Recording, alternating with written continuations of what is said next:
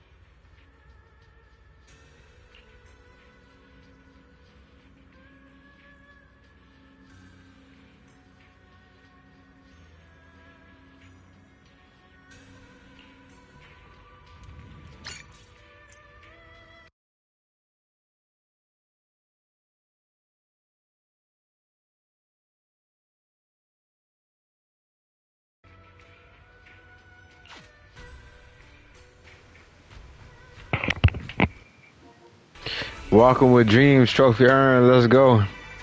He said it's time to paint my Minato white. Is it?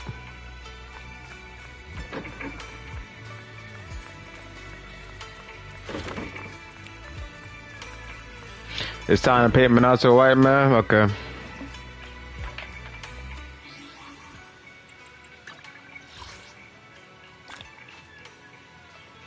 Alright.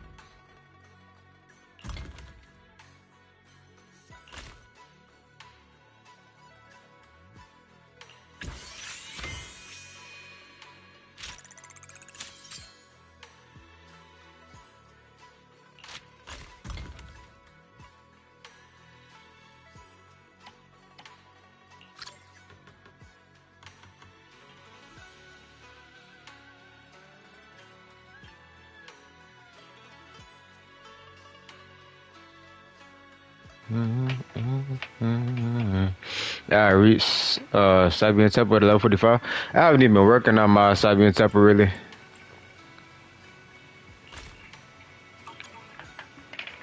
Really just been focusing on the story. Now that I got that out the way, I'm gonna focus on everything else now.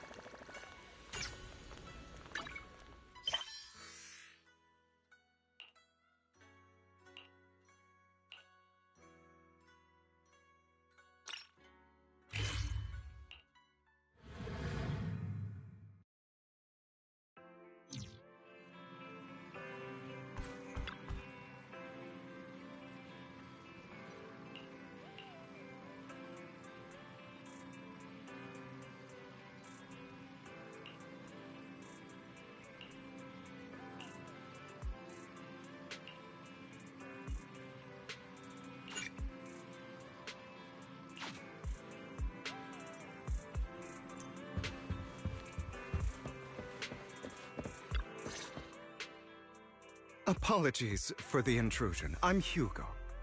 Let's just say I'm something of a collector. I've heard your video store is the most classy one in all of New Eridu, and I must say, it absolutely lives up to its reputation. The ambiance here is understated yet refined, elegant but still cozy. It's so soothing, like a steady beacon in the dark. I've also noticed some well-known individuals frequenting this place, including elite members from PubSec and HSO. Your achievements at such a young age truly impress me. Aw, thanks. I'm flattered. Yep, exactly what you said. Trust me, I'm being honest. I do find your store quite special. So, I guess the rumors about this place are true. Children of Devils. What are you talking about? I'm not following. Am I imagining it? Or do you seem really nervous all of a sudden? Children of Devils is an old movie I've been searching for, but it's so niche I can't find a copy in good condition. Or perhaps, did this movie remind you of something else? You're imagining it. I'm just surprised there's a movie we haven't heard of. No worries. Like I said, this movie is rather niche. Despite the word devil in the title, it's actually about vampires. I'm sure you already know. Vampires were a popular fictional concept back in the old civilization. Typically, they are pale-skinned, well-dressed, exuding a mysterious and dangerous aura. But beneath their immaculate facade lie lethal fangs for draining human blood. You kinda look like one. I'll take that as a compliment. Too bad vampires don't actually exist in New Eridu. Oh, and I don't feast on human blood. In fact, if anything, I'm hypoglycemic. Anyway, back to the movie. It's about a man who unwillingly turned into a vampire, and after years of plotting, finally kills his evil father and ultimately dies in the process. So, it's a tragic story. I actually think the ending is pretty good. At least he accomplished his goal, and death was just the price he was willing to pay. Well, it's a shame you don't have the videotape I'm looking for. I'll just grab a copy of every movie you currently have for rent. Huh? Oh, thank you so much for your patronage. That's really generous of you. Just think of it as my thanks for chatting about the movie with me. Your store is like a collector's gem in itself. Please, consider my payments here as an investment in a collector's prized find. Your definition of a collectible is pretty broad, just as I'd expect of a collector. Because of my work, I happen to know some of New Eridu's upper echelon. Some even collect human organs. Just some rumors circling around. Hope I didn't spook you. That's nothing. I've seen my fair share of crazy stuff. Guess I was worried for nothing. With so many high-profile individuals visiting here, I'm sure you're well-connected and experienced in various fields. Speaking of which, there's a big industry auction coming up. They'll probably have lots of collectibles, maybe even rare videotapes not on the market. If you'd like to attend, just let me know. Oh, by the way, I saw a marketing event at Lumina Square. Looks like there's a raffle going on. Go check it out if you're interested. Maybe you'll stumble upon something exciting, especially at a place so close to the upper class. After all, there are always secrets hiding behind the light. Well, thanks for today. I'll take my leave for now. Until next time, my precious friends.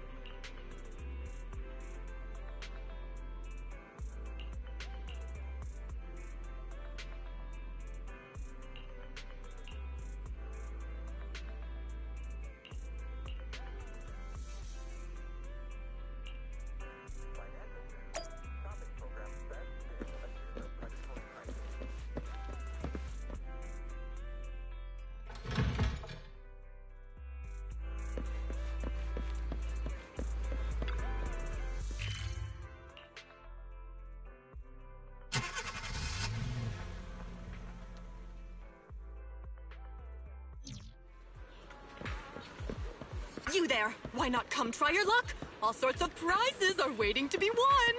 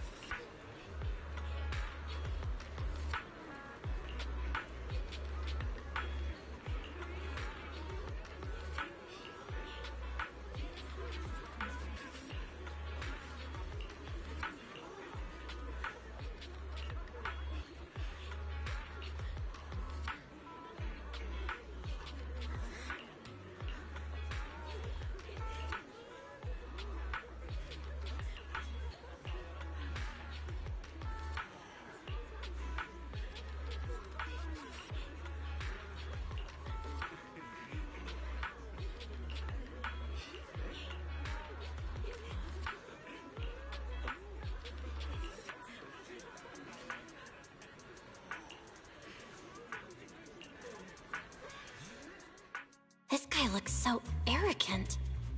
Maybe I should take a tougher approach with him. Quit the act. I've seen right through you. You may look harmless, but I know you have a secret identity. Your crafty skills have caused headaches for countless people. Not to mention, you're revered in your field. Everyone knows who you are. Your true identity is a member of the most infamous band of thieves in New Eridu, Mockingbird! You're right. I'm with Mockingbird. But that doesn't prove I stole from you, does it? Aha! You've admitted it yourself. I know you're joking, but it's probably unwise to validate an accusation like that. Forget it. Clearly, you have no idea who I am. I'm Curtis Ravenlock. That's right, of the esteemed Ravenlock family from Tops. You'll face consequences for crossing me. You're an esteemed member of Tops. Why join a raffle with us plebs? Offense is the best defense. Seems like you've got that down. I'm only here because my family sponsored this event. I just joined the raffle for fun. It's not like I actually need the bunny. Anyway, you were the only one next to me when I lost my wallet. It has to be you. Just admit it. You've got it wrong. I didn't steal your wallet. I just happened to be standing next to you. Coincidence? Do you really expect me to buy that? You've been suspicious from the start. You're being too soft. You need a firmer stance with someone like him. In any case, my wallet is missing. It had a ton of Denny's, so someone's got to answer for that. I can help you look for it. You might have just dropped it somewhere. Impossible! If my wallet had slipped out, I'd have noticed. Nice attempt, but it's not very effective. Clearly, your accusation is baseless, Mr. Ravenlock. Your outfit, while elegant, shows unironed creases and noticeable signs of wear. You've likely worn it for a long time. Plus, the wet ink on your cuffs suggests that you rushed straight here from your workplace. Likely so you wouldn't miss today's raffle. All in all, it's clear you're not well off and quite careless. Chances are you lost your wallet yourself, and it probably didn't hold much cash. Is that why you jumped to accuse others? Hoping to leverage your family name to make a quick Denny? That's utter nonsense! Regardless, you owe this person an apology. Damn it! You'll regret this. Just you wait! I really hate it when innocent people are wrongfully accused. But it's all over now. I hope it didn't ruin your mood. Thank goodness you're here. Otherwise, that guy would have kept arguing forever. I didn't really do anything. You outsmarted him all on your own. It's a relief to see him get what he deserves. He should have known what would happen the moment he falsely accused you. People like that should have a taste of their own medicine. That sounds fair to me.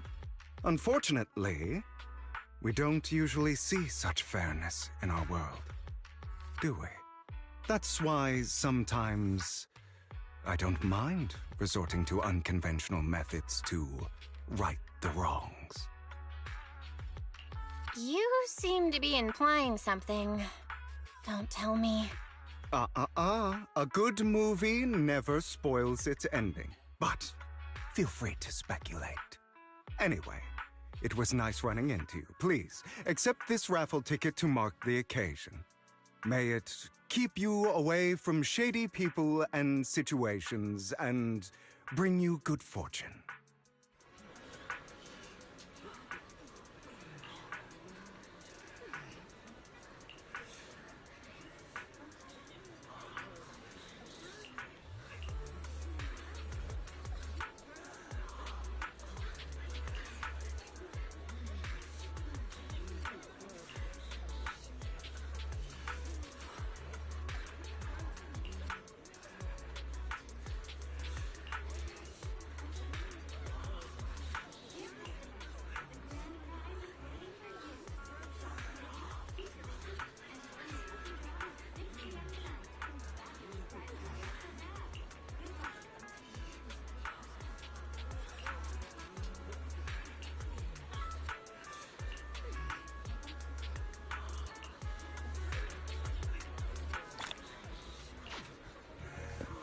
Anyone else want to redeem prizes?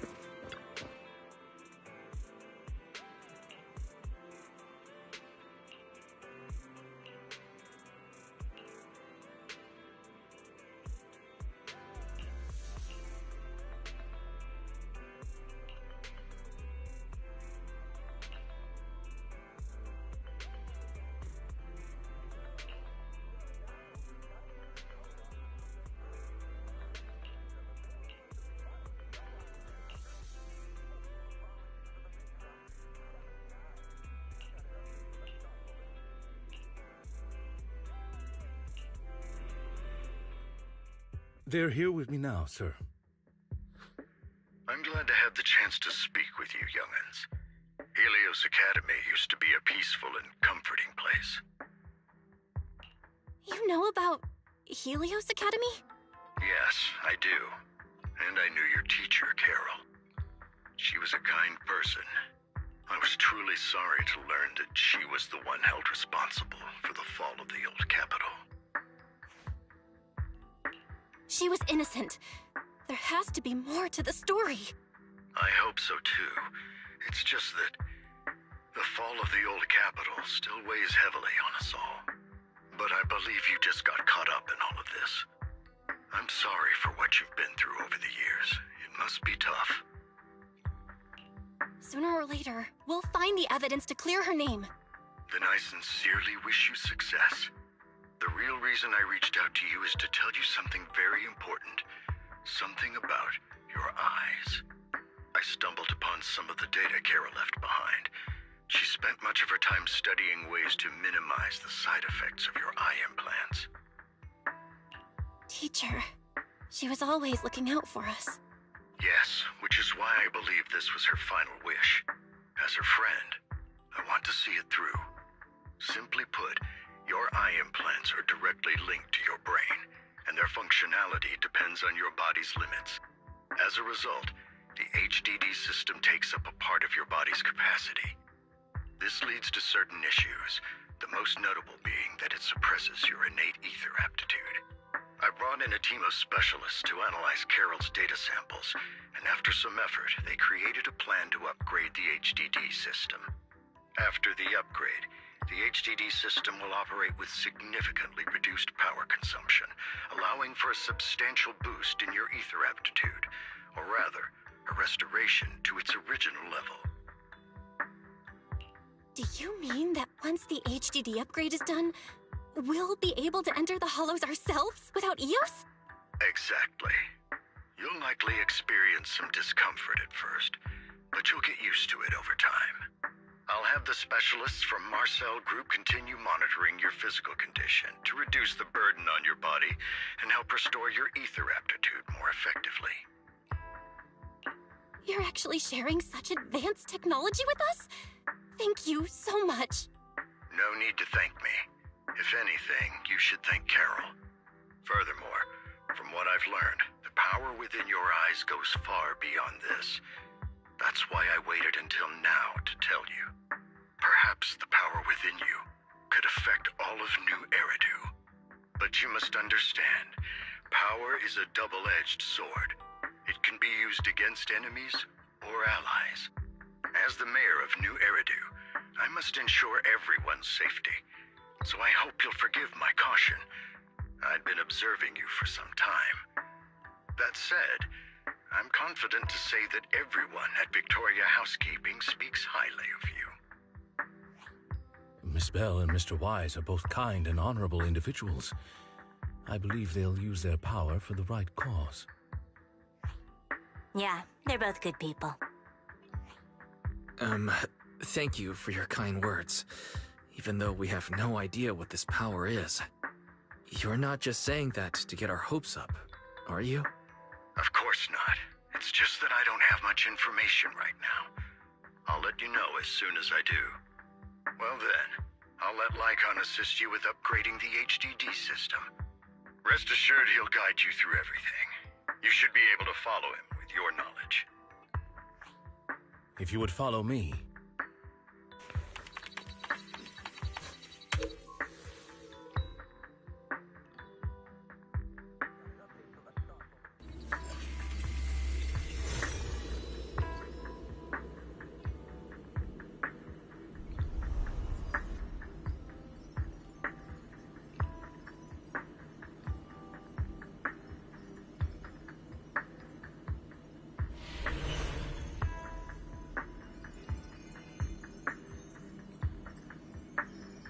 How are you feeling now? All good, I think. Really? I'm feeling a bit off. Your body is adjusting. Give it time to adapt to the changes. As a precaution, hold off on entering the hollows until you feel better. I see. In that case, I'll sit back and help Belle for now then. It's quite impressive one of you adapted so quickly. Your ether aptitude is now on par with most hollow investigators, meaning you're ready to explore regular hollows. But you must be careful at first. Lycon, Ellen, why don't you two go along?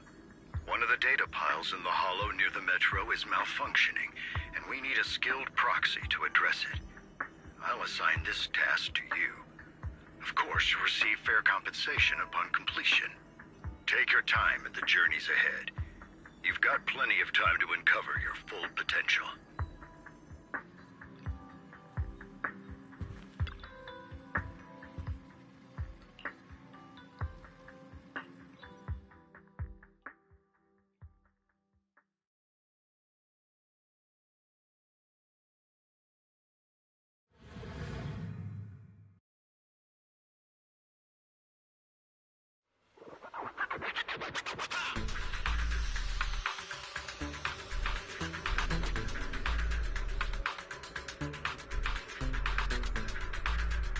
Master Proxy, the data pile that the mayor mentioned is in this direction.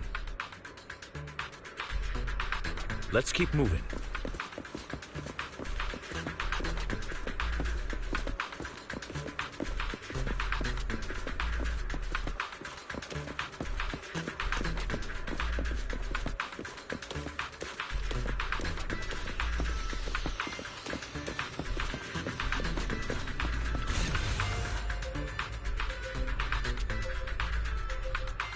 The data pile that the mayor mentioned is near that garage ahead.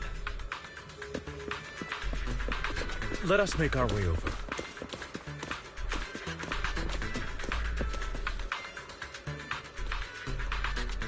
What a pain. There's nowhere else to go. We'll have to move the train.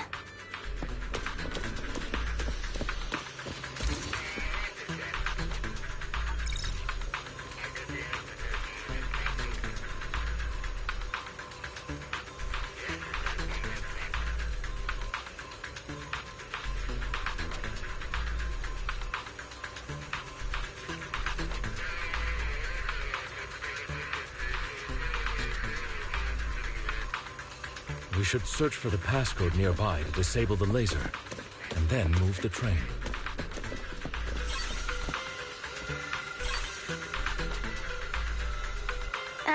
I get it now.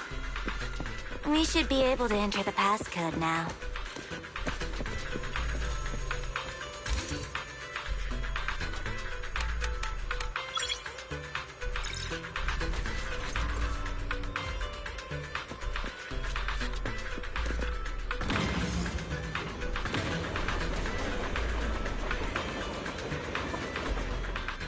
How are you feeling now, Master Proxy?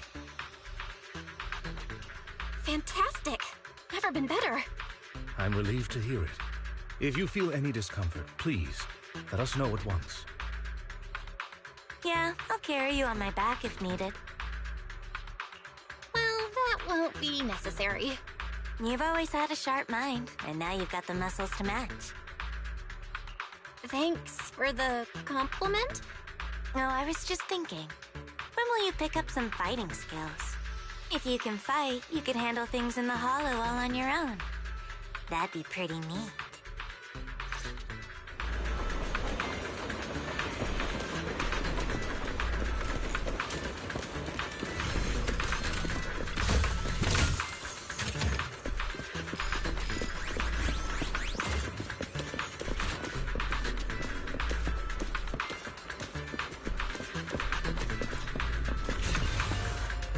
Master Proxy, the data pile is right up ahead. It seems to be guarded, however.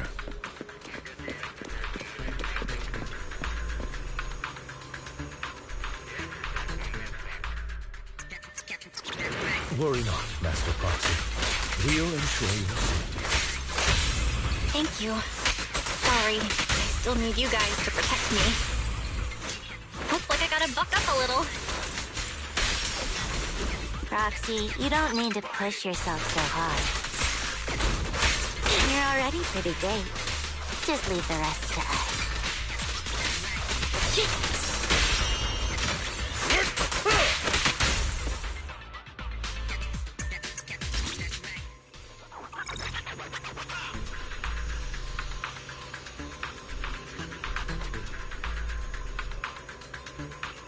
Oh, it's another passcode. We should be able to find the passcode nearby. Let's keep an eye out for it.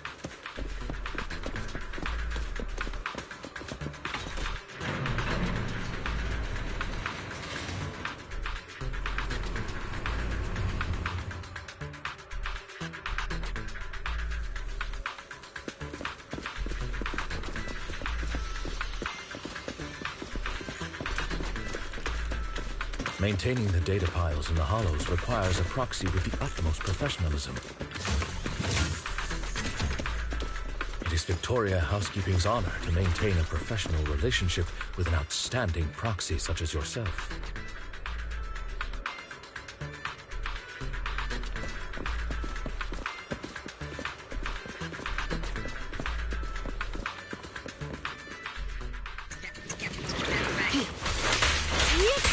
Take a break.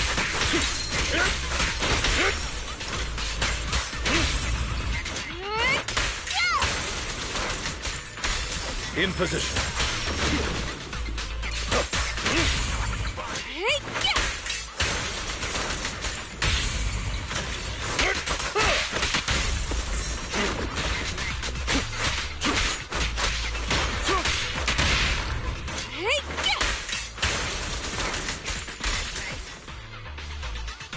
Master Proxy, let's take a look around this area. We might be able to find clues regarding the passcode. This should be it. Huh. We need another passcode. Oh well, let's check the other side.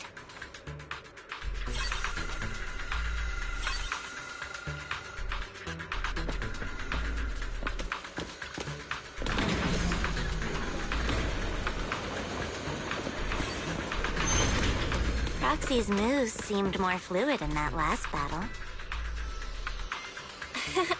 All I did was dodge, though. Nimbly evading an enemy's attack is an important skill.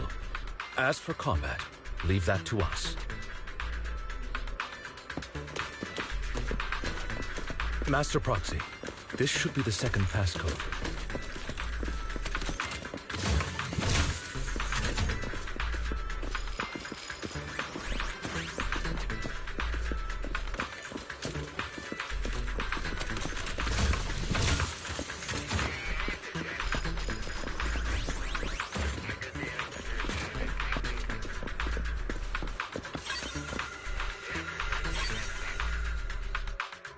Master Proxy, we've been in the Hollow for quite some time. How are you feeling? I feel fine. Nothing out of the ordinary. That's good to hear. After all, this is the first time you've entered a Hollow since the system upgrade. Best not to overdo it. Let's end this fight quickly.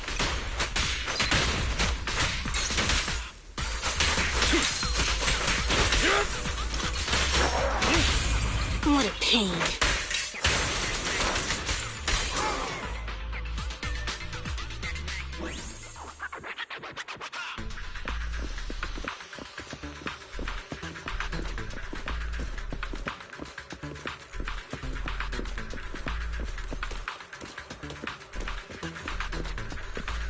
Last passcode is here.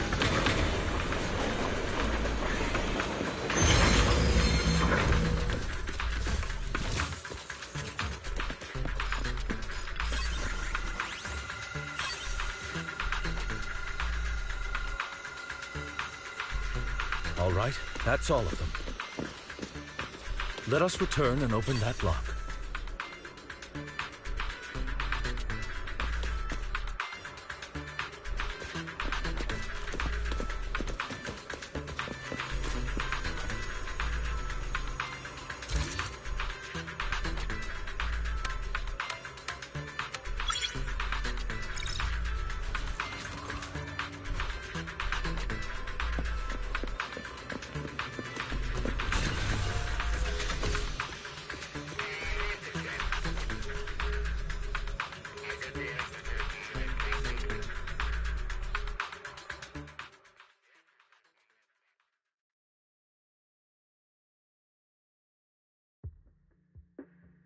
The mission was a success, sir.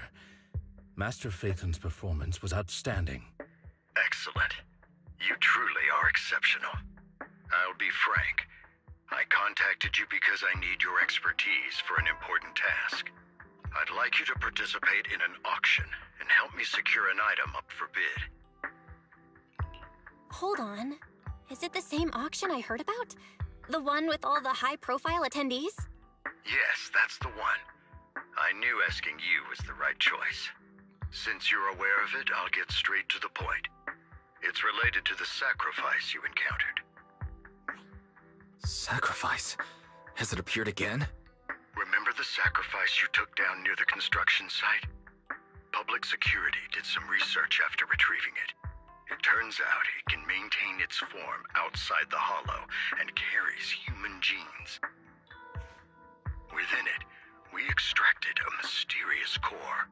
This core possesses the same inexplicable power as the sacrifice, allowing it to exist without relying on ether. However, the core was recently stolen from the most secure lab in New Eridu. We suspect this is an inside job rather than an external theft. We searched extensively without success, until I saw the auction flyer. The core has been concealed within an auction item. So you want us to bid on it at the auction. But why us? The power of the sacrifice is highly volatile and destructive. We must keep it confidential, at least for now. And I, as mayor, am not suited to participate in the auction myself. Plus, I'm running checks on my inner circle due to the theft. Frankly, there aren't many people I can trust. Don't worry, the funds are covered, and Victoria Housekeeping will be assisting you. Of course, this hinges on one condition: your willingness to aid me. All right, we'll give it a shot. Thank you very much. I knew that I could rely on you. The only hurdle now is the invitation. It's exclusive to Tops, so obtaining one might take some time. I'll handle that promptly. I'll leave the rest in your capable hands. You seem a bit puzzled, Master Proxy. The relationship between the mayor and Tops seems rather delicate. You're quite perceptive. As you know, the roots of New Eridu's governance lie with the Mayflowers, while Tops is a conglomerate of companies. Power and profit often lay the foundation for conflicts, which is why securing invitations could be tricky for us. Things would be much easier if Tops weren't so involved. But worry not, Master Proxy. It may take some time, but we will overcome these obstacles. Now, if you've no further need of me, I'll take my leave. Have a good day.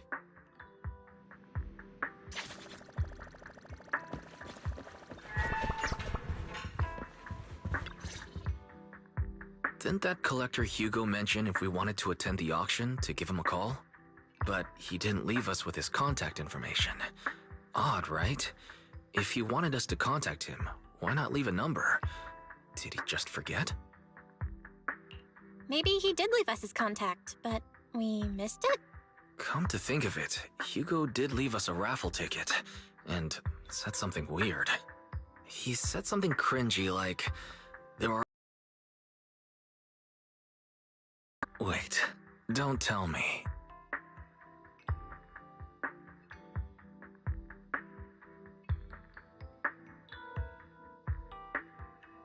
I get movies. Anyway, let's try contacting him. Aha! It's you! The manager of my favorite video store! Glad you've cracked my little puzzle. I've been waiting for you to contact me. I was worried I might have left a bad impression. Actually, I have a favor to ask. About the auction you mentioned. Could you secure 2 invites for us? Ah, so you'd like to attend the auction? I'd love to assist, but unfortunately, I have some tasks at hand. But if you two can help me with my current task, I should be able to find time to get the invitations you need. What kind of task? Is it something I can handle? Nothing too dangerous, I hope. Don't worry, I would never put you in danger. Let's discuss the specifics in person. I'll wait for you at Do Gardening Shop in Lumina Square.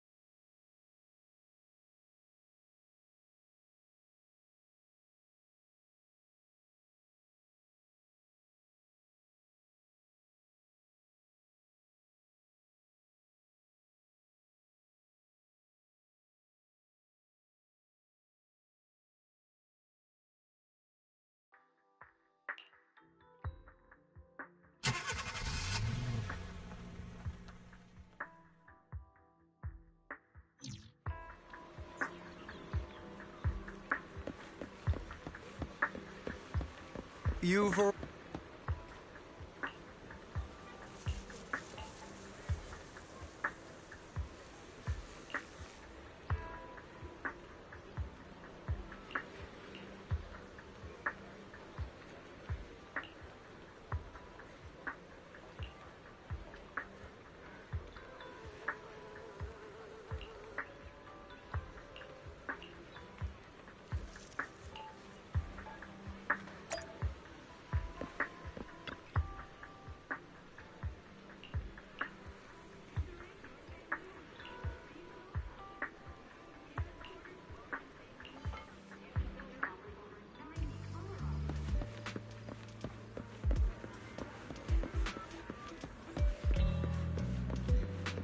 Another waste.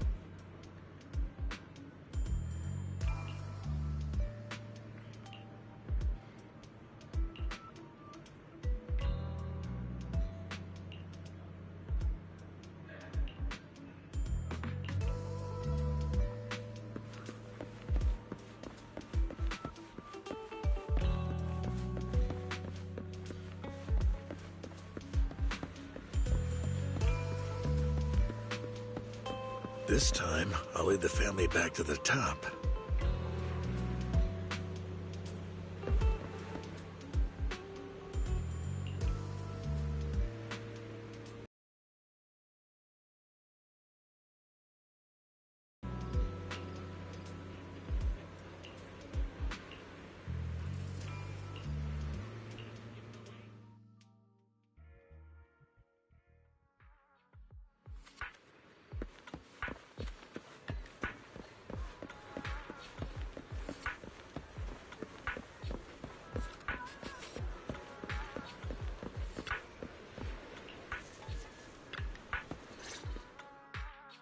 Good day, manager. Wonderful to see you again. You're as sophisticated and charming as always. About our previous discussion, I assume you've made some progress?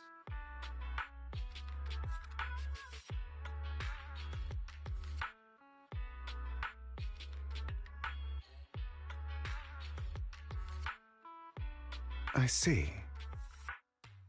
Looks like it's more complicated than I thought. I appreciate your help. Here are the promised invitations for you. One was mine, but I won't be able to attend as I'll be occupied that day. I had to pull a few strings to secure these invitations, so please don't mention where they came from. Otherwise, someone might come hunt me down. Wait, seriously? Is the auction really that dangerous? Well, when you dance with sharks, you can't avoid risk. But I have faith in you, dear manager. I'm entrusting you with my life. Don't worry, my lips are sealed. And so are my brothers. I've been meaning to say, you're so close with your sibling. I'm kind of jealous. What's your view on family ties, manager? It's a bond you can count on. Like, no matter what happens, Wise and I have each other's backs. That's the exact kind of answer I expected from you. How lovely. I once had a half-sister. Different mothers. Had? Did you two fall out of touch because of an argument or something? No, we never argued. I would like to try, but it's too late. She's been gone so long. I can barely remember her face. I'm sorry. I didn't realize it was a sensitive topic. My condolences. It's okay. I brought it up first, and it was ages ago. Anyway, back to what we were saying. It's highly likely that Hartman will be at the auction as well. As you know, while he's the rightful heir to the Ravenlock family, he keeps many secrets. Should you cross paths with him in the future, be cautious. He's sitting up on his high horse looking down on everyone else, and he'll do whatever it takes to get more power. I hope these upper-class people eventually face the punishment they deserve. Too bad the scales of fate lean one way or another. Unless someone steps in to tip them back. I digress. That's all for today. I have some errands to attend to, so I'll take my leave. Have fun at the auction.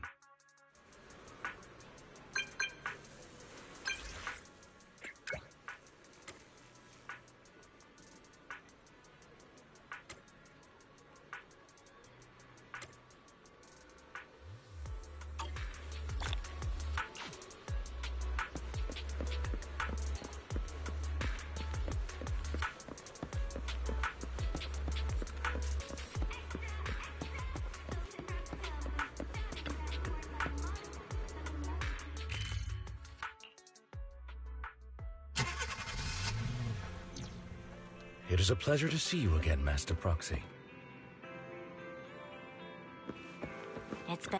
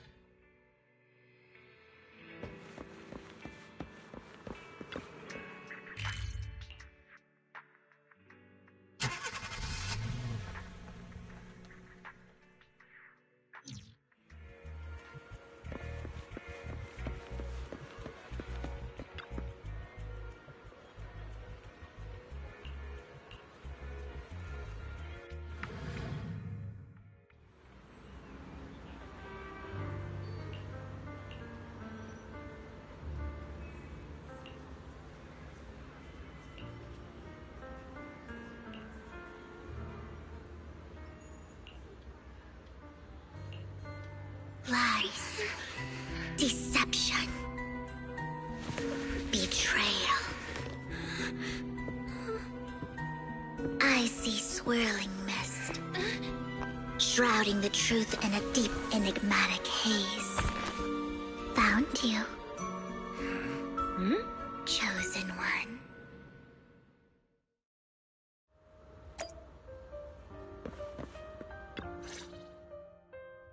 You are exactly as I thought you'd be. What are you talking about? I'm confused. Words can only convey so much, so it's understandable if what I say doesn't make sense to you now. But you'll know what I mean soon enough. Young lady, I know you might think I'm lying, but... I'm telling the truth. That item was my late husband's keepsake, and I had to pawn it due to financial difficulties. But I can't bear to see it auctioned away to who knows where. I'd never be able to get it back. Please help me bid for it. There's a hidden flaw in that item. If you point it out during inspection, it will be withdrawn from the auction and returned to the pawn shop. That way you won't have to pay for it. In return, I'll offer you some compensation. It may not be much, but it's all I can manage. Please. Mom, please don't cry. Your story might be genuine, but your intention is not. Besides, this has nothing to do with me. Your misfortune is not my concern. Young lady, you don't look like you're struggling for money. How can you be so cold-hearted? I'm sure this refined individual here feels the same way. Huh? Are you referring to me? Yes, you! If you're willing, could you please... The auction is about to start. I'm not sure how you gained entry, but I'm sure you don't want to be driven out with your daughter. And you? Here's a little piece of advice. Don't let your sympathy easily sway you in an auction like this. Otherwise, you might get swindled. I'm Vivian, by the way. Pleasure to meet you.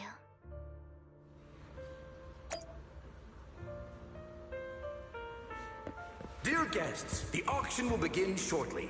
Please make your way to the venue. Not much longer until it's mine.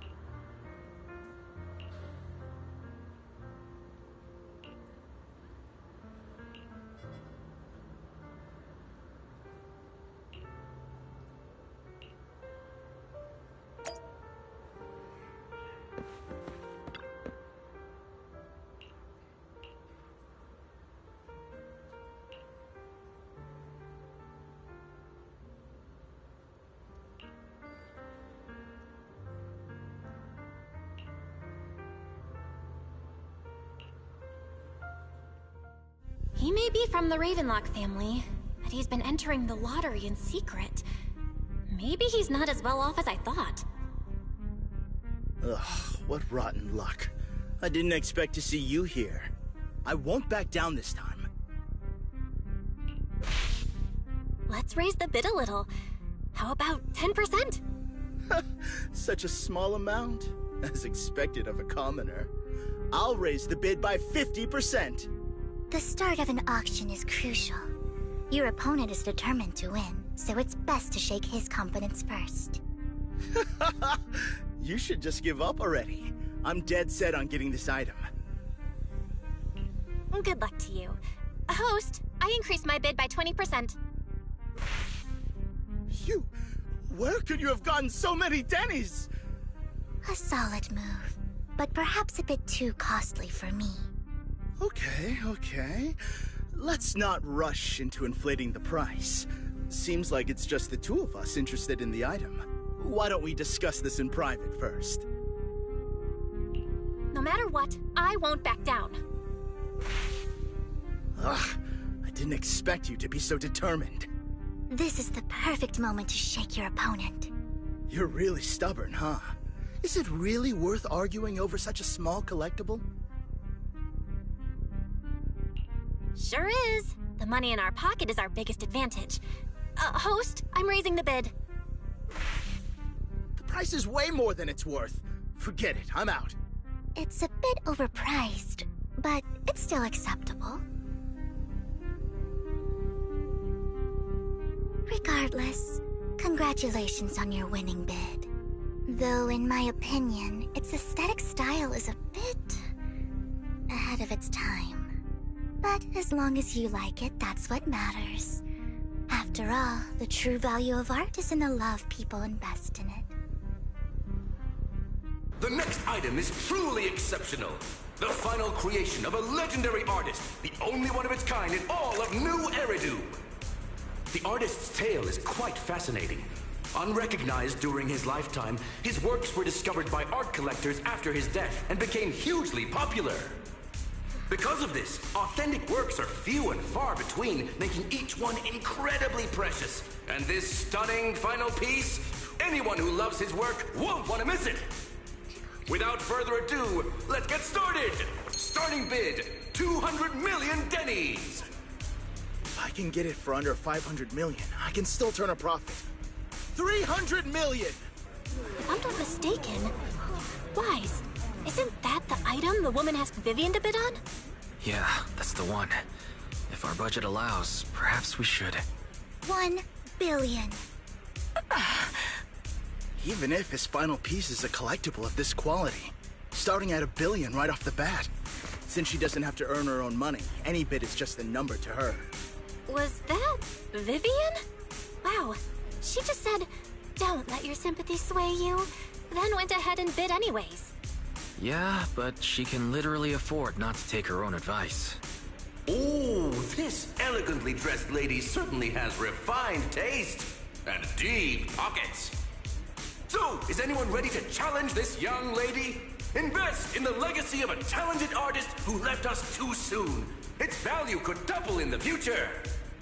I'd advise against it. I'm going to bid on this no matter the price tonight. This young lady is certainly very confident. Our time is almost up at $1 billion. Going once, going twice, going 3 times. Sold for $1 billion. All right, ladies and gentlemen, that concludes the first half of the auction. Please feel free to unwind in the lounge for a bit, as more treasures await in the second half.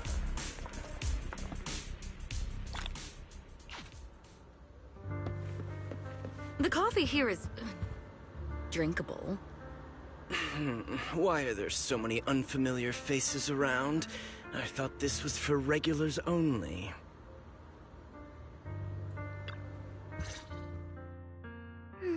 You have a strange look on your face. Despite her ruthless exterior, she's actually quite kind-hearted. Though you wouldn't dare think that, would you? How did you know? Looks like I hit the mark. Just to clarify, I didn't assist that woman out of kindness, nor do I plan on giving up the item I just purchased, because it's nothing more than a common scam. A scam? So you're saying that woman is a con artist? They'll tell you a tragic story, begging you to help bid on a collectible at a high price. They promise a reward and guarantee the item will be withdrawn from the auction, so you think you won't have to pay anything. But the reality is, once you bid, the deal is done. No going back, and you end up shelling out a hefty sum for something worthless. So, why did you still bid on the item? I really enjoyed the story of that legendary artist. Art, at its essence, sells stories, doesn't it? I'm willing to pay the price for the stories I choose. That's another lie. Looks like you believed me. How did you figure it out again? Let me give you another piece of advice. Appearances can be deceiving. People often mask their true intentions. Sometimes, what you can't see is the real truth.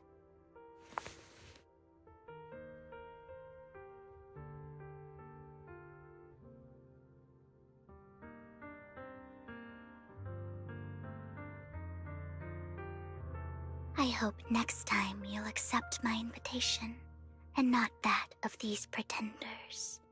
I'll see you soon, my friend of many secrets.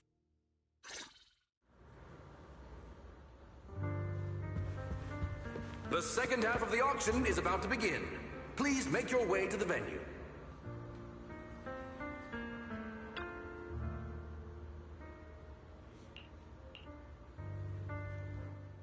Ladies and gentlemen, welcome back! Up next in our auction is tonight's showpiece, the one-of-a-kind Robe of Heroes! Legend has it that, long ago, this was a garment that only a hero could wear.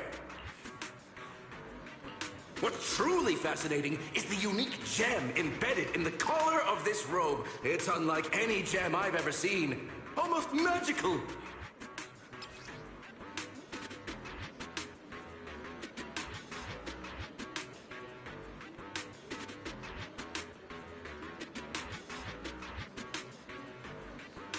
Wise, that gem's probably what we're looking for. Such an important item, yet it's just there on a piece of clothing, completely unprotected. How gaudy. This auction sure is busy. There's people of all sorts, whether they belong or not. Robe of Heroes. What a tacky name. Nonetheless, I'll secure it. In the name of the Ravenlock family. Yes, I see it. Seems authentic. Of course, I'll keep an eye on it.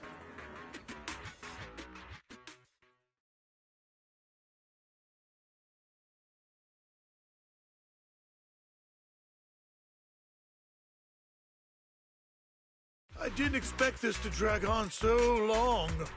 I believe there is no meaning in continuing this senseless bidding war. Frankly, wasting time irks me more than squandering money.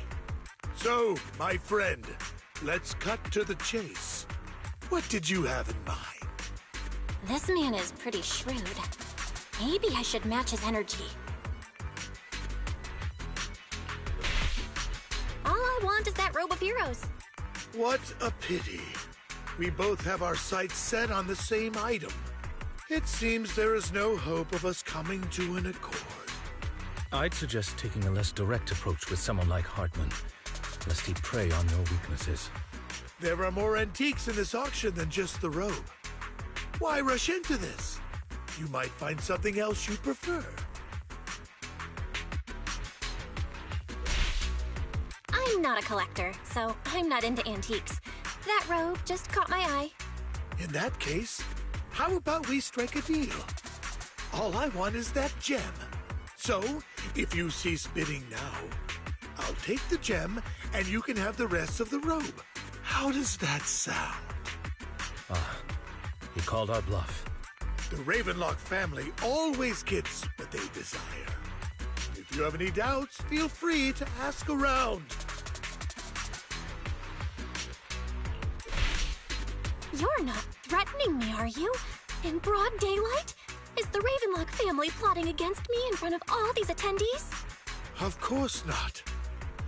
I simply want you to understand what it means to try and take something from me. He has no shortage of cronies here. Stay vigilant. My time is valuable, my friend.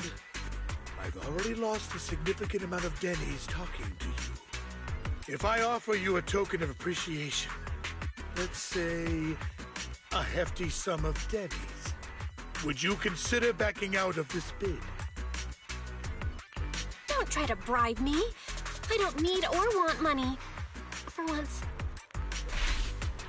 You're quite persistent, aren't you? It's been a while since someone dared speak to me like that. All right, since I can't sway you, we'll have to settle this with our financial power. But let me be clear. No matter how high it goes, I won't back down. Oh no. Though the mayor gave us a huge sum of Denny's, I have a sinking feeling it won't be enough to outbid this rich jerk.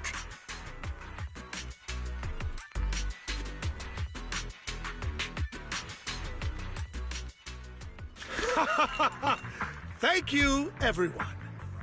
It appears I'm the final winner of this auction after all. Well, I'll be taking this masterpiece with me. Of course. I must extend my sincere gratitude to all of you. Damn it, we almost won! Ugh, Denny grabbing jerks. I got a message from Hugo. He wants us to...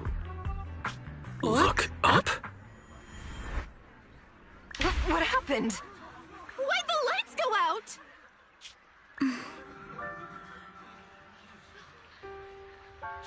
What's going on? The power went out? Mommy! I'm scared! Ladies and gentlemen, welcome to tonight's auction. My apologies for the long and dreary opening. Losers always have a lot to say. That guy looks familiar. Is that... What are you all standing around for? Someone deal with this intruder! How uncouth. I'm simply here to reclaim what's rightfully mine. You! When did you? Well then, tonight's show is coming to an end. I wish you all a lovely evening.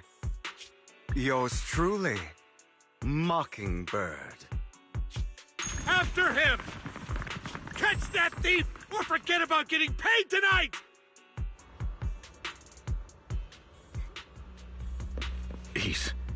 I can't believe he's here. And his target happens to be that core, too.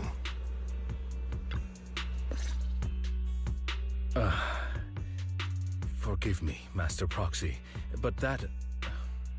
Mockingbird and I have... history. He might find it surprising, but I know him too. You do?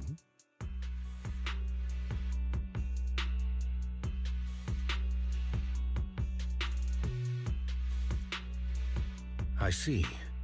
So that's how you know him. Years ago, we founded Mockingbird, the Phantom Thieves Syndicate. Things started off well.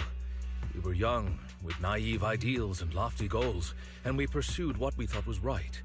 But one night, that all changed. There may have been signs of what was to come, but no one noticed them at the time, or perhaps we chose to ignore them. Eventually, I left Mockingbird and accepted the olive branch extended by the mayor. The separation was, shall we say, less than amicable. And my dearest friend became my sworn enemy. Master Proxy, if I may ask, what do you think of Hugo? He seems pretty nice. He did lend us a hand, so he doesn't really come across as a bad guy to me. I see. A facade, I'm sure, to earn your trust. In any case, he is very dangerous. I'm still unsure of his intentions, but we cannot risk letting him have the sacrifice core. Based on my past experiences, I can likely predict the route he'll take to evade his pursuers and escape. However, this path lies within the hollow. Master Proxy, can you... Let's head straight there. I'm feeling super strong right now. Very well. Please, follow me then.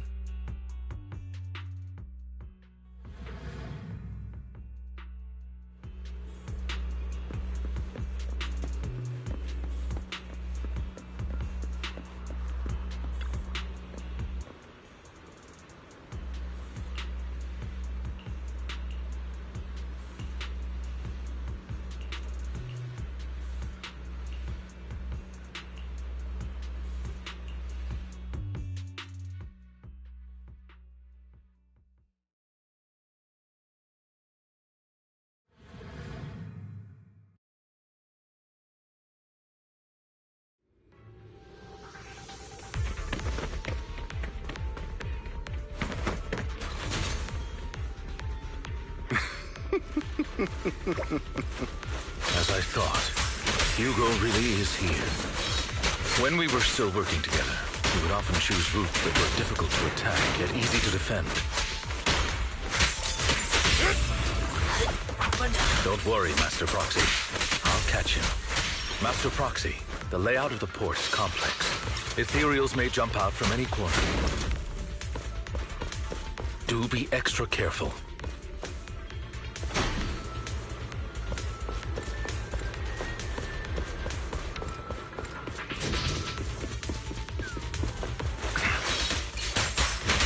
Many ethereals, but they don't seem to faze him at all. Though I am loath to admit it, that man is quite formidable. You can always find him in the thick of things, be it in social functions or surrounded by...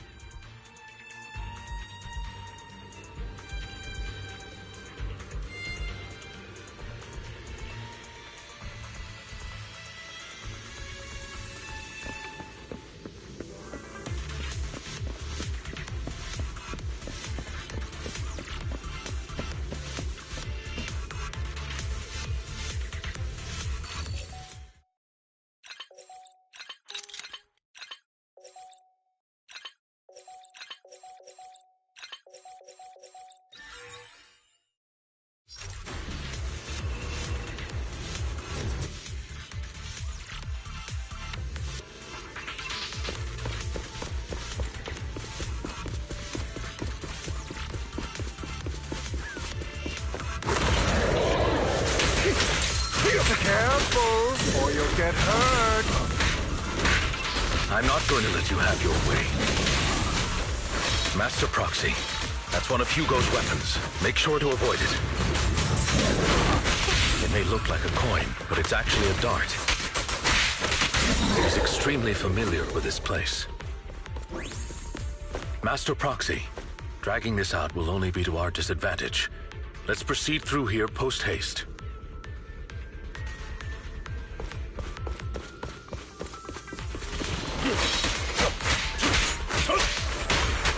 Evade, now!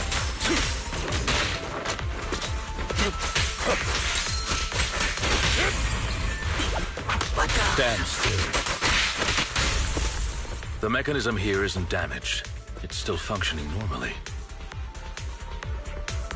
Something's not right. It feels too easy, almost as if it let us through on purpose.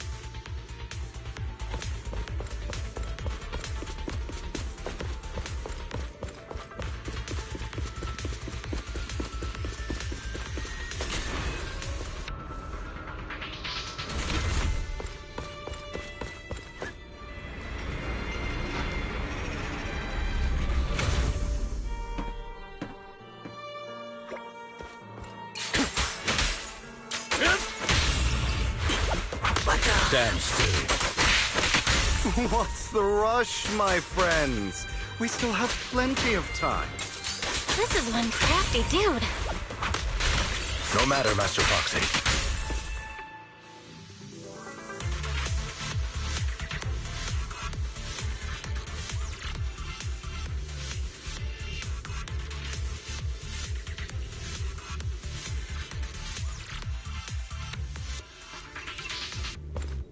This must be the right way. Not to worry, Master Proxy. We'll be able to catch up to him soon.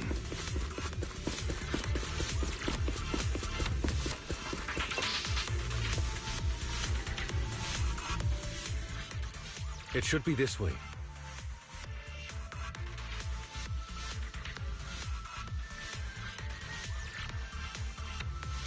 Are they from the auction?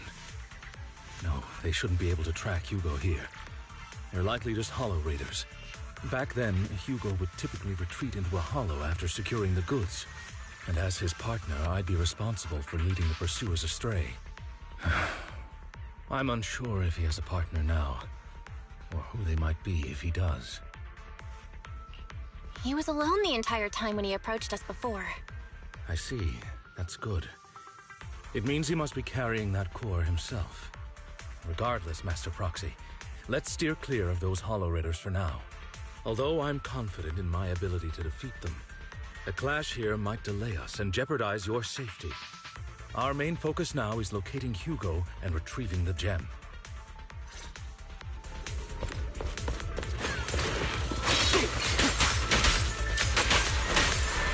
Evade, now!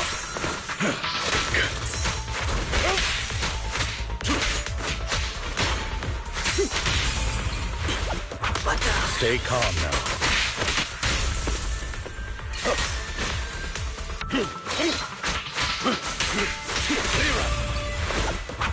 Stay calm now.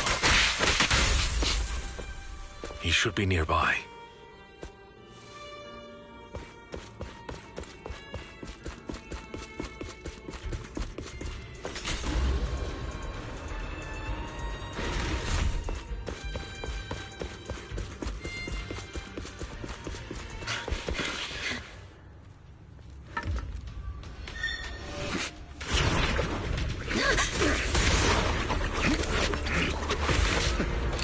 Long time no see, traitor.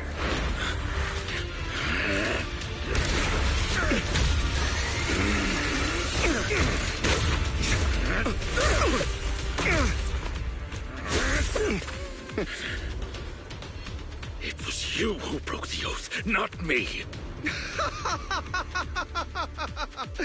You haven't changed, pompous and self-righteous.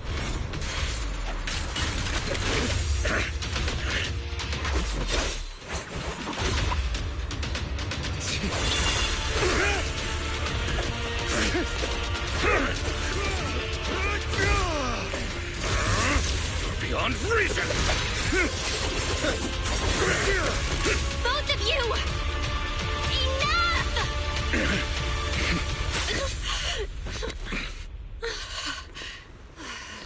Master Proxy. Are you all right, Master Proxy? Any injuries? I'm fine. I just forgot I wasn't Eos. I thought your attacks would just go over my head. I'm not used to being this tall, I guess. Rest assured, Manager. My blade has always been steady. I'll never point my weapon at my allies, especially not you. As for that oaf, he has no sense of control in the heat of battle, even turning on his own comrades. I'd thank you not to spread lies. What? Are you denying it? I merely spoke the truth, didn't I?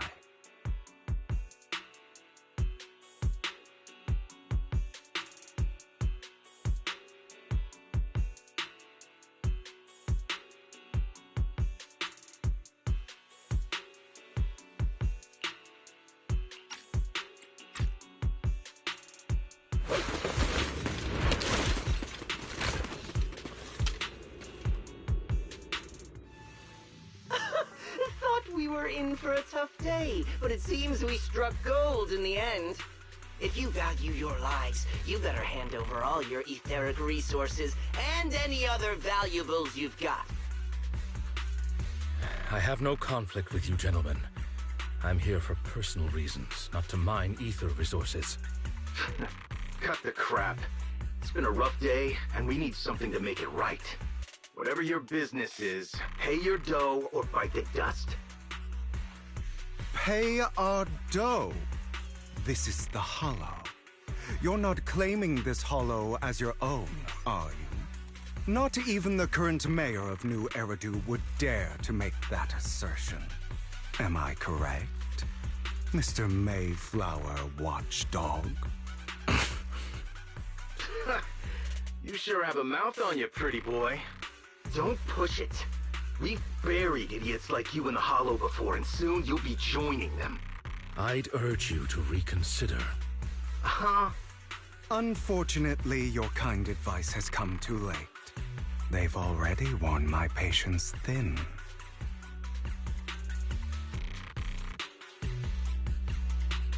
Oh, help me! Scared? Then perhaps you should think twice before you act. You've made your bed. Now lie in it. Sorry! I'm so sorry! Please have mercy! Spare us! We won't do it again! Are you quite done blowing off steam? Don't kill them. I'll hand them over to public security once we're out of... Who do you think you are to tell me what to do? They weren't planning to show you any mercy, yet you forgive them so easily. You haven't changed at all over the years, Lycon. To hell with you and your foolish fantasies of being some almighty savior. Haven't you learned your lesson from what happened with your eye and legs? My principles remain unshaken. No one has the right to take another's life. Sinners deserve punishment. Do you know how many lives they've taken? I'm merely delivering the justice the world needs. It is not our place to pass judgment. I know I will not sway you. There's no point in continuing this argument. I will stop you. I always will. Go ahead and try. I will defeat you. I always will. Be prepared to kneel before me, traitor. You talk too much. Take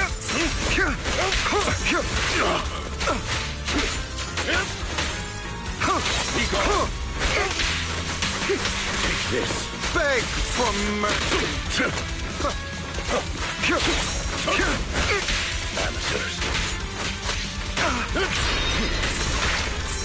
Is that all? Take this.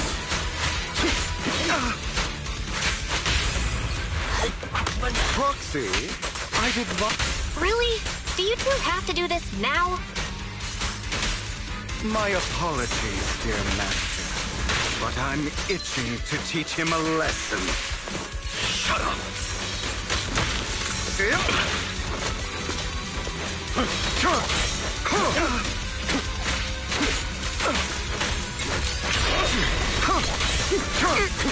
Time to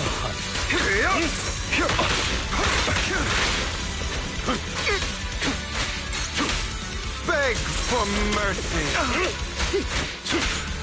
For you, I'll eliminate any obstacle. Stay calm now.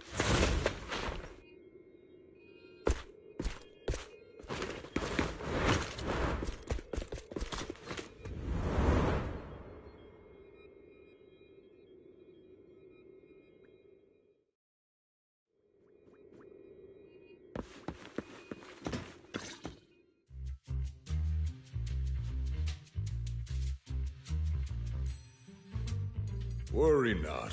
Mastery of my skills will come in time. But there's something more important I would like to teach you. Something about faith. Does a phantom thief even need faith? Of course. What else would we fight for? For wealth, fame, and power to stand at the top, so nothing and no one can imprison us. Isn't that what everyone desires? Or perhaps by faith, do you mean something asinine and empty, like justice, dreams, or friendship? Hilarious.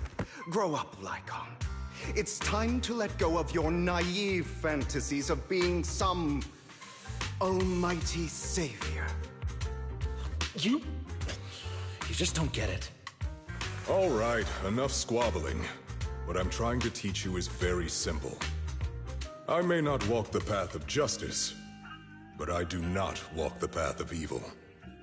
There's too much injustice in this world, and there are times when it becomes necessary to right those wrongs with unconventional methods. Taking lives, however, is out of the question. Life is a precious gift, one that nobody has the right to steal. No one should have the authority to judge whether another lives or dies. Keep that in mind. I will. You don't seem convinced, Hugo. As you mentioned, this world is unjust. That's why we must strive to bring fairness to this world. Those who cause harm should face consequences, just as those who take lives should. But not all lives hold the same value. Sometimes, you may need to eliminate one if it means saving more. You're too proud. Your pride may lead you astray. I have my own path and beliefs, Jack. I'll determine for myself what's fair and unfair. Hey, watch your mouth. If it weren't for Jack, you'd be dead already. You're a smart kid, Hugo. Skilled too.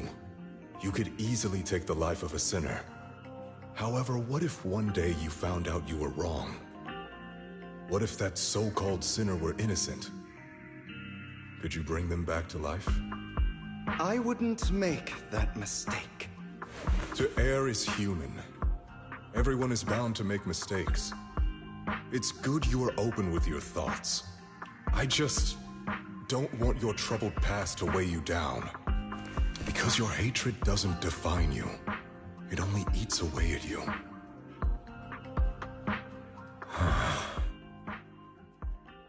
What's wrong, Lycon? You've been quiet for a while now. My apologies, Master Proxy. I was just reminded of some past memories. Before Hugo and I founded Mockingbird, we had a mentor, Jack.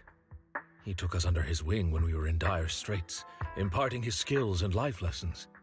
But Hugo didn't agree with his viewpoints. Perhaps our paths were always fated to diverge. Okay, I'll admit. I've been itching to ask. Why did you two split up? Mockingbird, faced numerous triumphs, but also setbacks. and one of them was a disastrous one. Hugo. You...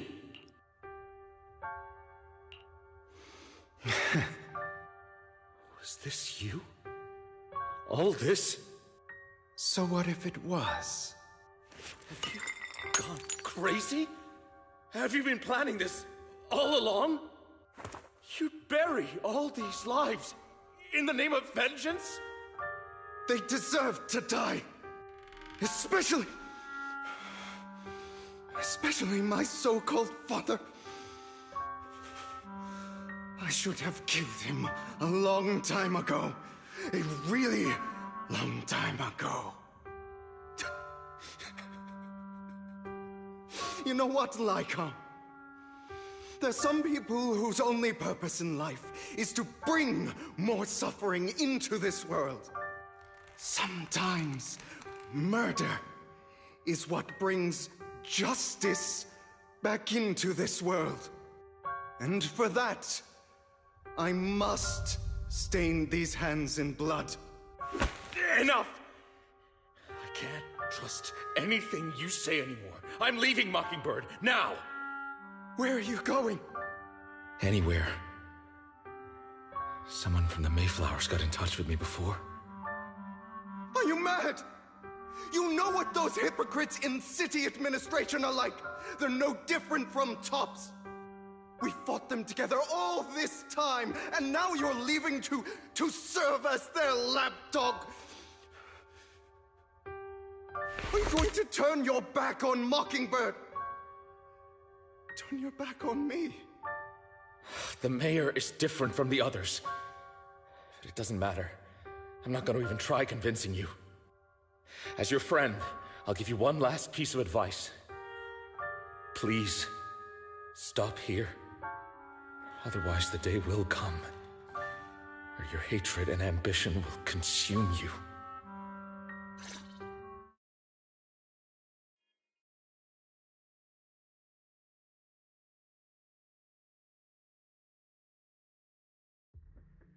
My apologies, Master Proxy, that you had to hear such an unpleasant tale. Hugo came from a powerful family, and his relationship with them was always strained, especially with his own father. So much so that Hugo wanted to personally put an end to him. After shouldering a mountain of injustice, Hugo ran away from home. That's when Jack and I met him. And that setback that Mockingbird suffered turned out to be intimately connected to his family. I had thought it was just a normal mission, when in fact he was plotting revenge. He took advantage of me and everyone else there. I do not mean to pass judgment on him and his decision, but I refuse to accept a partner who is willing to trample over other people's lives for their own desires. Perhaps his family left a mark on him that continues to influence him to this day. In any case, Hugo still has the sacrifice core. We should contact the mayor to plan our next moves.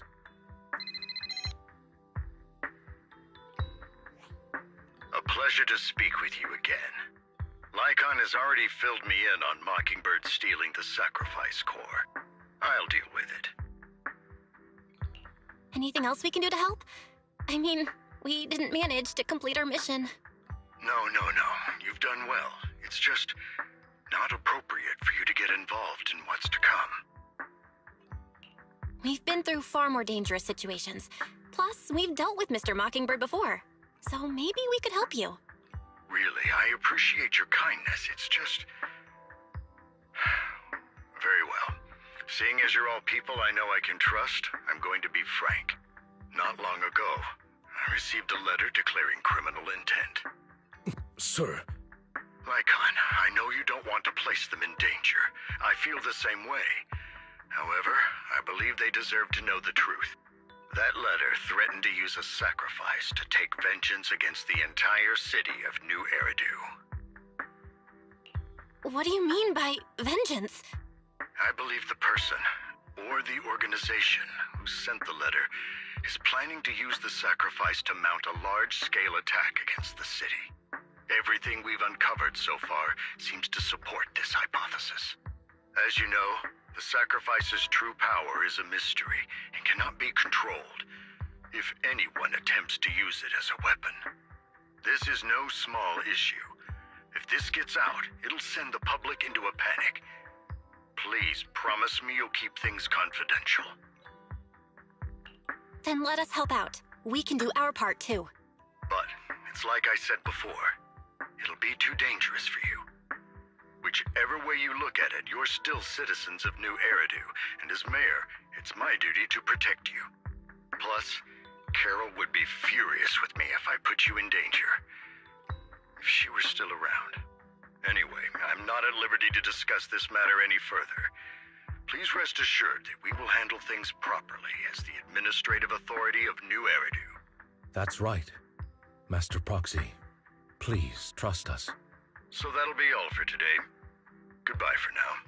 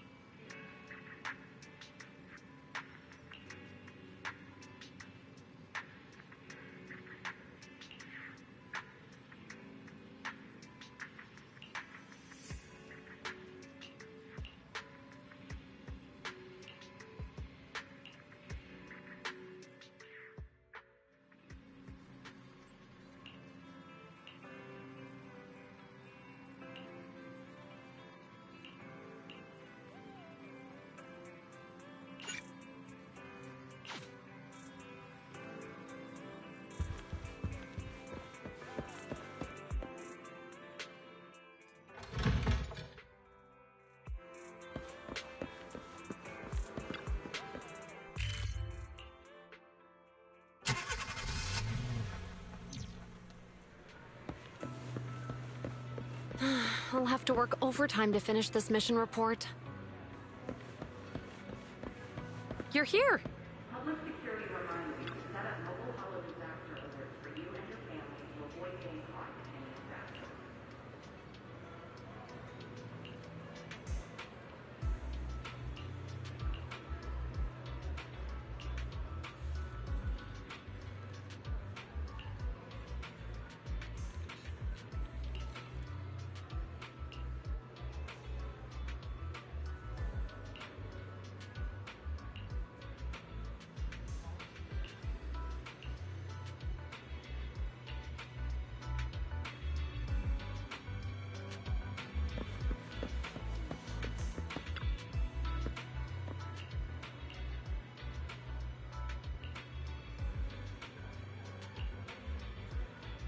Citizens are kindly advised to take a seat in the lobby after receiving their service number and wait patiently for it to be called.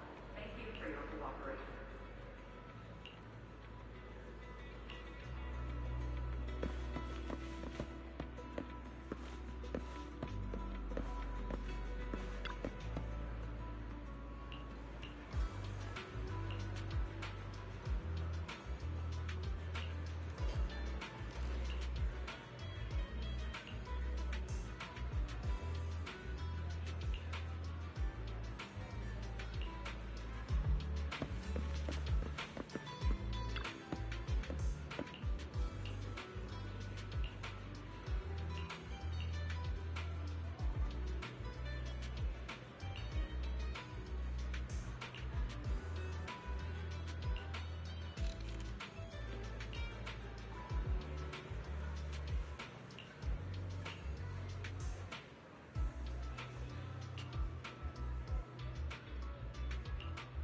The principle of citizens first.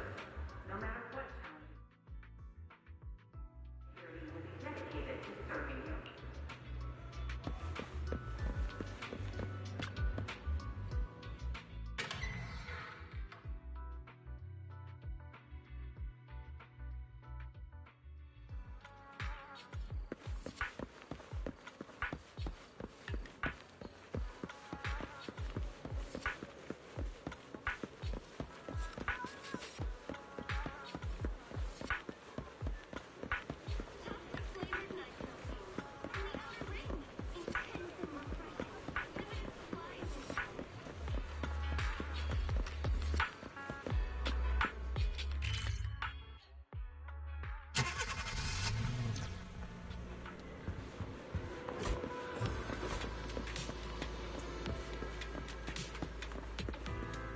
Today's training.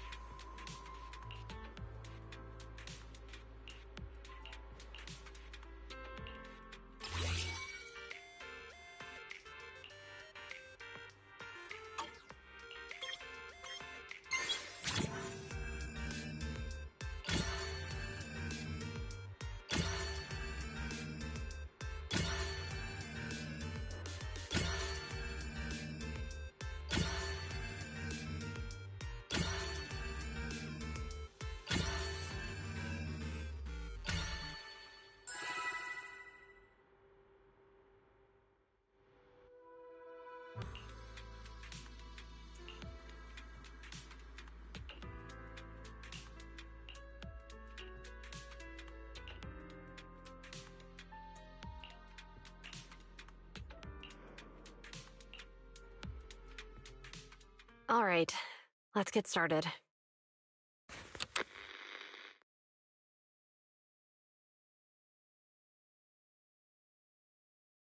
I'm probably not getting out of this hollow, but at least this tape recorder still works.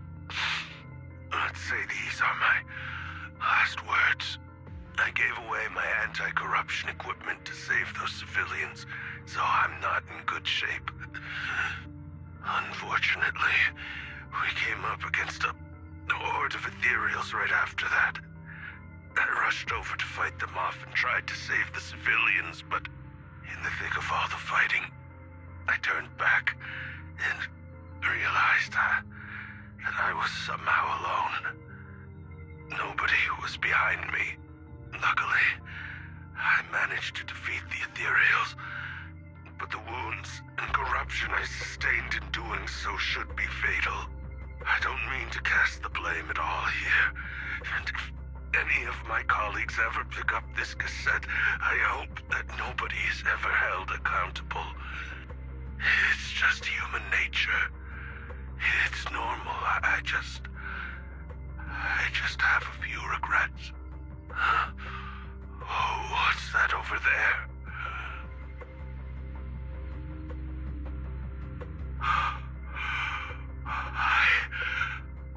I've seen a miracle. Yes, that thing is right. So long as humanity is in constant conflict against the Hollows, we'll never be able to grasp true power. Only by embracing everything. It's the only way. Only by embracing this power can everyone survive. Oh, Creator, please grant me this!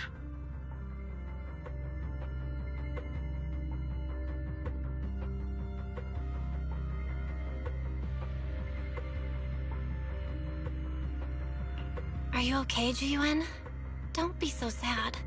Thanks. I'm okay. It's just, even though we had our suspicions, now that everything is out in the open, I can't help but feel a little... Well, at least now I know the reason why he changed. What did Bringer see during the recording? Whatever it was, he called it a miracle. I saw the mission report from that incident. Bringer emerged from the Hollow unscathed, completely free from injury or corruption. Plus, I remember him rescuing a few civilians and walking out of the Hollow together with them. But if that's the case, then it's at odds with the audio we heard. Which one is the true version of events? It's possible that both are true. Like if Bringer actually met a real god that completely healed his body and helped him save the others. And that's why his mood changed so much. Why he started believing the Exaltists. Because he witnessed a miracle. That sounds like a reasonable speculation at this point. but it still exceeds the limits of what we know. In any case, it's a clue that ultimately points to the Exaltists. I'll keep pulling this thread and see where it leads.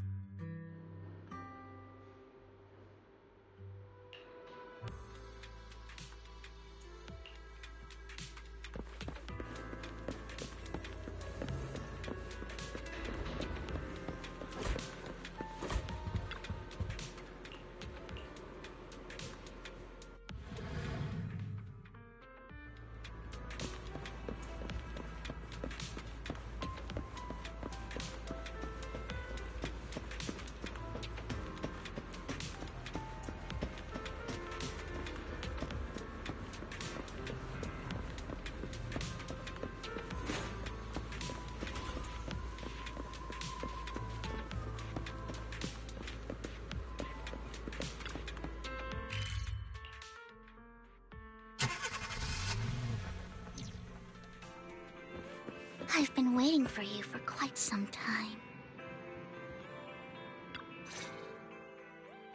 We meet again, Master Proxy. I imagine you've already managed to gain some info from the conspirators about some people who wish to use sacrifice to launch an attack on New Eridu. How do you even know about that? I only just found out myself. Because I've been watching you this entire time. I know many things. But unlike those hypocrites, I'm willing to share info with you to show my sincere hopes of working together. I need to find Bringer's belongings. Bringer's belongings? Did he even leave anything behind? Oh, he did. I have complete confidence in my intelligence network. All the more reason for you to work with me. You've probably already guessed, but what Bringer left behind will be crucial for cracking the alleged sacrifice attack. Find it, and we'll finally know what they are after. Who do you mean by they? The Exaltists, of course. They're always lurking whenever something related to sacrifice comes up. Actually, the Exaltists and I, we have a bit of shared history. But no more than that until you officially agree to work with me. All right, I agree then. Splendid. I like people who don't mess around. By the way, might I ask, you're not proficient at in-hollow combat, are you? Nope, I can't fight. As I expected. Not to worry. You're an invaluable proxy. All I require is for you to guide me. I mean, not even my darling Lord Phaethon can fight in the hollows. Hang on. What did you just say? Your darling Lord Phaethon? That's right. The best proxy in all of New Eridu. Lord Phaethon. Don't tell me you don't like him. It's not that I don't like him. It's just, it's a little complicated. Well, if it's not that you don't like him, then that means you do like him, right? And I know exactly how you feel. My love for Lord Phaethon is really complicated, too. Great, you're a fan of Lord Phaethon, too. But that makes sense. All of New Eridu ought to be fans of Lord Phaethon. Fine, you're right. I'm actually a fan of Lord Phaethon. Then we're fellow fans! Wonderful.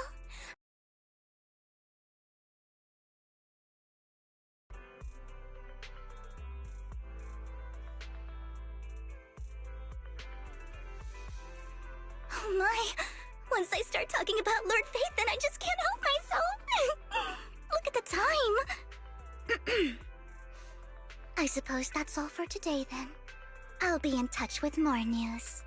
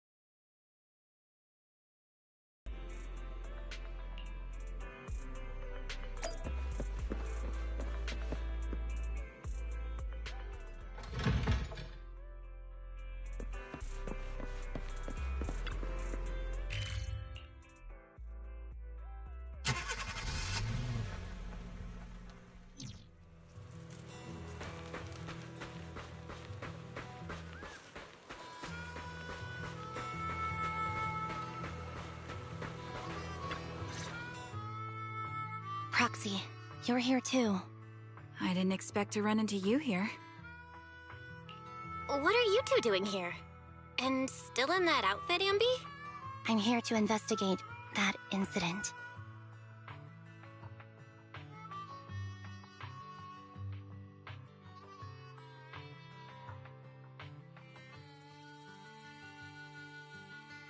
I've recently dug up some clues about the person behind the operation, but my key contact is ultra cautious and keeps demanding me to prove my identity.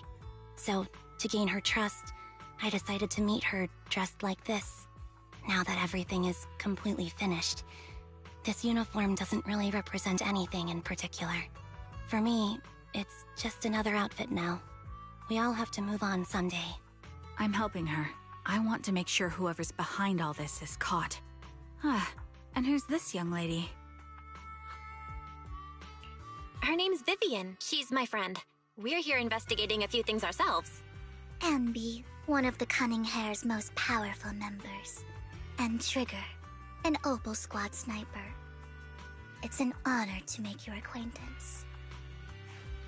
You know us? Looks like someone's done our homework. Is it because of the proxy? You two are practically celebrities. And because of my work, I've got loads of info when it comes to anyone with a name around New Eridu. I see. Seems you're handling your work well.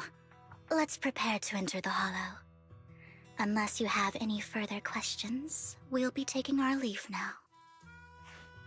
You're going into a Hollow? Proxy, you plan on going in like that? Yeah, that's right. I've recovered quite a bit lately, so I don't need any protective equipment in the hollows.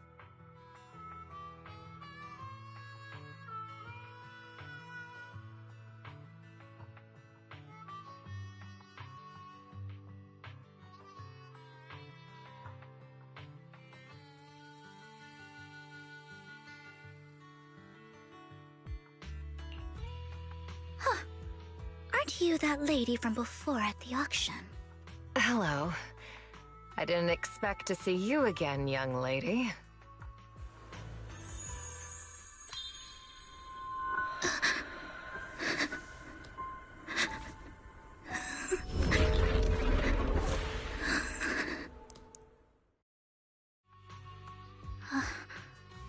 Vivian, are you alright?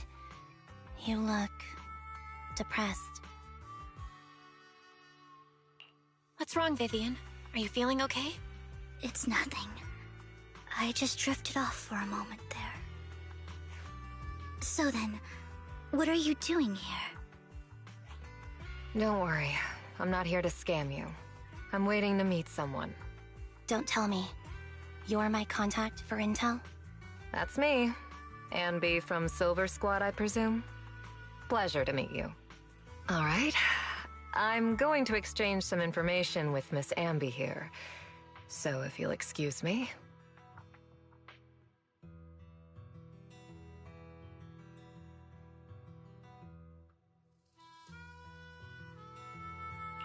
You're not looking so good. Everything okay? I can tell you later, but not right now.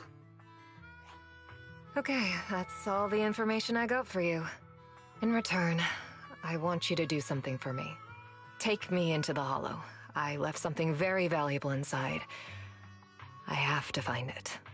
Seeing as we were just about to go in ourselves, why not join us? It's fine by me. But didn't you say you were investigating something? It's fine. There's no rush. Right, Master Proxy. Huh? Yeah. There really is no rush. Sure, let's all go together. It'll be safer with more people, and we'll find your missing item more quickly. Thank you.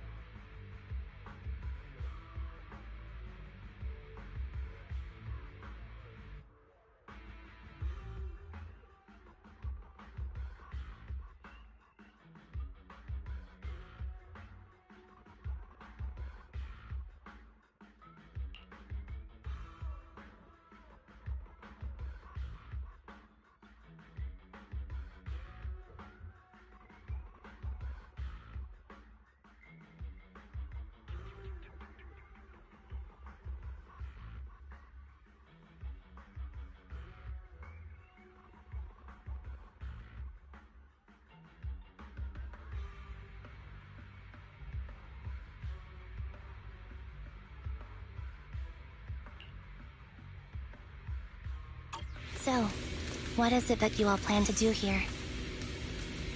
We are here to look for something too. Something extremely important. New Eridu's future may well depend on it. Despite a bad ending, once the camera stops rolling, no one's really gone.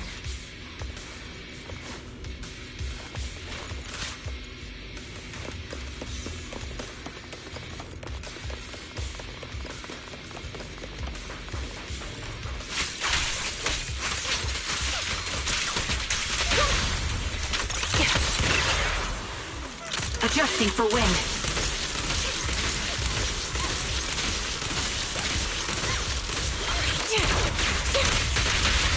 Keep up the...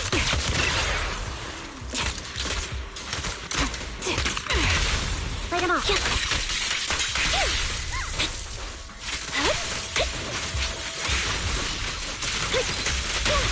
Time to... Focus up. Off balance. Now it's my turn to ask questions. What exactly is it that you're investigating? Since you're familiar with the name Silver, then you should know that it shouldn't exist anymore. What I'm investigating has something to do with it.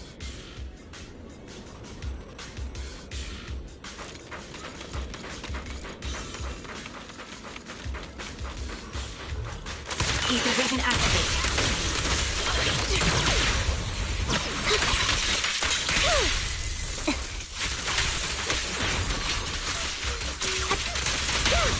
Keep up the...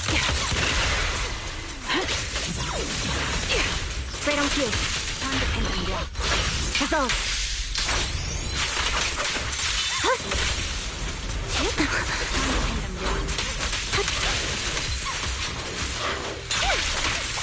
Show no mercy. My bullets are one with the wind. Focus switch. Supporting.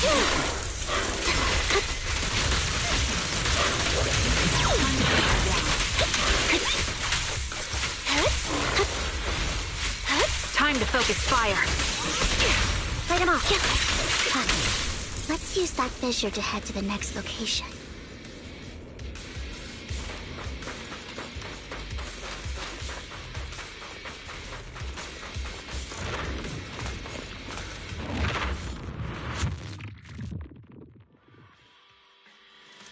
This is the place.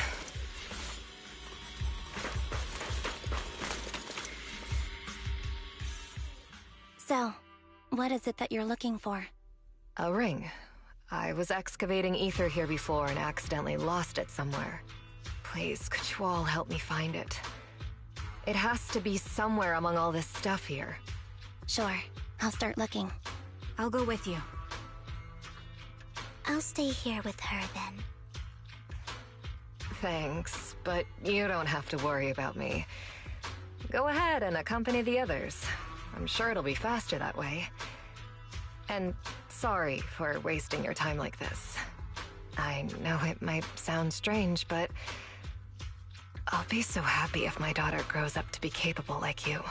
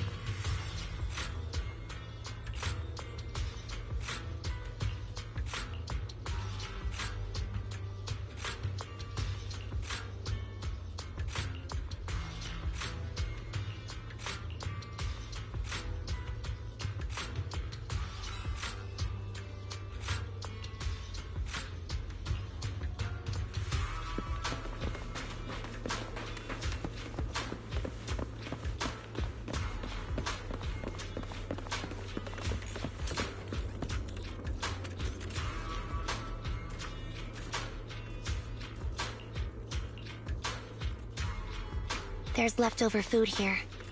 I don't want to imagine what's inside the bag.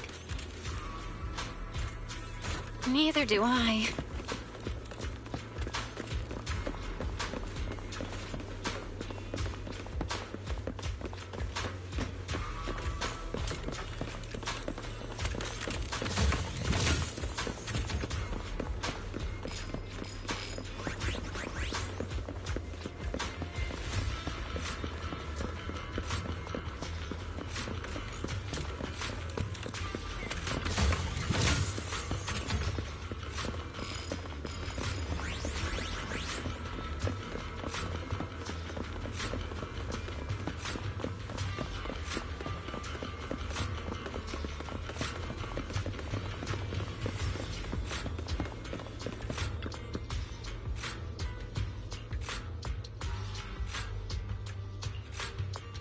A toy that seems emotionally stable. There shouldn't be a ring hidden in it. It's pretty cute.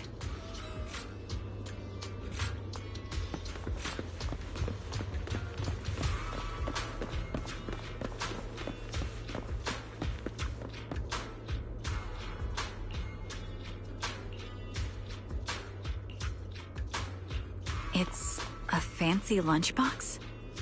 I wonder if its owner is safe and sound.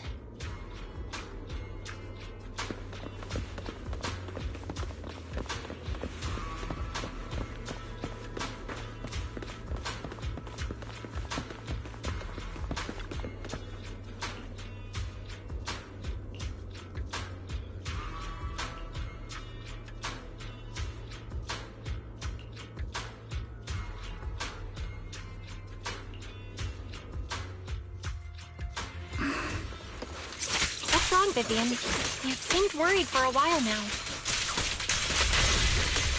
I'm worried about Sienna. The location should stay discreet. I hope so.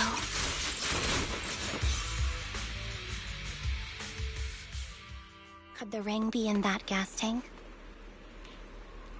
Good thing this gas tank is empty.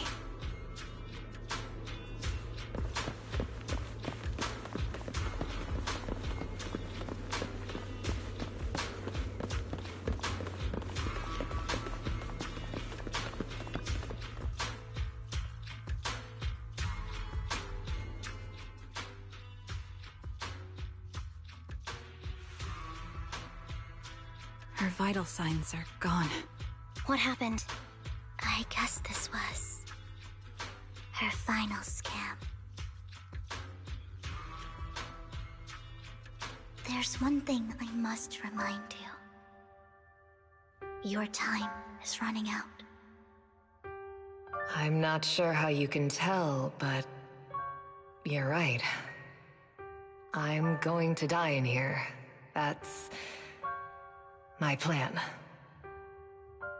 I'm very sick and don't have much longer. If I try to get treatment, it'll just be a burden on my daughter. So I scam my way through a bunch of physical exams and managed to take out a hollow corruption policy through Ravenlock Insurance. Once some time has passed, could you please take my corrupted body out of the hollow? That will secure a generous compensation package for my daughter. It's only what the Ravenlocks owe me. A pity, yes. But it's the only way I can squeeze it out of them. What makes you think that will help you? I just trust you will. I'm just awfully sorry you had to get involved in this. But it's something I must do. I have to leave something behind for my girl. I have to give her a chance at life. If it's okay, could you also please pass a message to Mira for me? Tell her, don't worry. Even if Mommy's body is corrupted, withers away, and turns to dust, my love for you will always be there. Thank you. You're a good kid.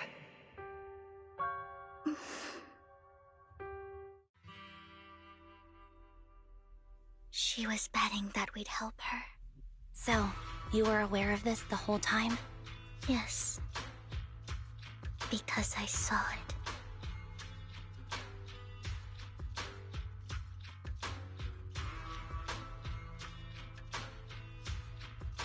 You might not believe me, but I've had this ability to see the future since I was a little girl. But the things I see are always something bad. Plagues, deaths, disasters. That's all I've ever been able to see. It's all that kid's fault! She's seriously jinxed. I always try to avoid her.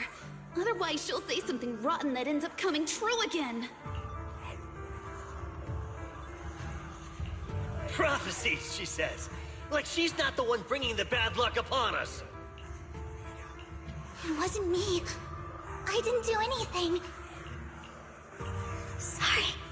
I'm sorry. What good is saying you're sorry? Things like this keep happening every time you open your mouth! How unlucky. She shouldn't be here. Nobody wants her around. If only she would just disappear. I just wanted to warn you all. I'm sorry.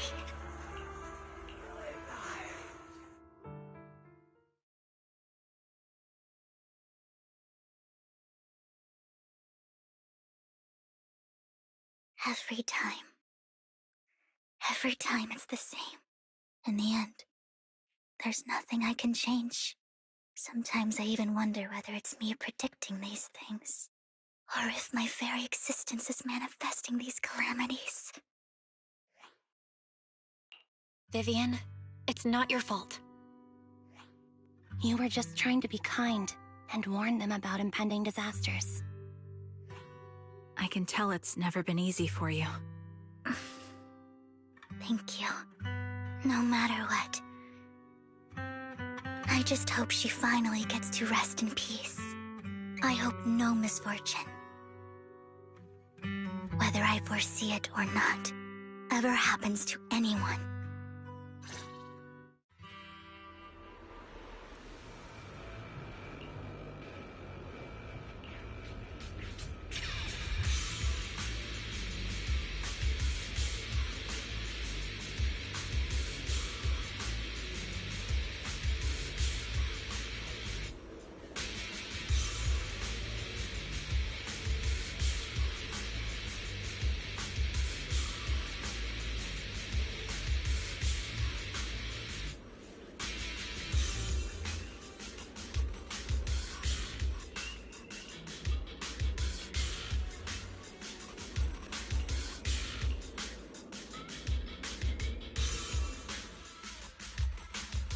Foxy, do you believe that the future can be changed?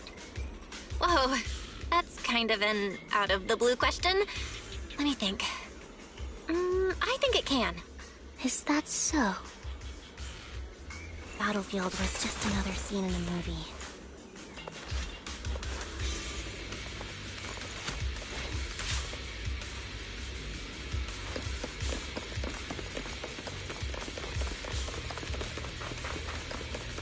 In my memories, this has happened countless times already. Why can I only see these misfortunes? Why can't I even get a sliver of happiness?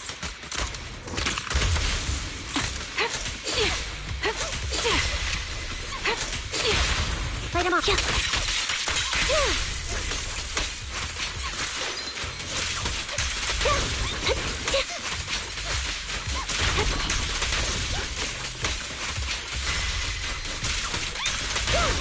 Time to stop. Off balance. Keep up the... Foxy, the fissure that we're looking for is up ahead.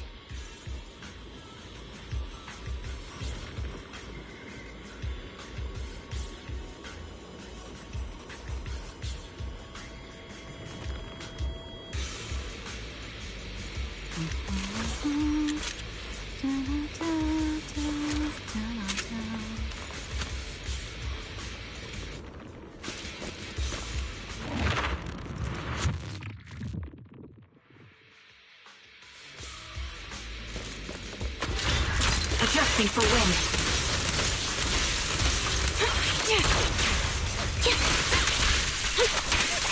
You're in my... You won't back down. Pierce right through. The melody of combat. Flip the switch. My bullets are one with the wind. Flip the switch.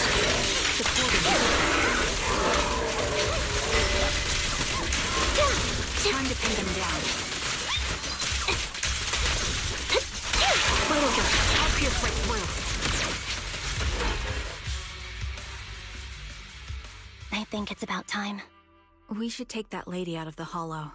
You guys go on. Thank you. She gave us the intel we needed, so this is the least we could do. I hope everything else goes well for you. Master Proxy, is there anything you'd like to know? You can just ask. Can you tell me a little more about your visions of misfortune? It's a really long story. These premonitions I see are not within my control, and they always come to me in a flash, like a flood of images in my mind. Most of the time, I see death, disease, accidents, and disasters. Of course, there are also some non-fatal mutilations. But every time, without exception, they end up happening. And I can never prevent or change them. That's all I have to say about it. If that offends Master Proxy and you don't want to hang out with me anymore, then I can understand. I don't mind at all. That's just who you are, Vivian. I'd like to keep hanging out with you. I've always considered this ability as a curse. It's not a curse.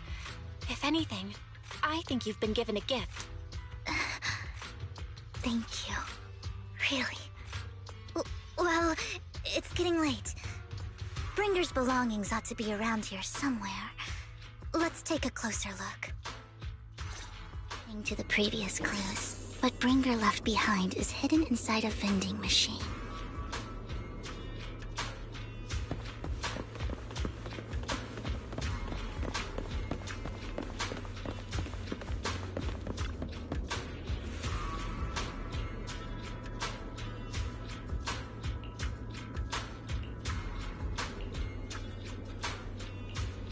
Looks like it isn't in here.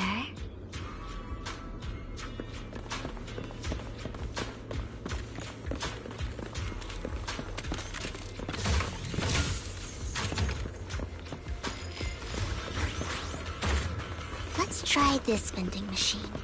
It might be the one we're looking for.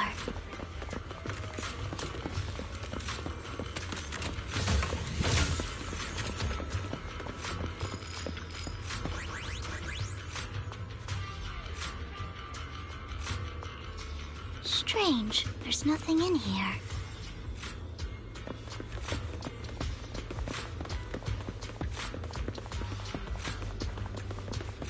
This vending machine looks a little suspicious too.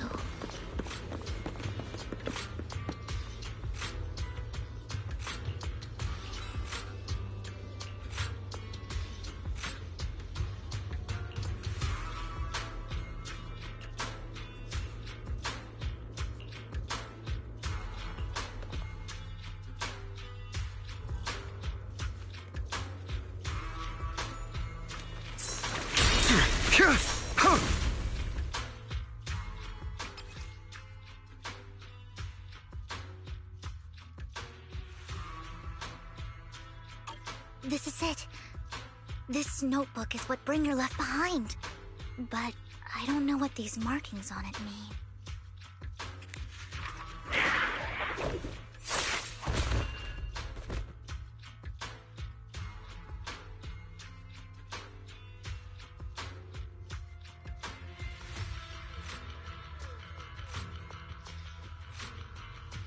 Well, hello, Master Proxy. It's been a while. Oh, don't give me that scandalized look. I did just save your lives. I would have protected the Proxy even if you hadn't appeared. I'm sure of it, but I happen to be in the area. Worry not, dear companion. I have complete confidence in your strength. Hang on, did you say companion? So you two know each other? Apologies. I didn't have a chance to mention it before. I'm actually part of the Phantom Thief Syndicate, Mockingbird. That's right. I was only able to slip in during the auction thanks to some help from Vivian backstage. So, the whole time, you were only bidding on the collection so you could get backstage and mess with things? I warned you before. You can't rely on appearances. Don't worry, Master Proxy. We don't have any ulterior motives here. As you've probably heard, Mockingbird is a renowned Phantom Thieves syndicate in New Eridu that, despite its longevity, has managed to maintain the secrecy of its members' identities to this day. So, disclosing our identities to you is essentially the highest sign of good faith that a Mockingbird Phantom Thief can show. That sorta makes sense. Your trust is most appreciated. Mockingbird's purpose is very simple, really. To form long-standing and cooperative relationships with outstanding proxies like yourself. We need your abilities. Before you make any decisions, please allow me to briefly explain the concept behind the Mockingbird Syndicate. We all know there isn't anything in this world that's fair. A prime example being the uneven distribution of wealth. People from tops splurge on luxurious collectibles, while the poor have to gamble with their own lives just to get by. Of course, besides wealth, there's also an unequal distribution in this world of happiness and suffering, hope and despair, love and hate. It's all just so unfair. Somebody has to do something to tilt the balance of the scales. And thus Mockingbird was born. We take from those who have far more than they deserve and give it to those who deserve to have more. If you ask me, that's enough to be considered a form of justice. You do have a point. I can agree with that. Thank you. I knew if anyone, you'd understand. However, aside from these philosophical considerations, we also have a crisis on our hands to deal with. As you know, the Exaltists are plotting to use the power of sacrifice to launch an attack on all of New Eridu. We can provide you with all the latest intel, just like that notebook you found. Something those pompous housekeepers would never be willing to do. And the most crucial part of this whole game, the sacrifice core, is currently in my possession. I think that makes this a highly competitive deal. We share the same goal for the moment, stopping the impending disaster from playing out. I need some time to think about it. How about this? If you still have misgivings about our upcoming cooperation, then why don't you bring Lycon along with you? He's got the support of the mayor's office behind him, and his presence alone is enough to keep me in check. That would put you more at ease, right? Of course, you're welcome to bring some other friends along, provided they aren't from public security or HSO. Well, if you're willing to let my friends come along, then you've got a deal. Great. It's a deal. By the way, Proxy, this is for you.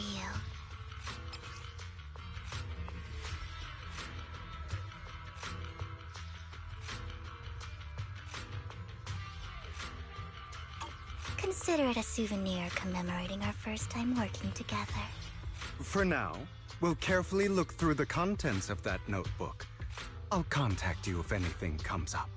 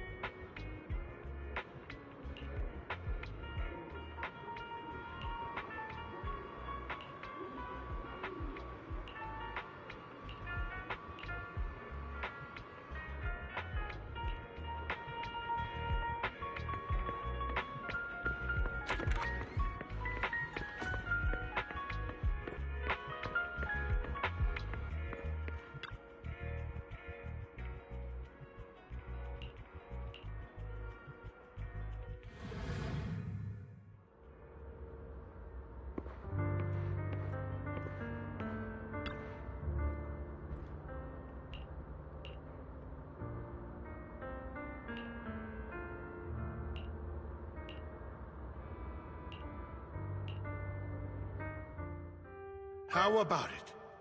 Will you work with me? Correct. Let me be honest with you. I have the sacrifice core that you're after. I am Mockingbird. So it's you. I never thought you'd be so bold as to come see me alone. Relax, my friend. As you know, if I can sneak into such a heavily guarded auction, then naturally, I can just as easily slip away right now. I'm here with the sincere intention to seek cooperation. I can give you that sacrifice core. And what do you want in return? Wealth, glory, power. The things everyone else in the world wants, I want them too. And I'm confident that as the current heir to the Ravenlock family, those are all things you can give me. Then you've certainly come to the right place. My family is working on a big project. If things come to fruition, Ravenlock's status in Tops will significantly improve. At which point, I'll be sure to leave a spot for you. Naturally, as an outsider, you're precluded from handling any of our core business. But profits from the scraps alone will be enough to set you up for life. Mr. Hartman, I think you've misunderstood me. I have no intention of joining the Ravenlock family. In fact, I have an art gallery under my name that does pretty well for itself. I was hoping you could recommend me for Tops. You want to join Tops? That's easier said than done.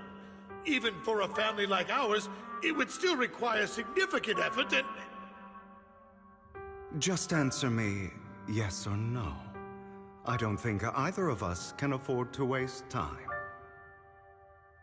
I understand. Yes, you have my word. But in exchange, you'll have to give me the sacrifice core first. I'm sorry, but I'm afraid I can't.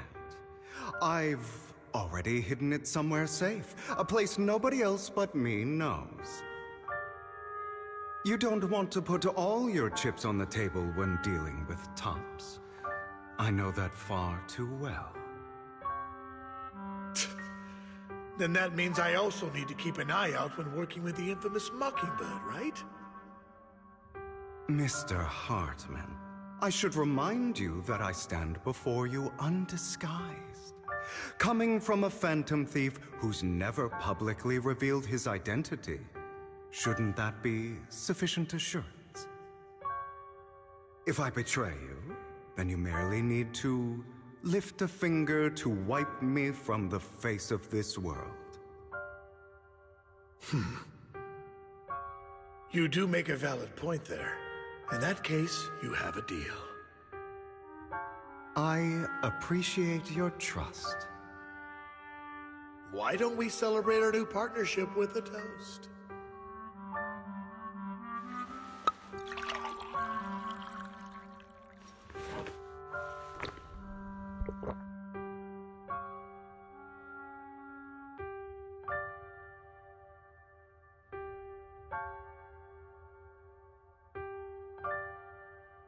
Having a drink before undertaking anything important is a family tradition. It's good luck. As an outsider, it's a real honor. By the way, you aren't the only member of your organization, are you? Shouldn't all your companions agree to this deal first? You don't have to worry about that. I'll make sure she agrees. Otherwise, I'll get rid of her too. Seems you'll do whatever it takes to get things done. Great things lie ahead for someone like you. All right, let's leave it at that for today. I'll contact you about what to do next.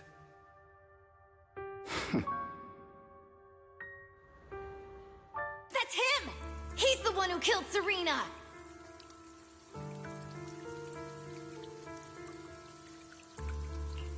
She was the only one who was ever any good to him, right? That's how he repays her? That's why they say once a mongrel, always a mongrel. Just look into his eyes.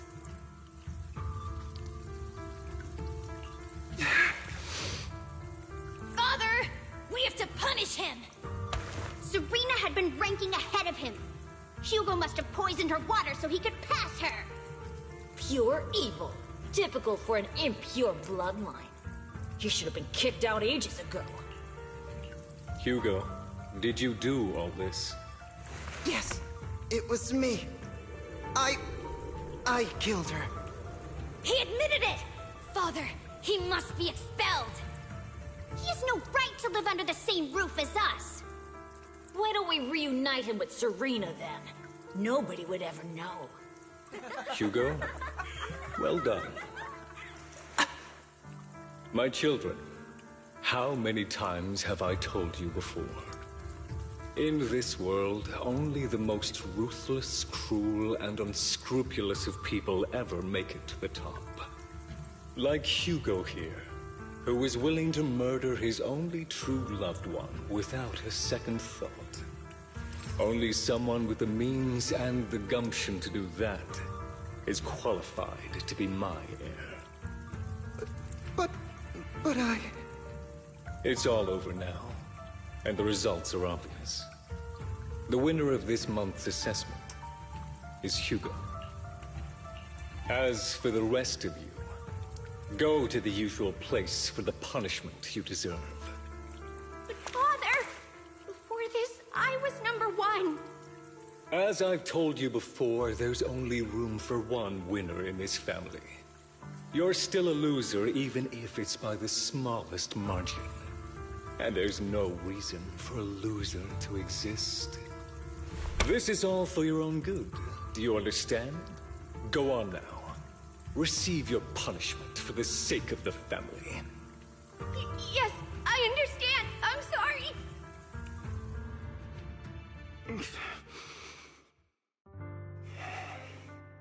That really brought up some unpleasant memories. It won't be long. Soon, it'll all be over.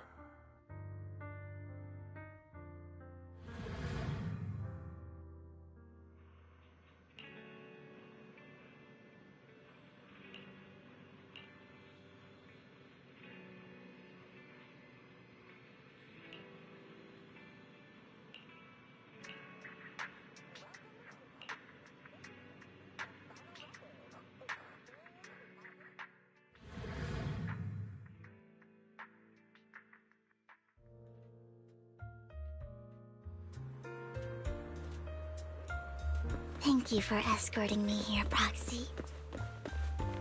Today was quite eventful. If I were to head back now, you're a child that only brings misfortune.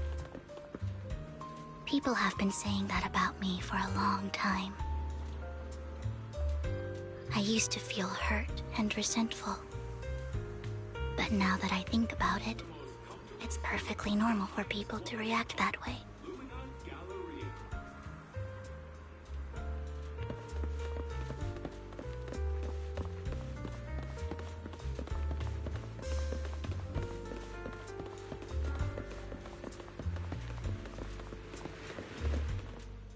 Why do I only predict suffering? If I could predict happy things, joyful things, would people like me a little more? Maybe. Fate truly is set in stone. Often, I want to help these people avoid their miserable fates. For a time, I even thought that I was successful, that I could change people's destiny. But it was all an illusion. In the end, I couldn't do anything at all. So, I was really happy when you said that my abilities weren't a curse, but a gift. Thank you, Proxy. I'm so glad to have met you. And you're also a fan of Lord Phaethon. It's like we were fated to meet. I don't know why, but I feel completely at ease when I'm by your side. I feel like I'm free from judgment, from blame.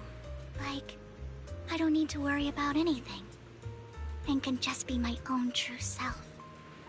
Perhaps people really do possess an aura, and ours just so happen to be extremely compatible. By the way, you asked me before about Hugo. I don't really know much about him. He rarely ever talks about his past, but judging from his eye colors, you can guess he's probably the bastard son of a renowned family. I think his mother was very worried about his different colored eyes, and even wanted to get rid of him at one point. But then his family offered a huge price and bought him off his mother for some reason. And just like that, he moved from a leaky and drafty boarding room to a luxurious mansion. But he's also mentioned that the extravagant home is actually like hell for him. I think it's probably because the family treats him terribly. I digress. He ran away and ended up meeting Lycon and his master. After that, they formed Mockingbird together and experienced a rare period of happiness. Until Lycon's betrayal. So, what's your take on Hugo? I imagine I would still be wandering around now if I had never met him. To me, Hugo is just like an older brother. I've always felt as though he's carrying some heavy burden with him. But that's a secret he's kept to himself. Something he'll never tell me. Sometimes when I look into his eyes, I can feel that he's really struggling with something. Even though he may say some extreme things, Hugo really isn't a bad person. I think one day he'll tell me his secret. Until then, I just have to wait. Wait and trust him.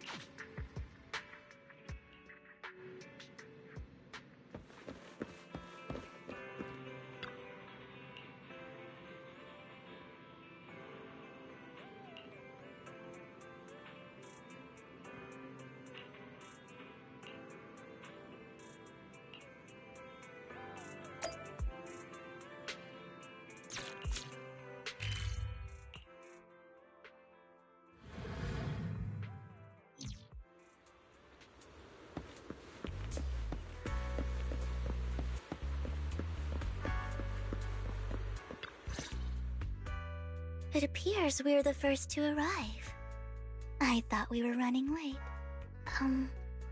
This might sound weird, but it's nice to think about getting to work with you from now on. I don't really know why that makes me feel so happy. Oh, It's because we're fellow fans! Anyone who likes Lord Phaethon can't be a bad guy. For sure. Of course, Lord Phaethon is the greatest there will ever be, but you're definitely the best proxy I've ever met in person. Hugo told me before that you're really skilled, and he said we'd get along great. I never expected he'd be so right. Oh, by the way, would you like to come by my place if you have time later? I have a huge collection of Lord Phaethon merch. Lord Phaethon doesn't have any merch out there, right? I mean, we don't even know what he looks like, for starters. It's all my own original merch, like screenshots of old internet comments. I print them out and turn them into postcards. Plus the avatars Lord Phaethon's used, the music playlist they recommend. I've organized it all. I'd love to show it all to you if we get the chance. Well, I appreciate the thought. Speaking of which, what's taking those two so long?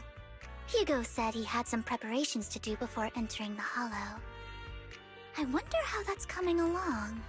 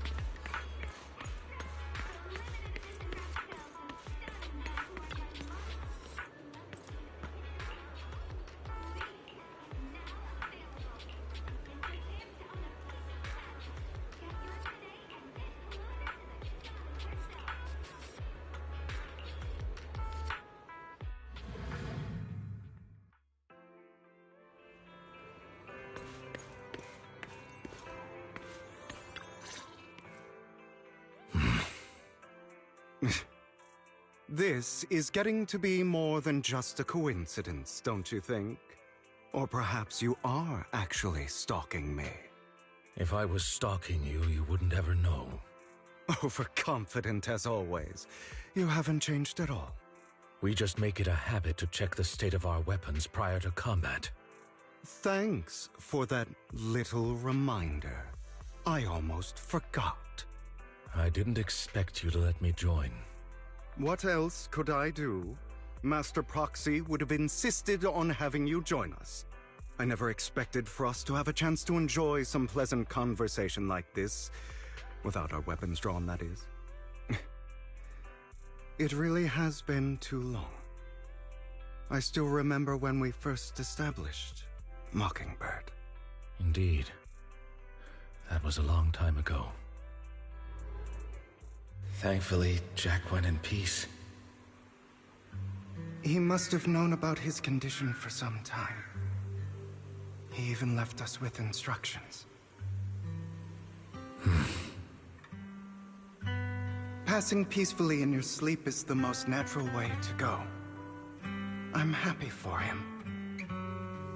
By the way, Lycon, have you given it any thought yet? You mean about our guild for Phantom Thieves? Yeah. It's time for us to build an organization of our own. Jack always supported the idea, didn't he? I don't have any objections. But what should we call it then? How about Mockingbird? It's a bird known for mimicking the calls of others to blend in. The same way we don high society roles for ourselves when we're out on a mission. Oh, oops. I nearly forgot. You're a terrible actor, and you're always flubbing your lines. I guess we can rule out that name, then. No, call it Mockingbird. We're always just putting on an act, aren't we? I won't slip up on our next mission. Besides, we still ran missions together even when we didn't have a name. Having one now won't really make a difference. No. It does make a difference, Lycon. And I don't just want a name. I want Mockingbird to become a symbol, like the sword of Damocles hanging over everyone's heads, striking fear into the hearts of the rich and cruel whenever they hear the name. Just like Jack used to say, this world isn't fair. So that's why we have to influence it however we can. and change things in our own way. But on the basis of not causing harm to other people's lives. That's also what Jack used to say. You remember, don't you?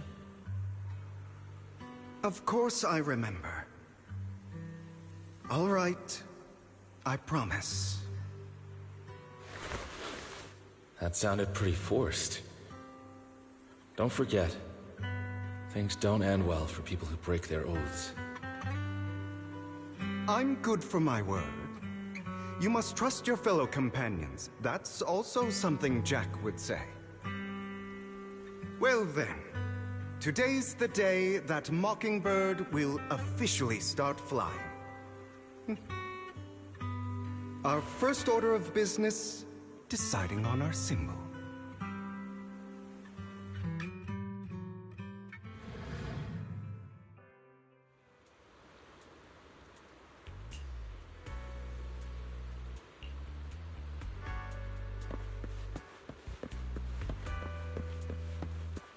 Looks like we're all here. Hugo, you're late again. Do forgive me. Someone was pestering me and wasting my precious time.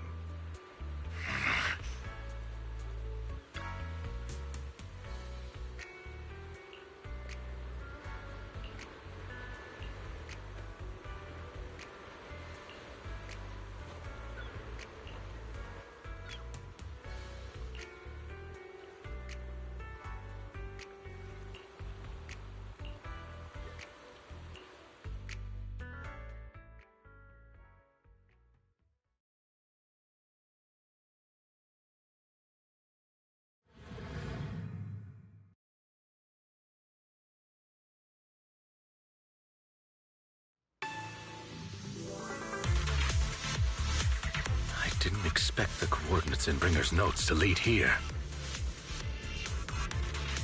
Oh, are you familiar with this place? More familiar than you, it seems. Proxy, if they're being too noisy, can I take action?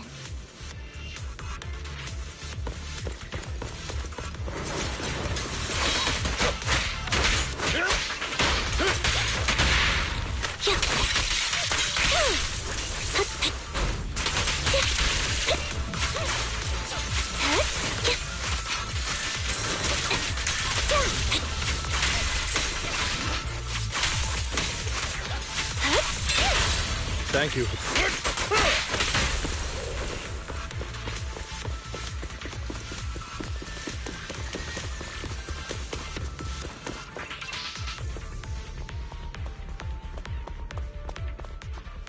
I don't enjoy obstacles in my path. Can we not bust the door open? You can try. Master Proxy, we need to find a power source to activate the door.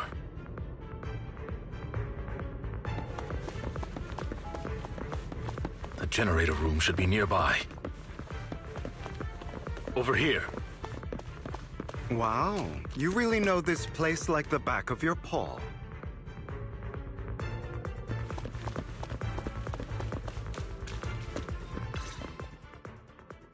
Master Proxy, I hate to be the bearer of bad news, but there's something wrong with the circuit.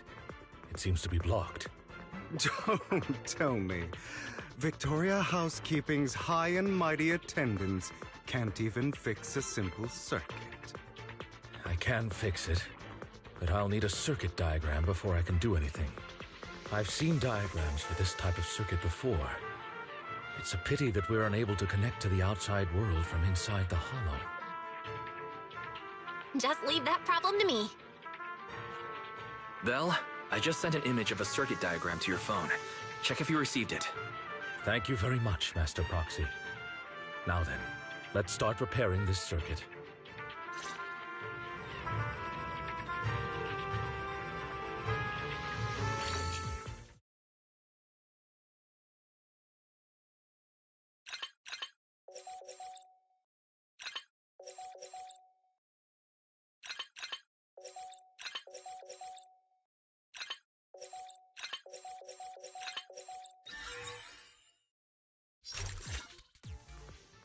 The circuit is fixed. We should now be able to open that door. wait up. Wait a second. Something just doesn't add up. It's all coming together now. Communicating with the outside world from within a hollow. And getting that circuit diagram. In theory, there's only one person who could ever do that. Could it be your Lord Phaethon? Impossible. There's no way. But then again, only Phaethon could have done that. I mean, you're an incredible proxy, sure. And you're a good person.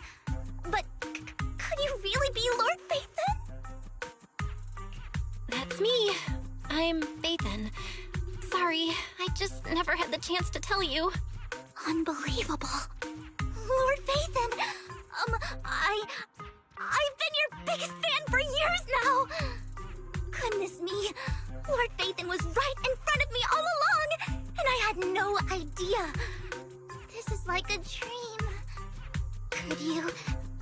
I mean, if you're willing, could you please give me an autograph and a group photo and...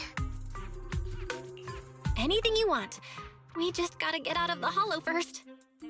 Oh! Okay, sorry. Guess I got a little too excited. Anyone would be enraptured meeting someone they admire that much. Yeah, if I ever met my favorite movie director, I'd be the same. We should keep moving. This isn't the best place for idle chit-chat.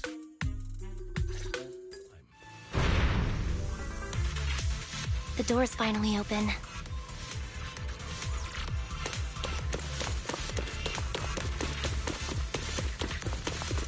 The proxy is Phaethon.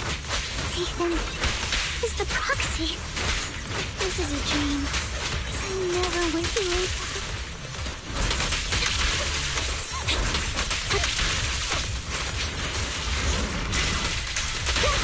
Thank you.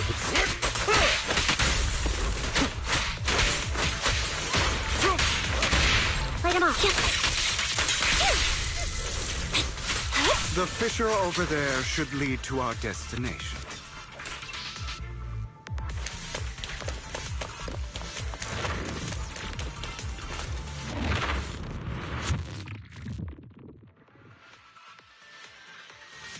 There are more ethereals around.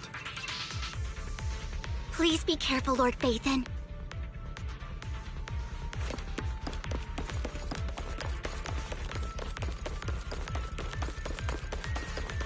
Lycon, your fighting style wasn't so reserved in the past. I've matured. You call this mature? You're just being pretentious. Wait a second. Thank you.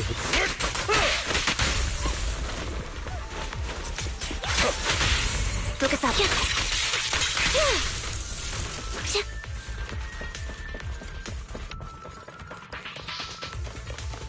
A difficult foe, that one.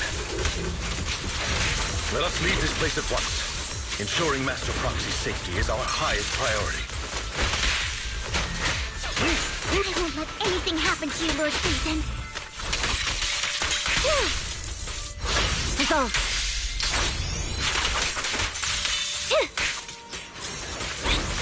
Wide open.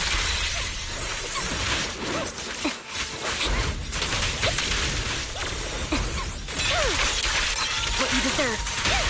An opportunity. Focus.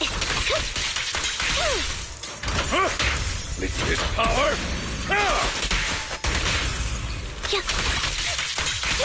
Thank you for your trust. Lord Phaethon, how are you feeling? Are you tired? Do you need a break? Some food? Water? Thank you for your concern. I'm fine.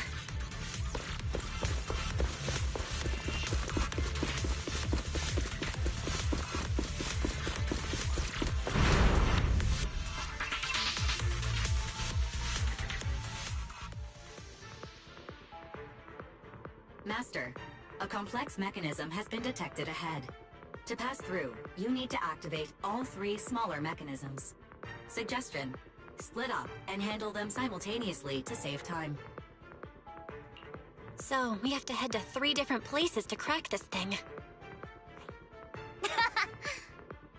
Huh? We're splitting into 3 groups? In that case, I'll protect you, Master Proxy! I can take care of one myself. That leaves the last one to me, then. You should go with Hugo. What's that supposed to mean? We get along just fine, don't we, Miss Cunninghair? I don't know what's going on with you two, but you've been bickering the whole time. It's annoying. This is a good chance for you guys to build some rapport. Anby's got a point. Hugo, just go with Lycon. You just want to be alone with your Lord Faithin, don't you, Vivian? Huh? That's not it! All right.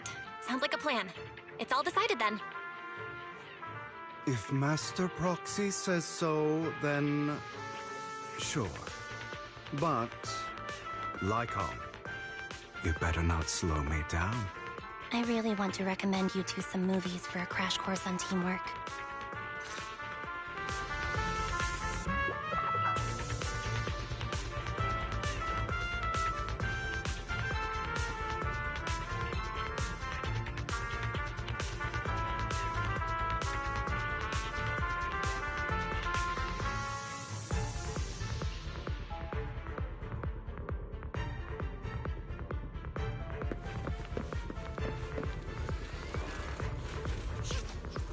Lord Faithin, there are too many ethereals here. We have to find a way to close that door and stop the ethereals from flooding in. I've got this. There's no stopping me now.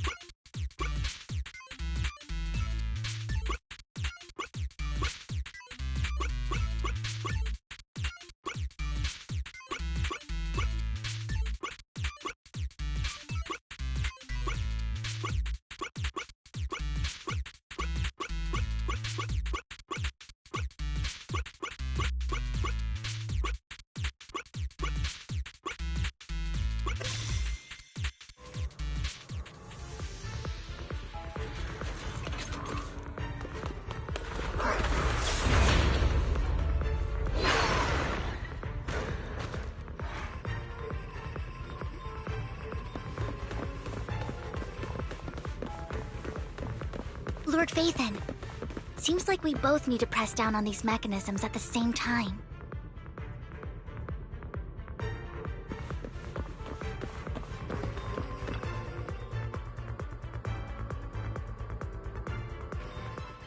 Sure enough, Lord Faithin and I share a deeper connection.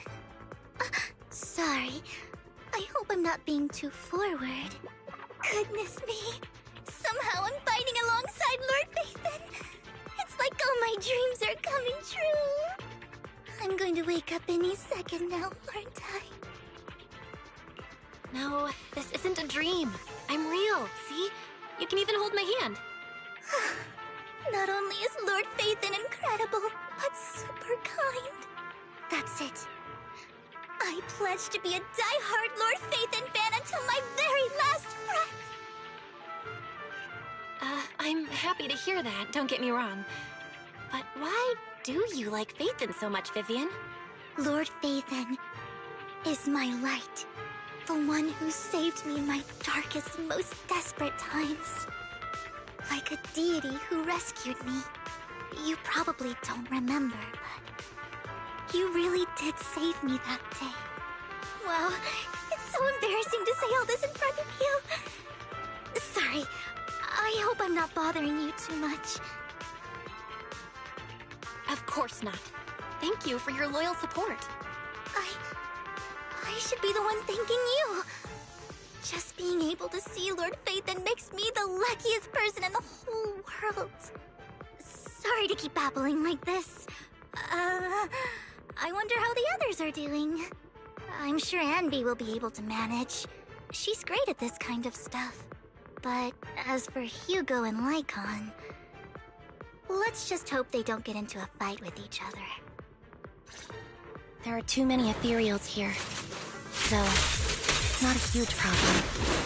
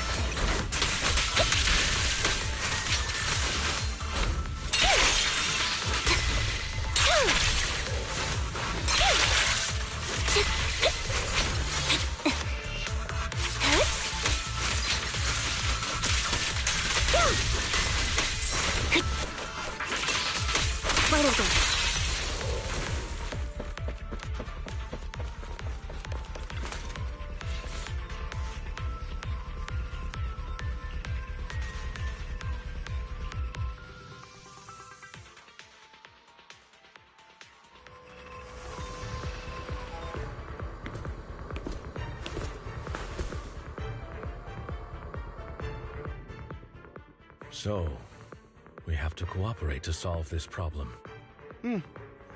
That's a real shame. I have no intention of arguing with you right now. Master Proxy and Miss Vivian are elsewhere, and we must rendezvous with them post-haste. What a coincidence. That's exactly what I was thinking. Just this once, we should trust each other. For the Proxy. I have no objections. Very well. Then you'd better keep your word. I know you've never fully trusted me, Lycon, even before it all fell apart.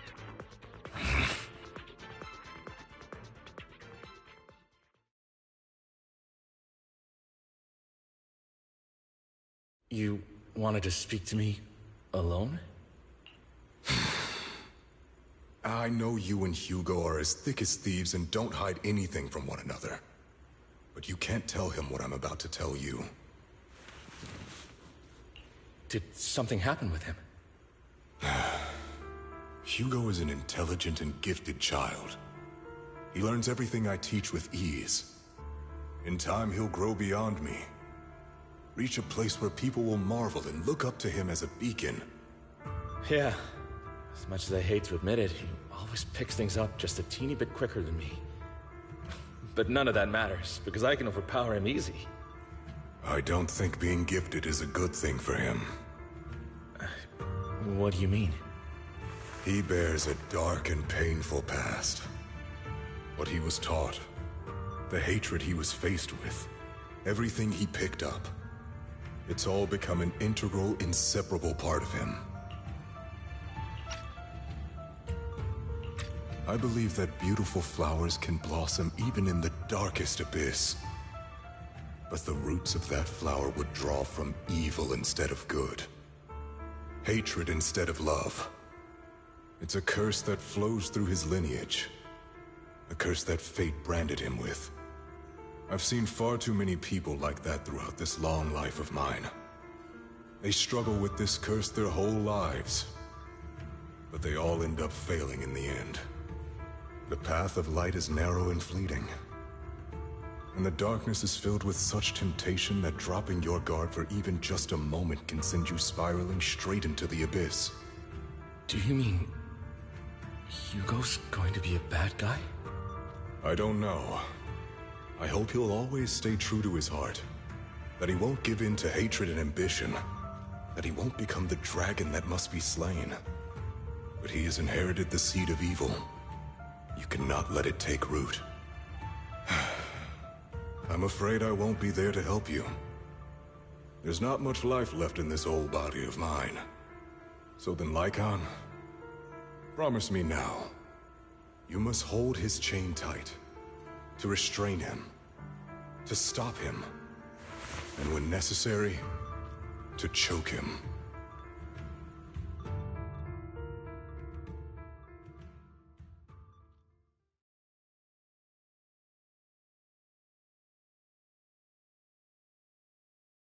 You've become slow.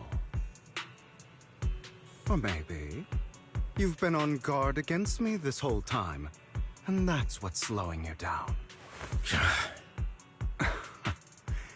Looks like I was right. Lycon. I hope you're aware that the one who betrayed Mockingbird and went to work for the Mayflowers was you. Not me. I would never betray my companion. I don't wish to repeat myself, but you should not break our oath. That's the path I've chosen, and I'm going to stick to it. But you know that path will lead you the wrong way. Who are you to lecture me about right and wrong? I believe any path that makes you feel pain must be the wrong one. Your disgusting sympathies make me sick, Lycon. There's only ever been one person who can kill me or save me, and that is me.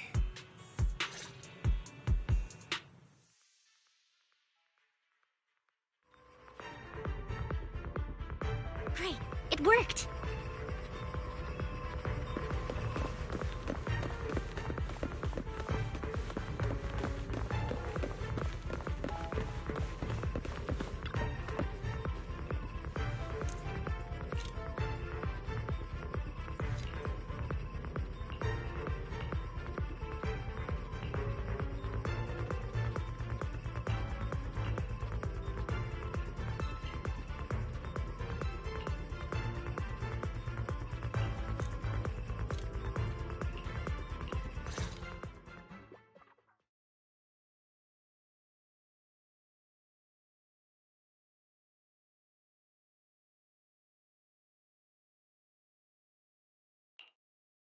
That was loud. What's happening up ahead? Hold on, everyone. I'll go check it out. It's probably multiple ethereals attacking. Just in case, I'll go with you. Vivian, you should go with them too. Keep an eye on Lycon, will you? I'm worried he might sell us out to the mayor when he gets the chance. I'd never do that. But if Miss Vivian wishes to join us, she's more than welcome. Okay. Then I'll go with you. Why do you look so nervous? I've spent so much time by your side already. I need to get away from Lord Phaethon for a little bit, or I might die from this overwhelming happiness. If that's the case, Miss Vivian, feel free to come along with me. Okay. All right. So, how does it feel to be worshipped, Lord Phaethon? You had that figured out a while ago, didn't you? Sharp as always. But of course, I couldn't spoil it for her. She has to figure it out on her own. That's what makes it special. Not only that, you asked Lycon and Vivian to leave for a reason. Is there something you'd like to say to me? I can't keep anything from you, can I? I've always treated Vivian like my own little sister. Maybe it's just a coincidence, but she looks a lot like Serena. I think I mentioned it before. Serena was my half-sister. She passed away a long time ago. Vivian adores you. Whether you're Phaethon or just Belle. Of course, I also have a lot of respect for someone like you. Strong, fair, and genuinely kind. So I hope... I beg you, please keep her safe. Hang on. What's that supposed to mean? Think of it as the last bit of conscience I have left. A kid as pure as her. She should stay alongside someone who walks in the light. Like you. Not even Vivian can agree with all my beliefs. One day we'll go our separate ways. Your beliefs? What do you mean exactly? You probably heard from Lycon. We swore an oath when we started Mockingbird. We swore to use our own hands to right the wrongs in this world. But never, under any circumstances, would we take another human life. I stayed true to my words. Until my father, a man I hated, stood right before me. I could have ended his life easily, but I hesitated. I remembered that damned oath and their repeated attempts to convince me. I didn't do it. Because of that, innocent people died. All because of him. If I'd killed him first, then none of those tragedies would have happened. People like him don't deserve to live. After that, I realized sometimes taking one life really can save countless others.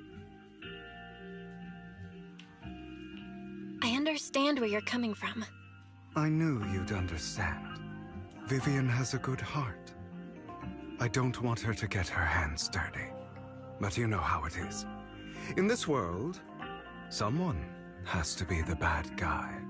So, I want to apologize to you. Why apologize all of a sudden?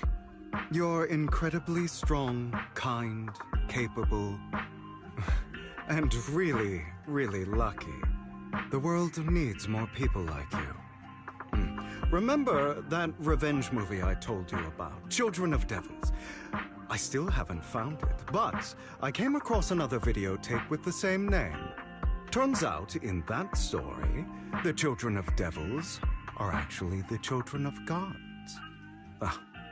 Sorry for rambling. Hope you don't mind. They should be back soon. Please, look after Vivian for me.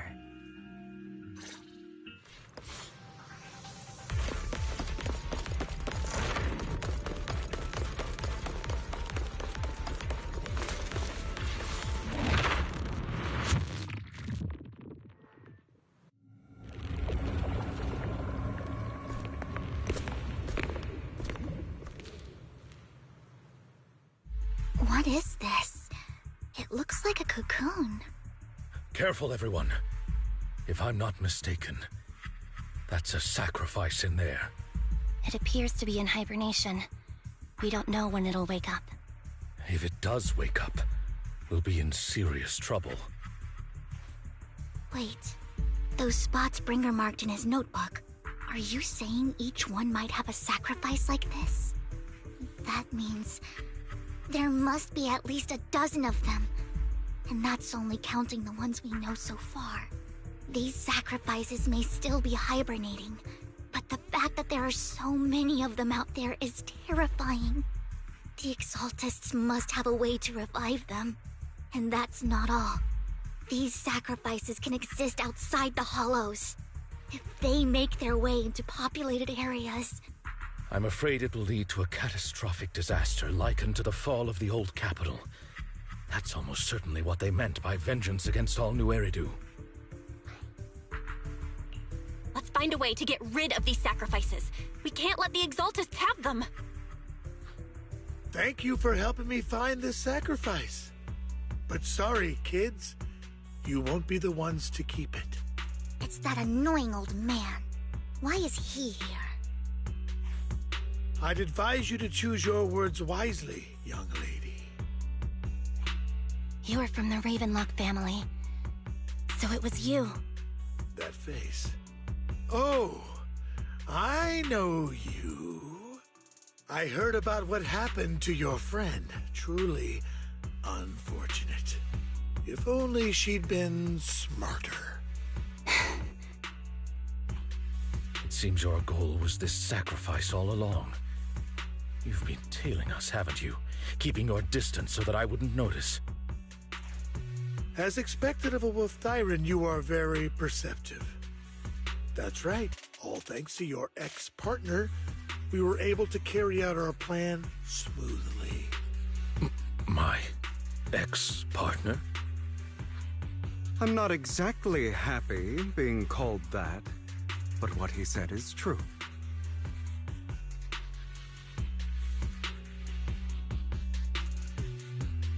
Wait, Hugo, what do you mean? I made a deal with Mr. Hartman in advance. So, would you kindly step aside and let us have this sacrifice? Of course, you can choose to refuse, but if you do, then I'll have to take coercive measures.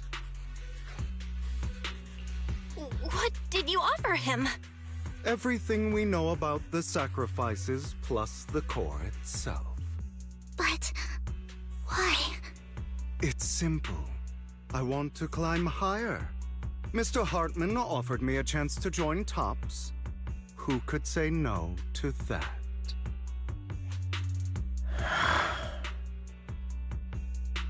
No. Impossible. You promised to help me investigate the Exaltists. You told me the whole point of Mockingbird was to do anything it takes to bring a little justice to this world. Was all of that just a lie? You're just too gullible, Vivian. I also told you, everybody lies. To hide their true intentions, people lie so smoothly, they don't even bat an eye. You... What a wonderful show of betrayal and backstabbing! Bravo! I've got no interest in your little feud. But would you all be so kind as to step aside? My men still have some delicate handiwork to do. To extract that sacrifice behind you. Over my dead body. Hugo, why in the world would you do that? Instead of wasting your time on idle chatter, why not focus your energy on the battle ahead? Your plans will never succeed. It's useless. Don't you get it? You're not just going against the people in front of you. You're not going against me. Rather, the entire Ravenlock family, even the whole of Tops. There's no chance of victory for you.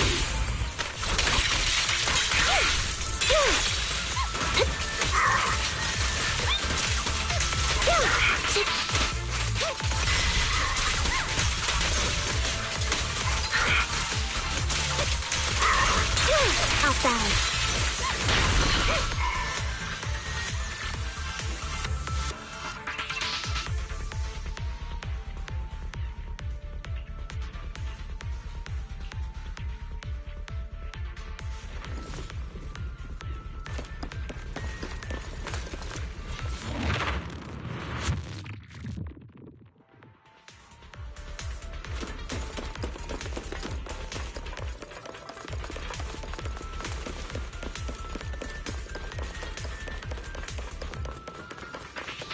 Hugo, don't make a choice you'll regret.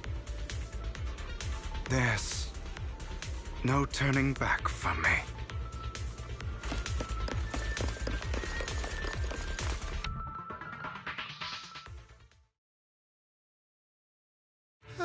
You guys are such a pain. Hugo, stop standing around. Time for you to act. We had a deal. Give me the sacrifice core now. Did we? I don't remember. I imagine this is your favorite kind of entertainment.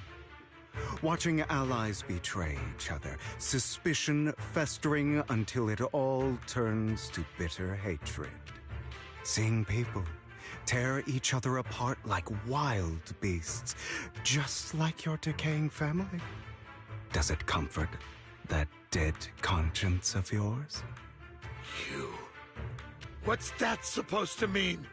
I am loving the look on your face right now. Right when you think you've succeeded, I'm here to tell you it was all fake. None of it was real. Let this pain sink in. It's karma for what you did to me back then. You're insane. I have no idea what you're talking about. You still don't recognize me, do you? Let me give you a little hint. My full name is Hugo Vlad Ravenlock. That's impossible. You're part of our family? I may be an illegitimate child, but I have the same blood flowing in my veins as you. I know you.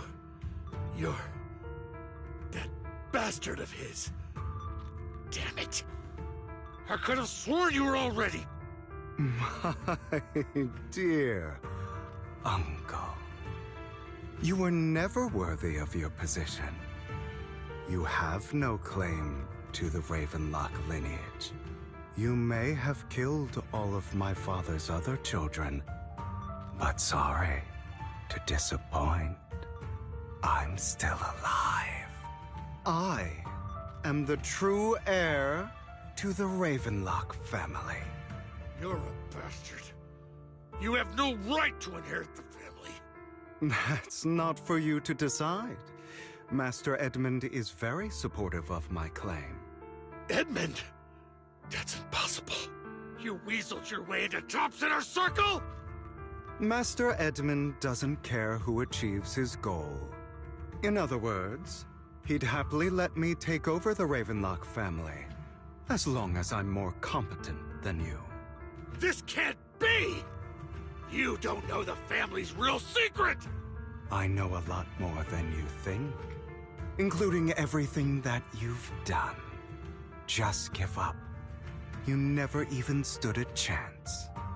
Damn it.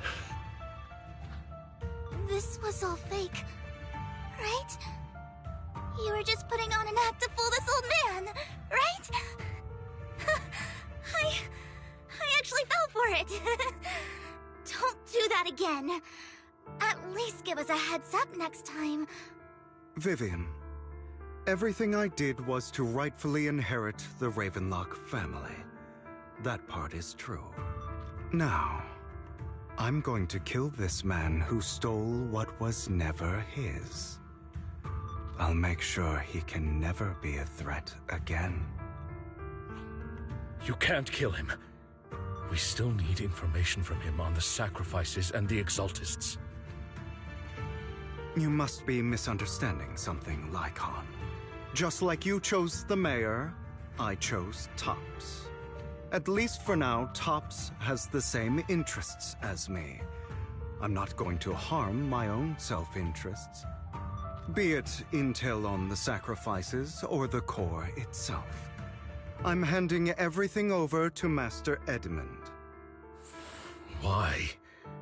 I just want to take back what's mine. If fate is not willing to give me justice, then I'll just have to seize it with my own hands. Stealing, robbing, lying, or betraying.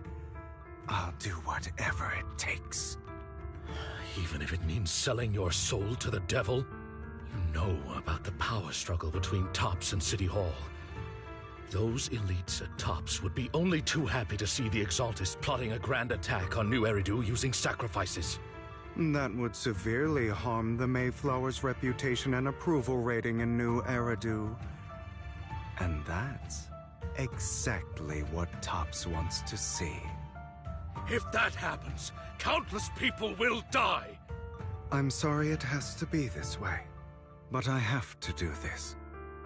I'm going to get everything Master Edmund wants, inherit the Ravenlock name, climb to the top. And then I'll be able to change everything for good. For a permanent and absolute victory. We must endure the pain of cutting away rotten flesh. And persevere through the darkest hour before dawn. Someone has to do it. I don't really agree. Sounds like some twisted logic to me. This is the path I've chosen. Without power, resources, or strength, we can't do anything. Mockingbird is the perfect example. All the talk about using our power to tip the scales of justice and hover over them like the sword of Damocles. It's just a delusion. In their eyes, we're nothing but annoying gnats. Mockingbird has never really changed anything, or saved anyone. Never in the past, not now, and never will in the future. None of it matters. But even so, you shouldn't become the kind of person you hate. Sorry, Proxy. I know what you're trying to say. But this isn't some children's story of a dragon slayer becoming an evil dragon. Sometimes, to slay the dragon, you must first become one. With sharp claws, rending fangs, and strength enough to destroy anything. So I will bloody my hands.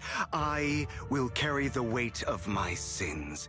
I will become the abyss.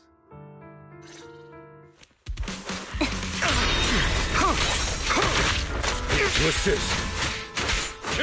It's about time you kneel.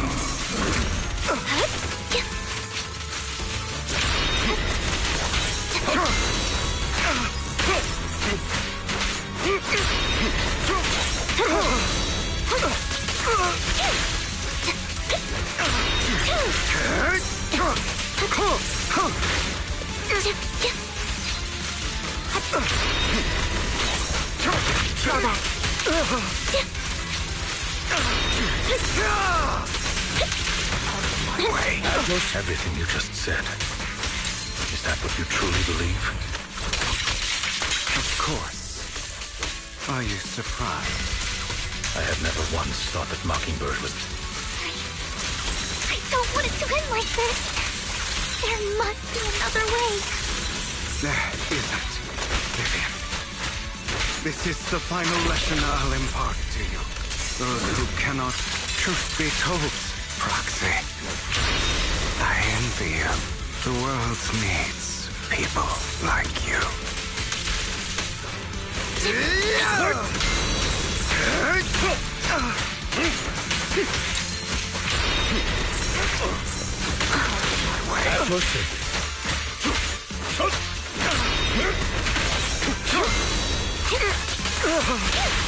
Stand still. Loyalty.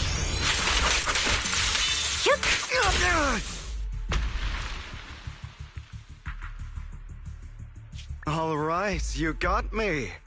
But too bad. I have my own methods. What are you doing? Well then, make your choice. The sacrifice core, or your precious Faithin.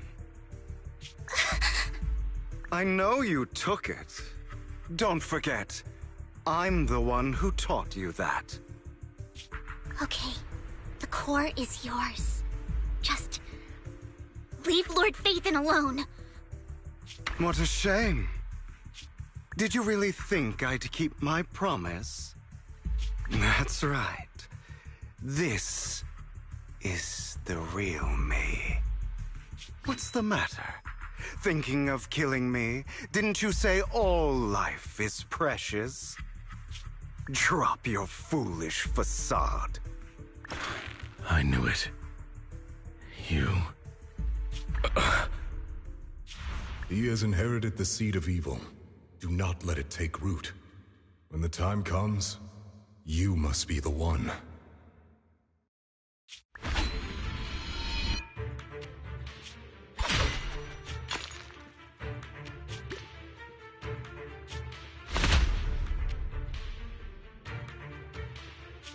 on, kill me. If you've got the guts, do it, traitor.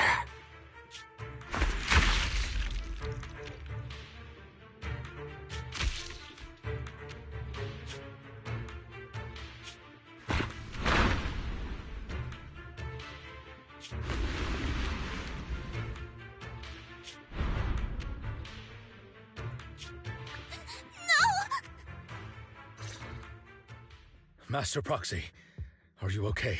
Are you hurt? Don't worry, I'm fine. I just never thought things would turn out like this.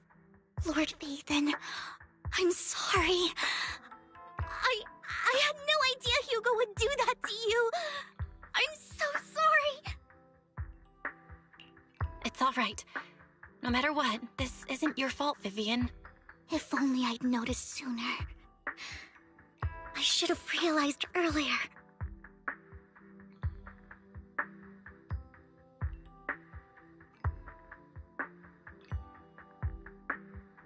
Hugo, he... That's a hollow down there. If you need, I can arrange for someone to go in and search for his body. That isn't necessary. To be frank, I thought you'd hate him for his betrayal, Miss Vivian. I do hate that he's keeping things from me, but all these years, Hugo's been like family to me. I believe he's still with us. He was hurt so badly.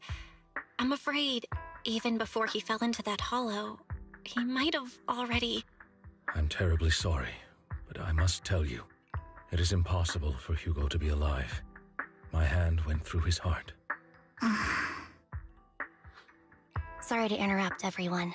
But just so you know, Hartman's gone. Probably slipped away during all the chaos. I'm sorry, I was so focused on Master Proxy's safety. I wasn't paying attention to him. Same, but it doesn't matter. We all know what he did. And he will pay for what he did today. Yes. I'll be reporting all of this to the mayor. He's not getting away with this. Well then, now that it's all over, let's head back.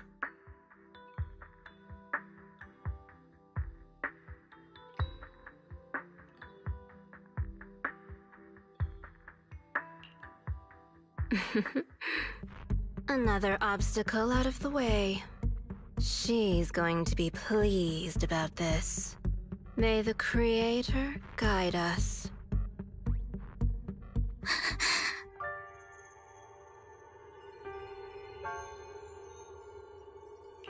Fear, suffering, despair, and destruction. That's the future I see. Lord Phaethon.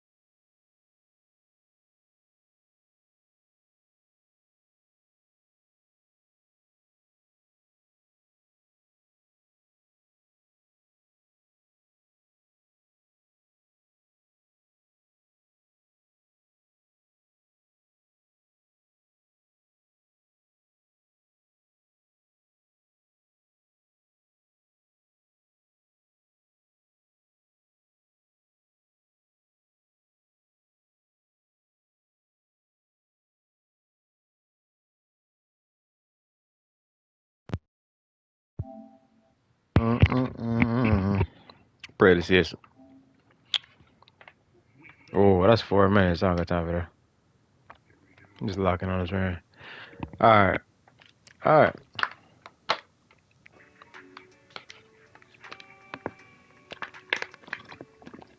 Whenever I exit off of this screen, that should get me my trophy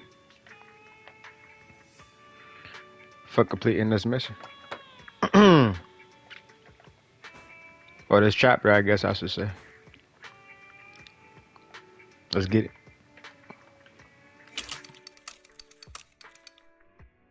Yep, here we go. Here lies fate, trophy earned.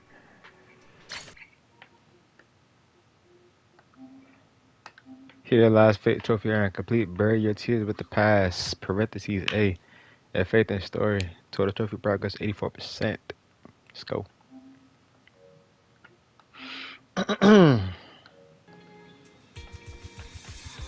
Talk to that boy Wise. Wise, need a rap like Plies.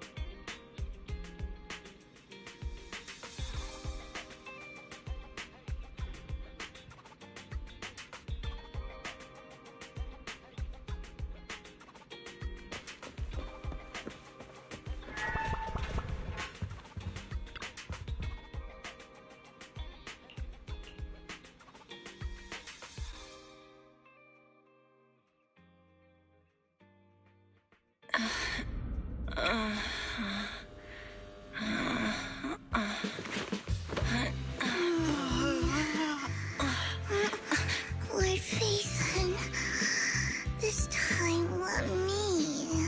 Vivian? Vivian?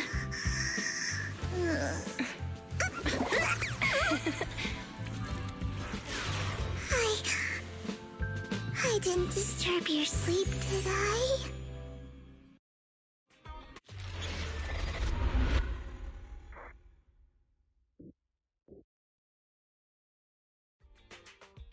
When I got here, the other Lord Phaethon said you were resting on the couch and just let me in. I meant to keep you company while you slept, but then I dozed off myself. Ugh. I was going to sit here looking super cute, hands cupping my face. You know, like the #1 sleepy face I want to wake up to pose. I can't believe I ended up falling asleep myself. What sleepy face? What pose? That was a lot of words in one breath. Are you sure you got enough sleep, Vivian? No, Lord Phaethon. I was just worried that I had disturbed your rest. Just being able to see you sleeping peacefully is already the highlight of my day. No, my entire month. Though it is a bit late, but... Good morning, Lord Phaethon. You're here super early today, Vivian. Is there something urgent? Mockingbird's death has stirred up quite the storm. I took some time to gather intel. It seems someone deliberately leaked the story that Hugo is an illegitimate child of the Ravenlock family, but I haven't found the source yet. Could it be Hugo's uncle, Hartman? Maybe he's trying to turn people against Hugo and Mockingbird by playing the illegitimate child card. I suspected that too. He could be using Hugo's background to make people believe Mockingbird is just another Top's pawn. To the upper class, Mockingbird may be insignificant, but it has a loyal following among regular folks. But after some digging, I was surprised to find that the public isn't turning on Hugo. They're actually starting to see him in a better light. Some people feel bad for him, some relate to his struggles, and Hartman's the one getting all the heat. Public outcry against Hartman is growing, with many believing he murdered Hugo for his own selfish gain. Tops is hosting an industry summit this week, a responsibility usually handled by the Ravenlocks. But my sources tell me another family has taken over this year at the last minute. If I'm not mistaken, Tops is intentionally keeping its distance from the Ravenlock family due to the current public sentiment. Sounds like Hartman's in a pretty bad spot right now. But we know he's not the type to go down easily. And that's what worries me. Hartman, in all likelihood, must have taken the sacrifice core.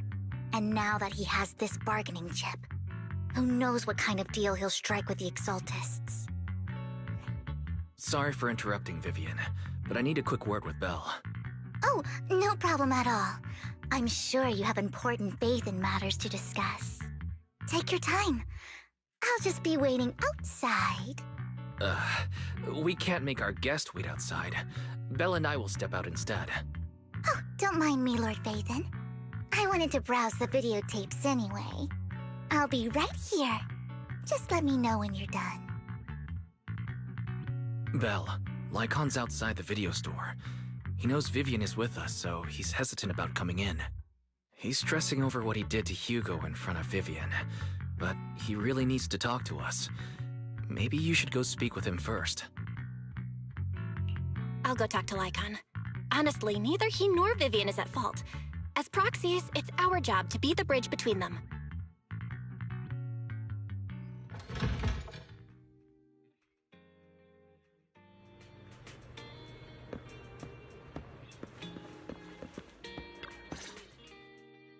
Good morning, Master Proxy. Good morning, Lycon. Wise mentioned you wanted to talk to us and Vivian about something? Yes, it's an urgent request from the mayor, one that directly affects New Eridu's safety. However, before we get into the details, as a former member of Mockingbird, I'm concerned about Miss Vivian. Hugo made many mistakes and betrayed the principles of Mockingbird, but I'm certain he didn't intend to put Miss Vivian or you in danger. I don't know Miss Vivian very well, and I was the one who took her companion's life. I might not be the right person to comfort her, but I hope she doesn't regret the choices she made or lose faith in the path she chose. Vivian's doing just fine. She's actually been gathering intel and has a clear understanding of where things are headed. She might be tougher than you think. If you're really concerned, why not just talk to her directly? If you'd like to apologize, it should be face-to-face, right? That's reassuring to hear. I trust your judgment. You've always had a sharp eye for people. Would you mind coming in with me? I'd like to apologize to Miss Vivian in person. No problem, but I'll be staying neutral. Everyone has their own stance on this, and I get where both of you are coming from. As a proxy, I'm just here to make sure you have an open conversation. I'm not taking sides. I respect that. Thank you.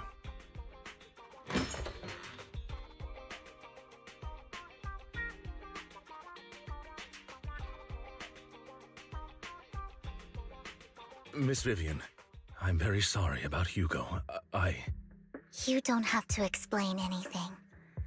I'm also part of Mockingbird. Mockingbird stands on more than just gain, so it won't fall when fortunes shift. Hugo had his fixations and ambitions. I also have things I must see through. I'm determined to get to the bottom of the Exaltists and the sacrifices. Miss Vivian, as a former member of Mockingbird, you have my deepest respect. You have my word, whatever comes next. I would never harm you or Master Proxy. As for Hugo, please, accept my condolences. Condolences? That's not necessary. Mockingbird has plenty of tricks up its sleeves. This isn't the kind of act that ends so easily. Wouldn't you agree? You're right. Huh? That's it? You two just figured it out? Well, that was fast. Master Proxy, I believe we all share the same goal.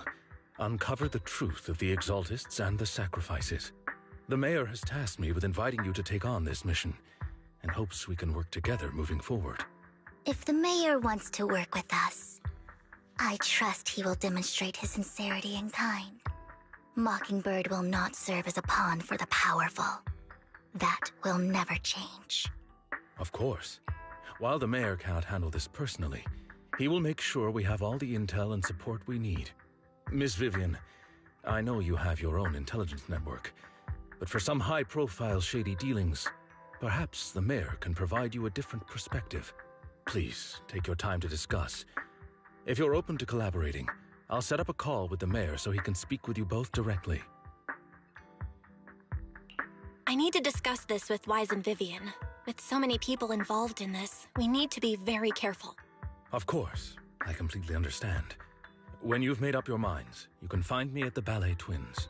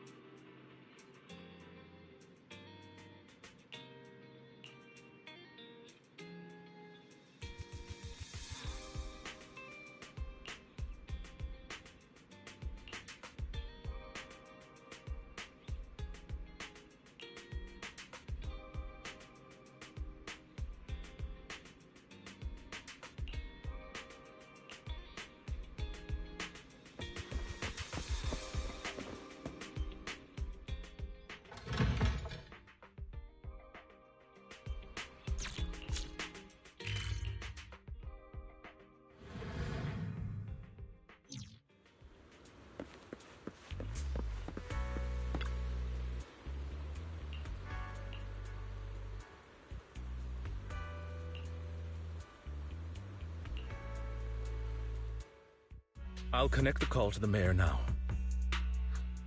My dear friends, I'm glad you're willing to keep working with me. I'm truly sorry about what happened to Mr. Hugo Vlad. I didn't anticipate things would turn out this way. As mayor, I can't fully condone Mockingbird's actions, but personally, I had a lot of respect for Mr. Hugo Vlad. I looked further into Bringer's map. The sacrifices were created by an exaltist named Landon, who was active in Janus Quarter. Mr. Landon passed away in an accident a few years ago. Before he died, he was researching sacrifices and was said to have created a batch of serum that could turn living people into sacrifices.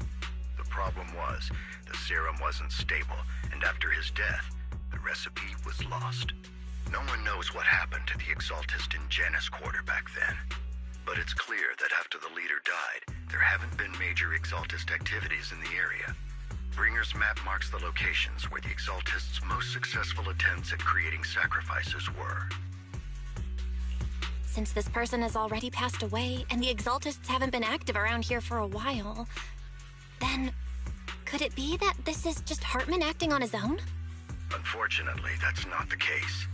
My sources confirmed that Hartman had been secretly in contact with someone, and they only meet inside the Hollow. Is it possible it's someone from TOPS? TOPS is a huge alliance of corporations. They wouldn't bother getting their hands dirty. Instead, they just sit back and reap the rewards. Everything Hartman is doing is to secure his place in TOPS and strengthen his power within the Ravenlock family. If my guess is correct, Hartman has gotten in touch with the remaining members of the Exaltists that used to follow Landon, helping them create new sacrifices. But what's in it for TOPS? There's no way the Exaltists would just hand over their secrets about sacrifices to Hartman, right? A sacrifice outbreak would throw the city into chaos. And that's when TOPS steps in, taking control of the situation on their terms. The public will see the mayor as incompetent, while TOPS comes off as the real protectors of the city. And when that happens, public trust will shift towards TOPS.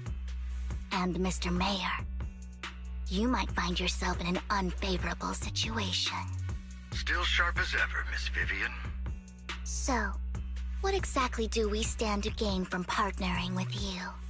Please don't tell me you're doing this out of some noble concern for your citizens.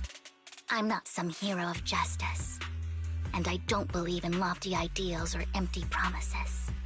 We have a common enemy. While our ideologies may differ, we can work together on this.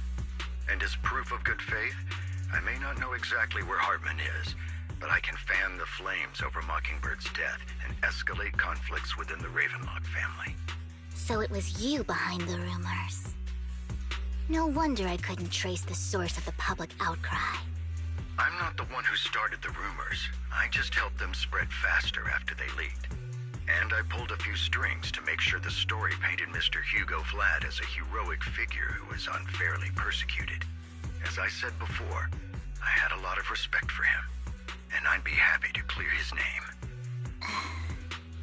Now let me lay out my terms for collaboration. After looking into it, I found that the dormant sacrifice you discovered wasn't the only one.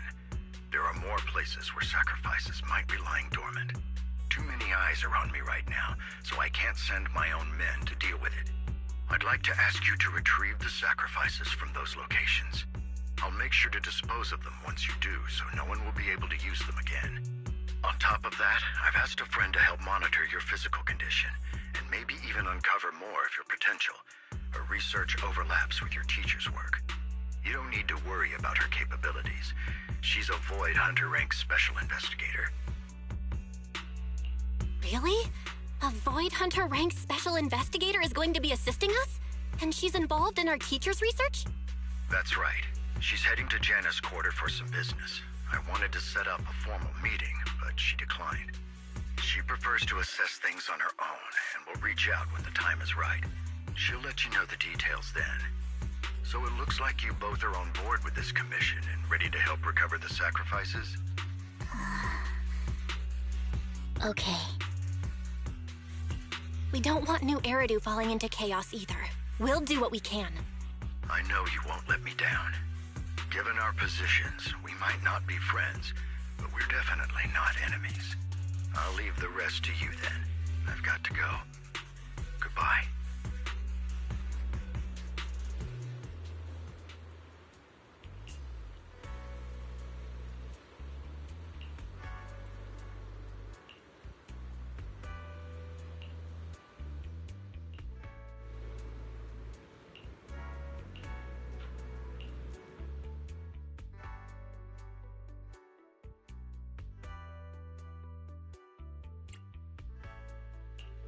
Asset confirmed. Preparing to move out.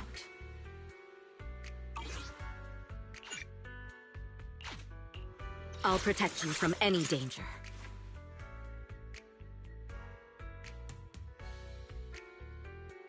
It's my duty to protect the asset.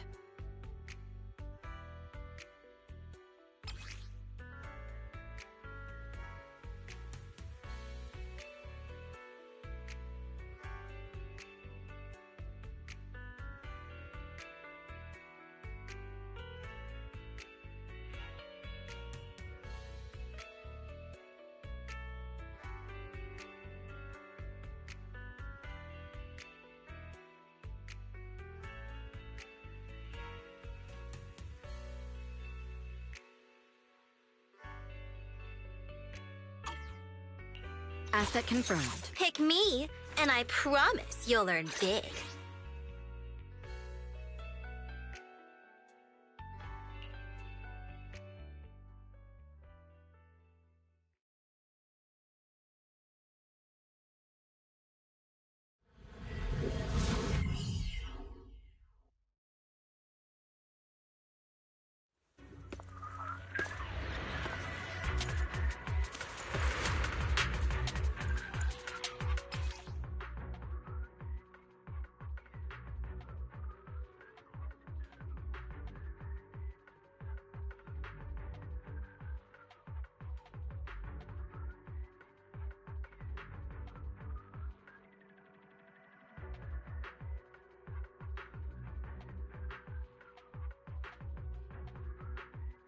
Lord Phaethon, thank you for trusting Mockingbird and me.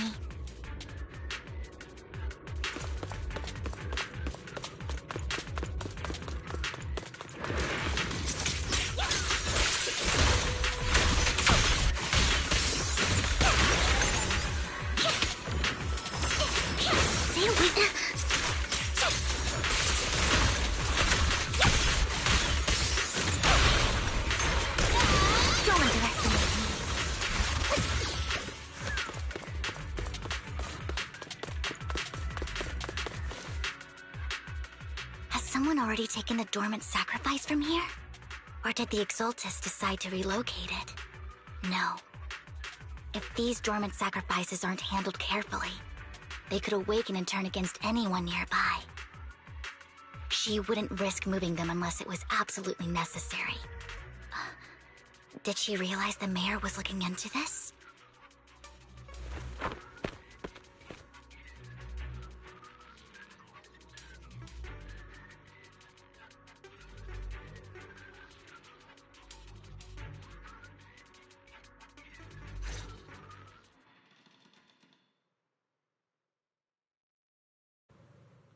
Did Hartman just make up this intel to get a shot working with us at Tops? I've been walking around forever and haven't found a thing. The Ravenlocks have always been a shady bunch. No surprise they've gone downhill over the years. I heard they were pretty loaded back in the day. What kind of business did they run? No clue. On the surface, their businesses seemed legit, but who knows what was happening behind the curtain. Probably something with the sacrifices. I mean, how else would he know about the dormant ones left around here for years? And he was so sure that even if those original sacrifices didn't work out, he had a backup plan. Backup plan? What could that be? Well, that's beyond me. I just happened to overhear something while I was next to Mr. Edmund one day. What's Tops planning to do with all these sacrifices, huh? For research? Do you think we'll ever have a normal life in the Hollows? Don't ask questions you shouldn't be asking. All right. There's nothing here anyway. Let's leave the Hollow and report back on what we found. And we'll make it just in time to clock out for the fieldwork shift. Let's get out of here first.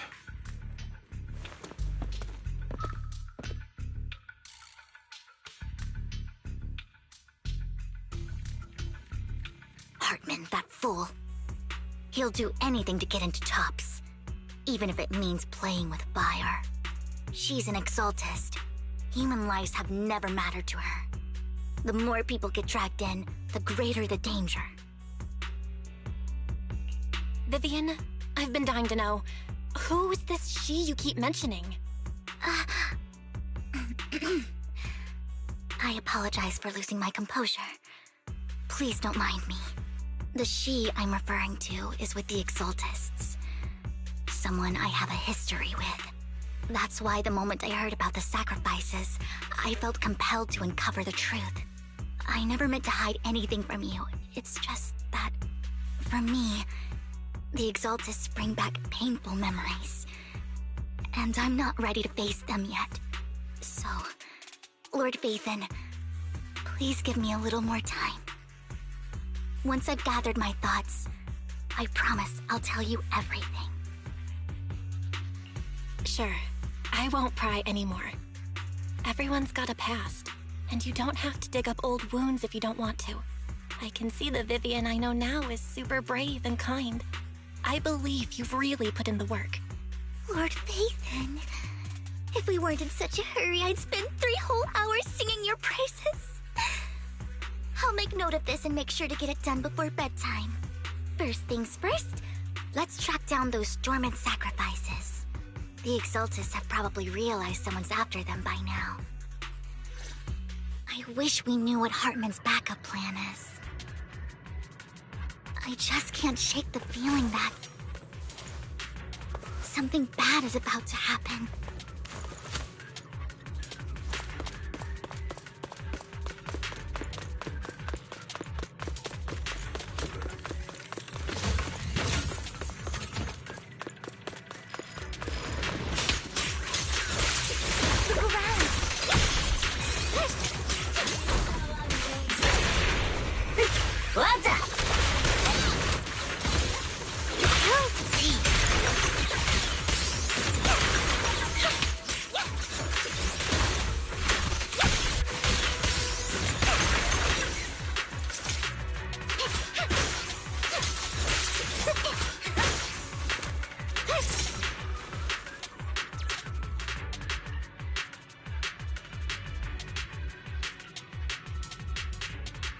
Hugo may have done terrible things, but he had his reasons.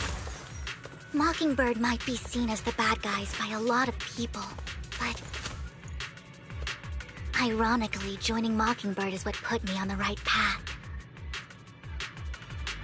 For the first time, I'm needed for more than just my curse.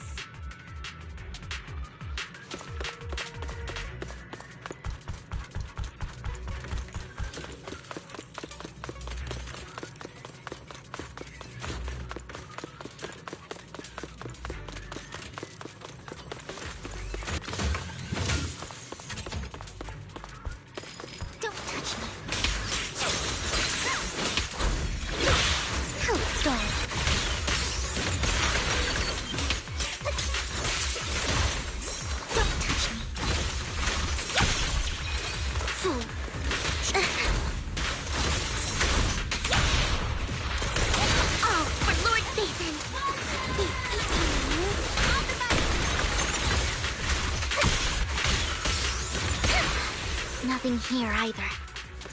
Are we too late? There's someone up ahead.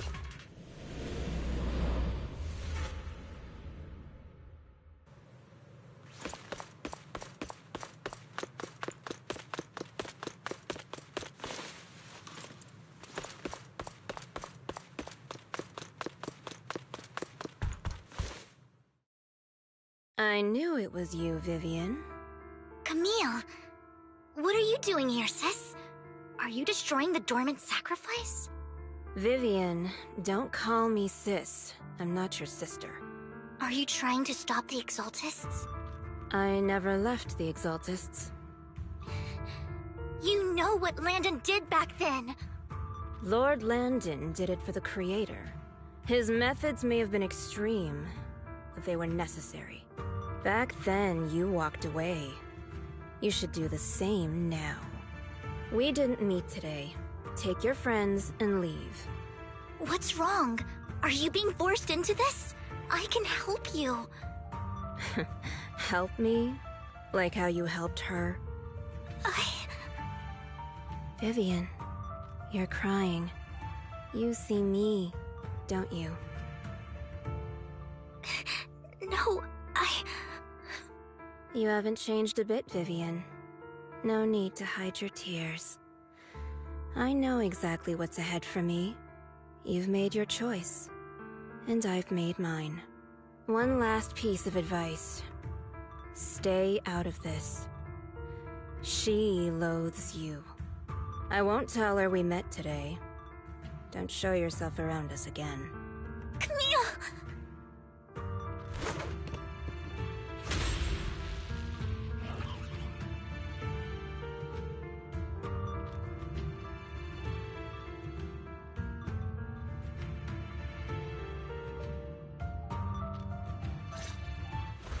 Lord Phaethon, watch out! I'll tell you what that was about later. Let's take care of the ethereals first.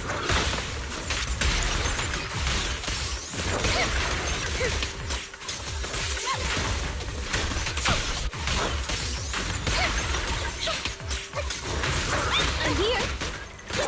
Get away from me! Out of my sight. Notice me, Lord.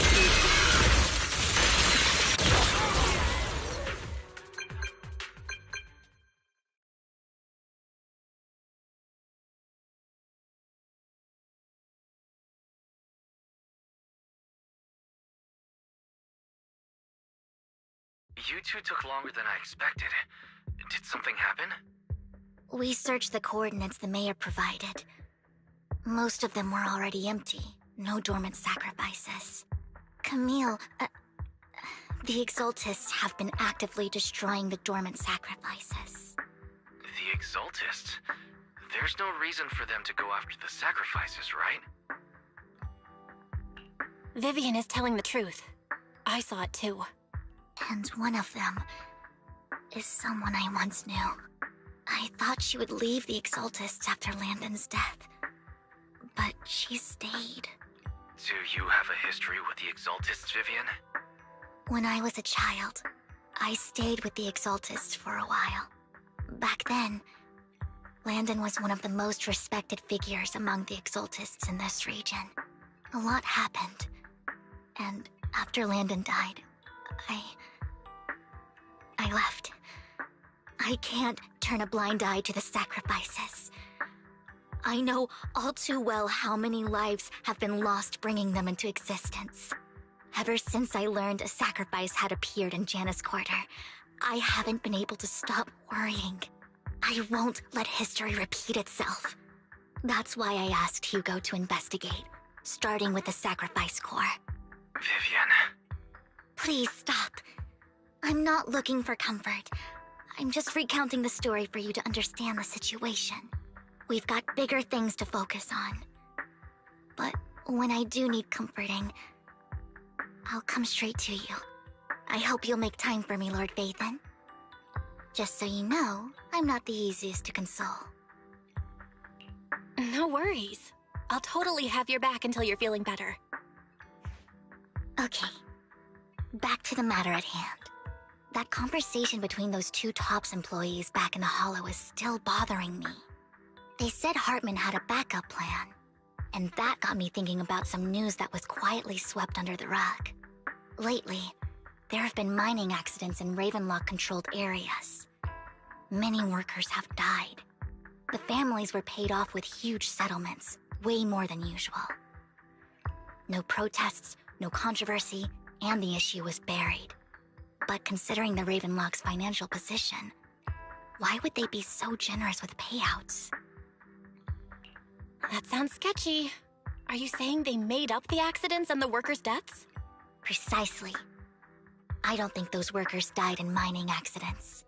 I'm planning to reach out to some old friends, see if they've heard anything about this. Do you have time, Lord Phaethon? My contacts are just near 6th Street. Care to join me? I'm in. Let's go together.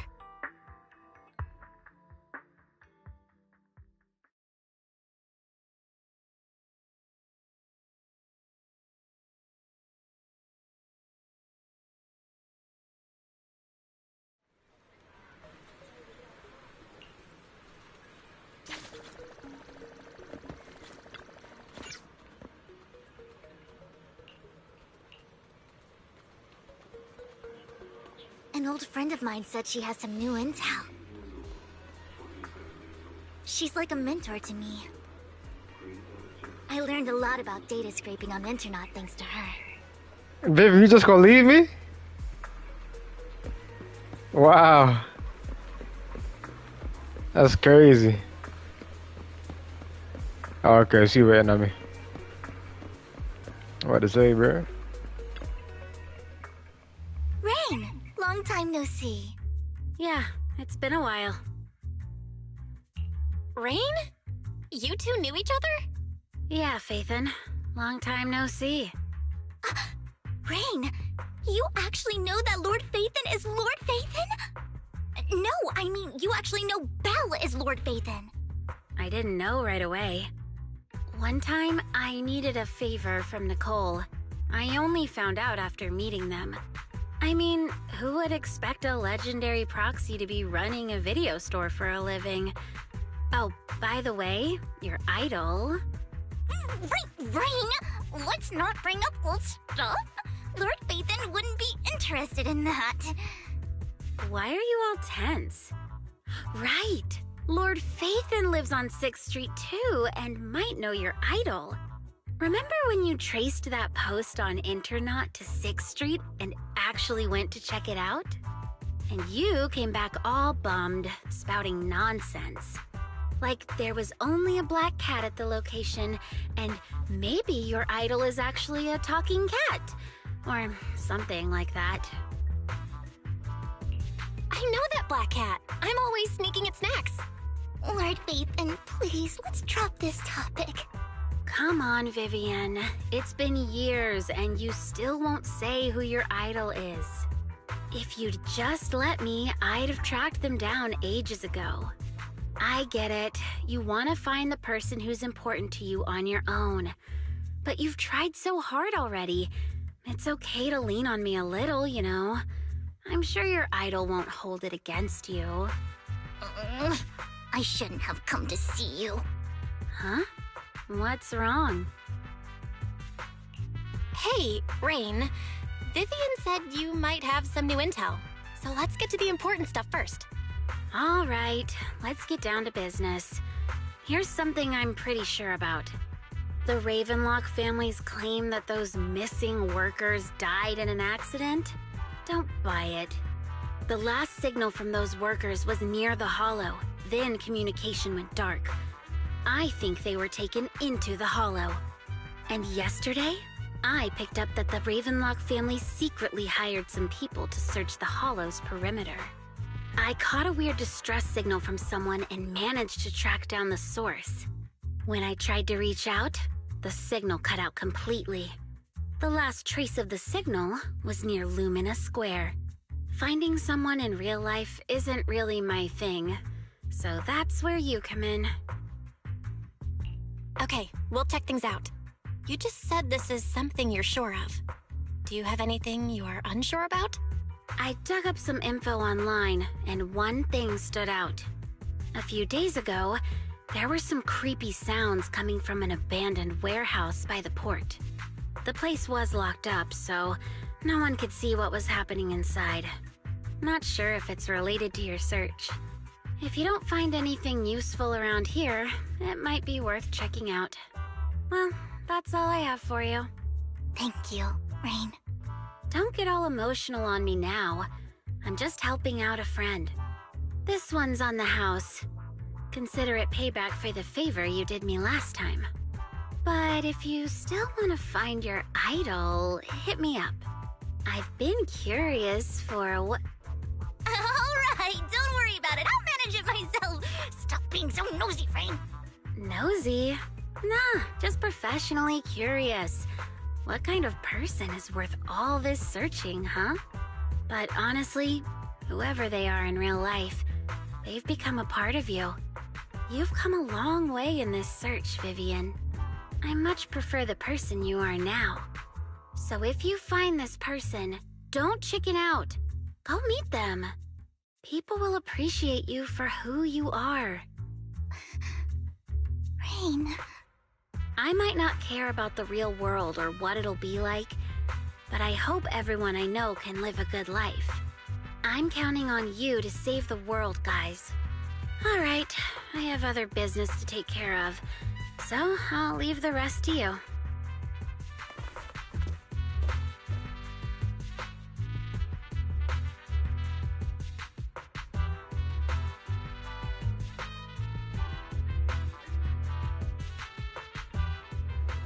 Lord Phaethon, please pay no mind to what Rain said.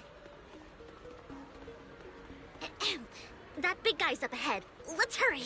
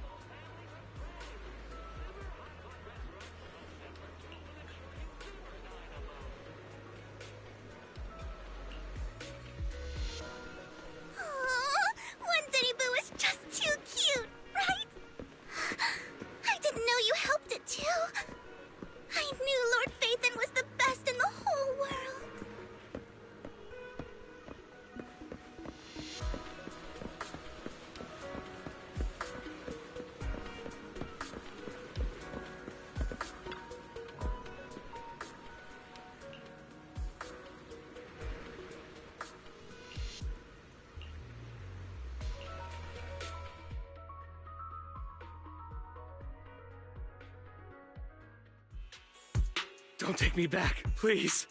I was wrong. I know I messed up. I don't want your money anymore. Please, no. Calm down. Who are you? I won't say anything. Just let me go. I don't know anything. I swear, I know nothing. We're not PubSec, the HIA, or the Ravenlock family. We won't force you into anything. There's no need to be afraid. What do you want from me then? We simply want to know where the Ravenlock family took you and what they made you do. I can't say. I can't tell you. I have a family. They'll hurt them. You never saw me. Please, just stop asking. Don't you wish to see your family? I don't deserve to see them. It's my fault. I was greedy. I did this to myself. But your family must miss you dearly. I'm sure they won't blame you. No, it's my fault.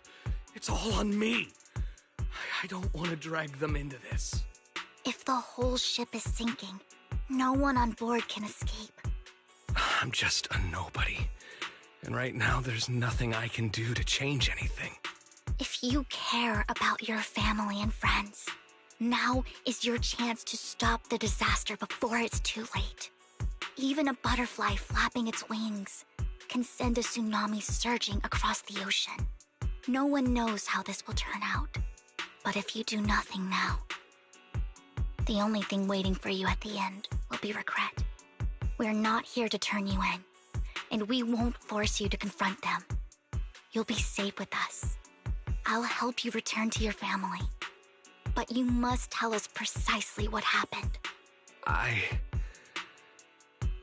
Hartman offered a huge amount of money, looking for workers to go into the hollow to guard something. The money was way too good. We all kind of figured something wasn't right. I thought it was just smuggling or guarding some kind of illegal ether resources, so I signed up.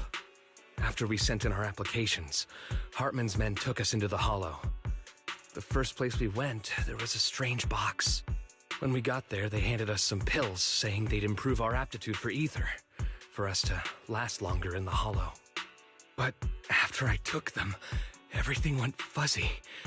Something was definitely off about those pills. When I woke up, I saw my coworkers dead in front of me. And there was blood all over my hands. They said something about me being a good experiment, moved me somewhere else, and locked me up. They wanted to inject me with something. I got scared and didn't know what was gonna happen. But then a blonde guy found me, gave me a carrot, and let me go. So I escaped.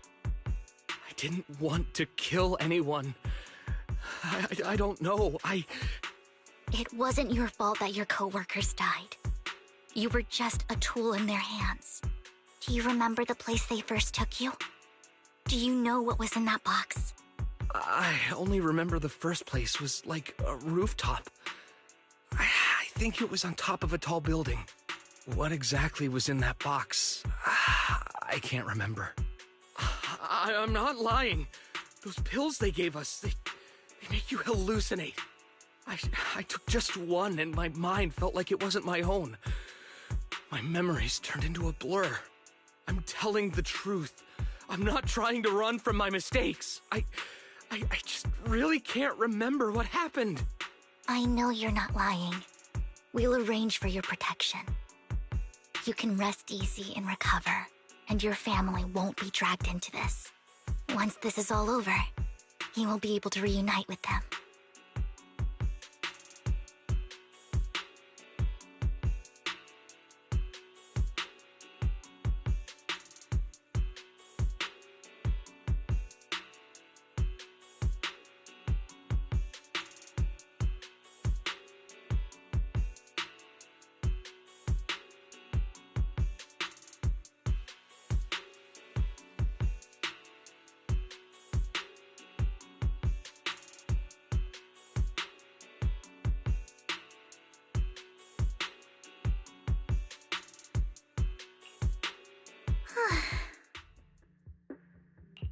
I've been meaning to say this for a while, Vivian. You're just so calm and decisive when things get tough. Totally different from the impression you gave me at first. Actually, I wasn't always like this. I used to run away when things got tough. There was even a point where I just wanted to disappear. As if my very existence was the source of suffering. I wondered. Perhaps leaving it all behind could put an end to the pain. Whoa. It's hard to imagine you like that. I mean, you had this super intimidating vibe when we first met. Well, I was on a mission at the auction when we first met. And just as Rain said, I've come a long way from who I used to be. Speaking of Rain, it's still wild to me. I never thought you and I would have mutual friends. And you even know one Denny Boo. Can you believe we might have passed each other so many times without even realizing it? Enough about me. Tell me more about you, Lord Phaethon. Where have you been? And what have you experienced? Looking back, I feel like I've been through a lot lately. My brother and I even lost our Phaethon account. Oh, everything started when the Cunning Hares took something from the Red Fang gang.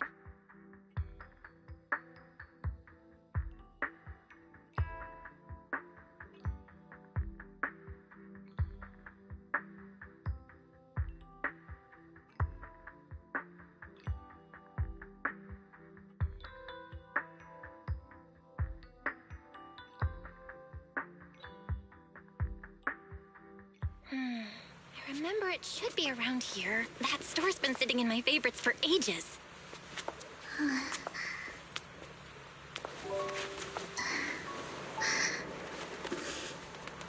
Lord Phaethon! Huh? What's up? I've seen that black cat on 6th Street. That harmonica in the outer ring you mentioned. I've heard it before, too. I've even been to the monument outside Hollow Zero. But none of that was a coincidence. It was me.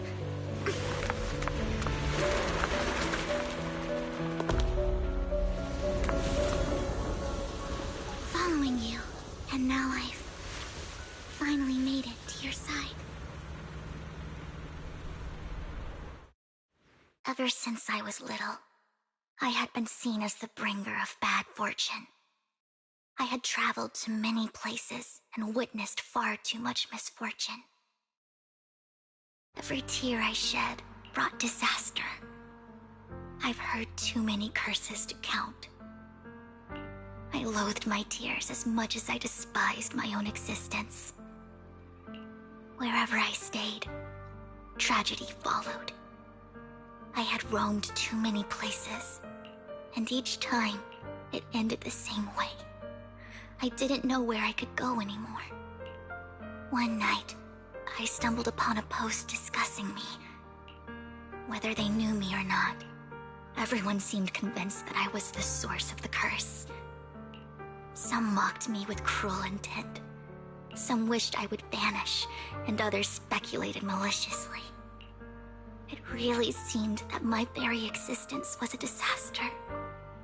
In that moment, as darkness enveloped the city, I saw lights flickering to life all around New Eridu. So many lights, and not knowing where to go, I thought, if only I could disappear into those lights. I made up my mind, and right then, my phone rang. I decided to take one last look. I wanted to know who left me my final message from this world. It was you, Lord Phaethon. Wait, really? Me? Yes. And I checked with the other Lord Phaethon. You were the one using the account at that time. But I know you probably don't remember it. After all, it was just an ordinary day, with an ordinary post and meaningless comments online. But for me, it was the night I finally realized where I could go. I wanted to walk the paths you had walked, see the sights you had seen. And then, one day, share it all with you, face to face. What did I even say in that comment? I can't remember off the top of my head. Well, you'll have to figure it out for yourself. I'm not telling you. Huh? No!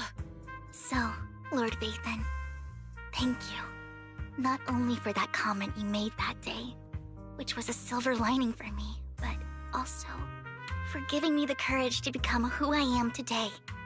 The Vivian standing right in front of you now, Lord Vathan. I truly like who I've become.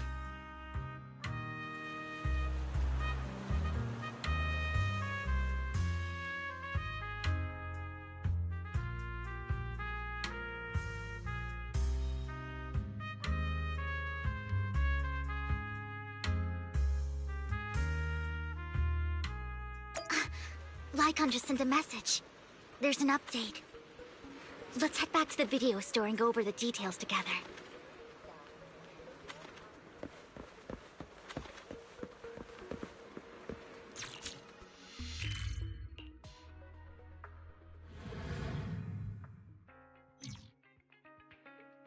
Belle, you're back. Lycon told me he wanted to meet up with us online to discuss things when you returned. I'll call him now. Master Proxy, Miss Vivian. The gentleman Rena brought back has stabilized and calmed down now. Based on his account, we've identified where Hartman is hiding the core. He also mentioned that Hartman plans to trade the core with a group of people. We suspect that this group consists of members from the Exaltists. I knew it. Now that we have the location, it would be splendid if we could seize the sacrifice core before they do. Precisely. We hope you can head to the location as soon as possible to secure the sacrifice core. We've got this. I have other matters to attend to, so I'll leave the retrieval of the sacrifice core in your capable hands.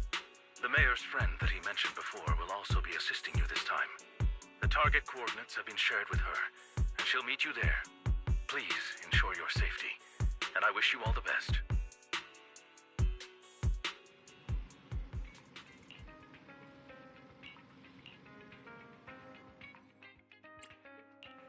Asset confirmed. Pick me, and I promise you'll earn big.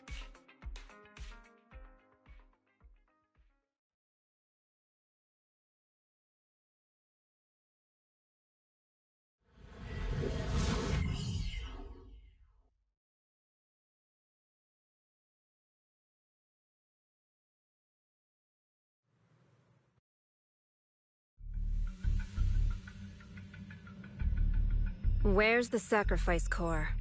Camille, you really think I'd stroll around with something this important? Plus, even though the Ravenlocks and the Exaltists have been working together for ages, I've hardly even met Lady Dina. I'm the one offering the sacrifice core here. I'm curious what Lady Dina's got lined up for me in return? I'm just here to verify that the core you mentioned is real. Once that's sorted, Lady Dina will give you a proper response. Our partnership isn't just talk. We need to be sure you have what we need before moving forward. Sure thing. I'll take you to where I keep the core. Once you verify it's legit, have Lady Dina come over. We'll lay everything on the table face to face. All right. Lead the way. It seems Hartman is trying to bargain for more. What a greedy and insatiable man. It's just that... why would they only send Camille for something as important as the sacrifice core? And I can't shake the feeling that Camille doesn't want Hartman and Dina to meet. Why is that? Who's this Dina he just mentioned? Is she the leader of the Exaltists? Kind of. Lord Vathan, I really think we should hurry. We must get to where Hartman keeps the core before anyone else does. I've got a shortcut planned, but there are gonna be ethereals along the way. I'll let you handle them, Vivian. Don't worry, Lord Vathan. You're in capable hands. I'll ensure your safety.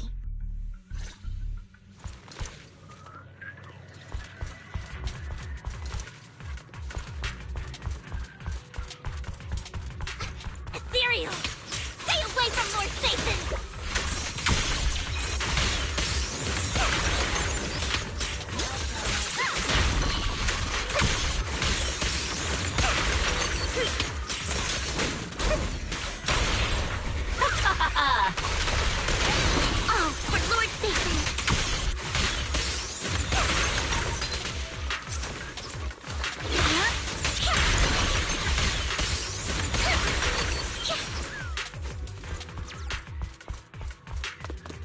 Looks like Hartman's trying to negotiate for more leverage.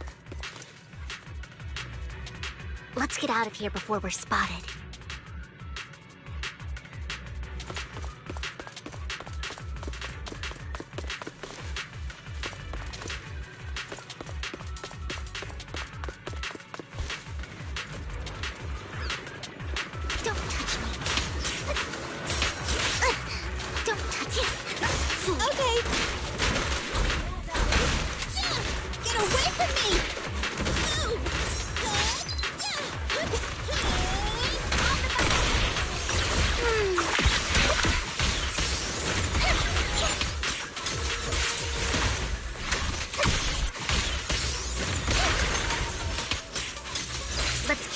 Lord Phaethon.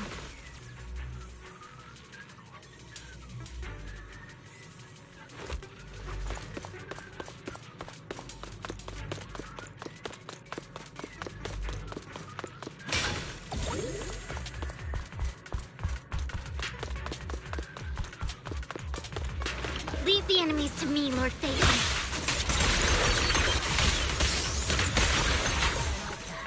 Ambush! Don't touch me.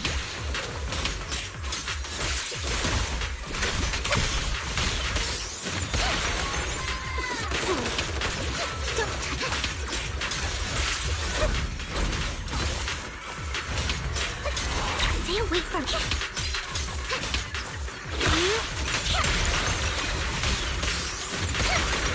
Stay away from me.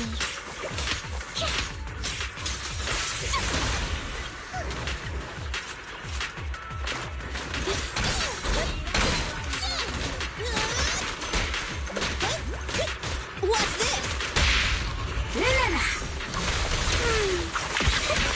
Let's try a different move. They're still over there. It looks like they're arguing. This is our chance. Let's hurry.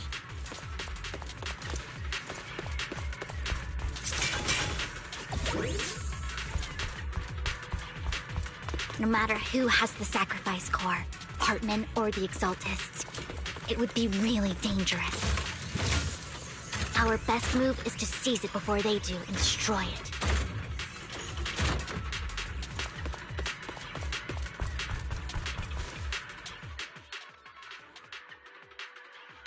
Hand over what's in the box. Or we do this the hard way. You sure talk big, little girl. Let's see if you can get past me first. Let's try it differently. Hey, let's hurry and secure the sacrifice core.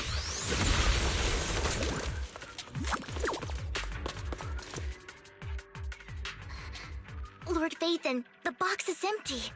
So Hartman never kept the core here to begin with? How did you even find your way here? Where's the core in the box? What did you do with it?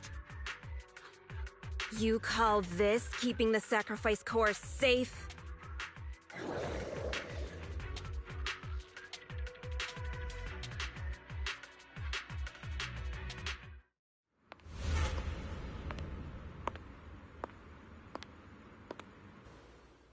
Vivian, it's been ages. Dina! Oh my, you actually remember me. So sweet. Look at you, thriving. I thought you'd totally forgotten about our past. So, tell me, do you ever dream about the people you've killed? Are they crying in your head all night? Back then, I had no idea. You had no idea? While you were soaking up all that love from your daddy and everyone else, you had no idea what was going on? I wasn't...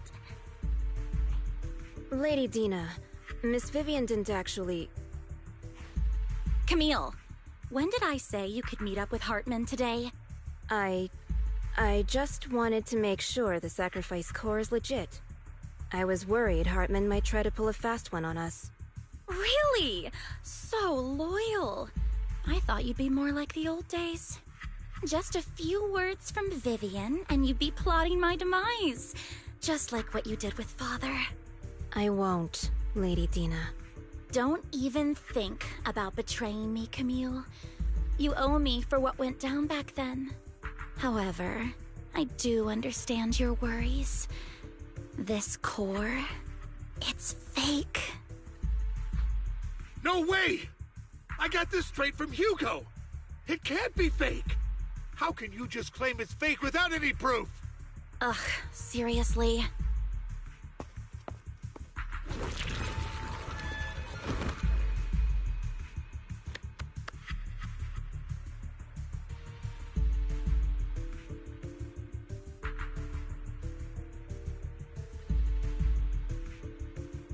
The sacrifice core can max out the ether particles within human bodies in no time at all. But look at your little subordinate. How uncouth. He's making noises like some animal. Can you shut him up? So annoying.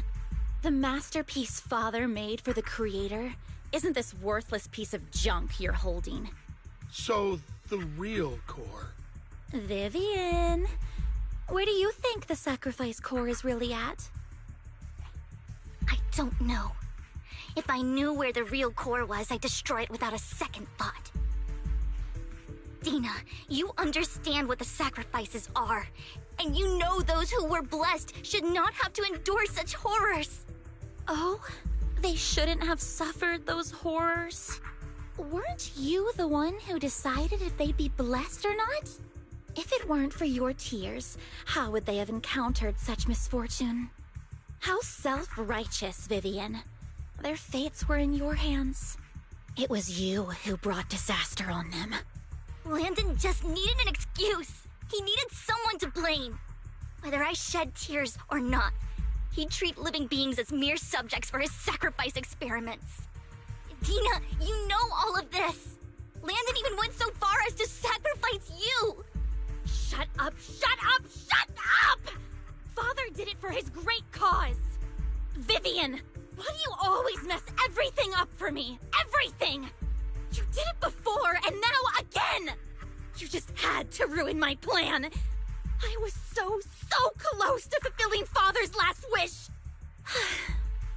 If you don't give me the sacrifice core, be prepared to become food for the ethereals. I told you I don't have the sacrifice core. Otherwise, I would have destroyed it already. Lord Phaethon, find the right moment to retreat. She can be quite unpredictable when her temper flares. Oh, really? You don't have it? Then I suppose there isn't a reason to keep you alive.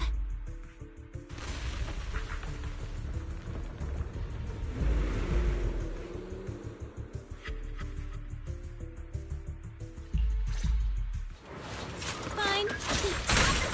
More ethereals are coming.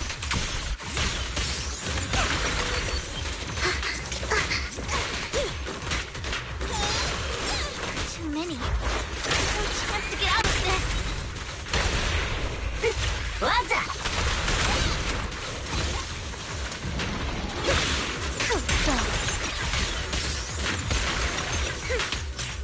Okay. Oh, for Lord Phaethon.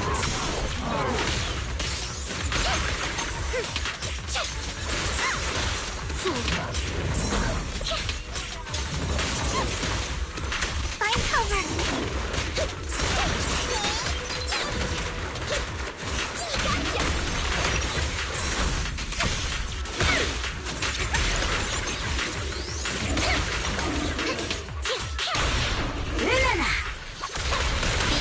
Stay away from Lord Phaethon! There are so many.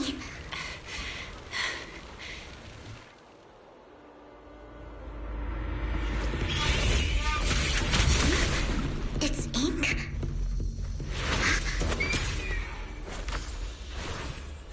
Shun Palace, good fortune, closed gate, safety.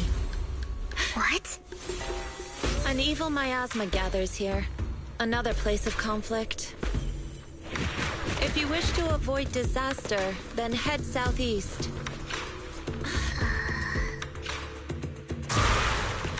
Now! Thank you.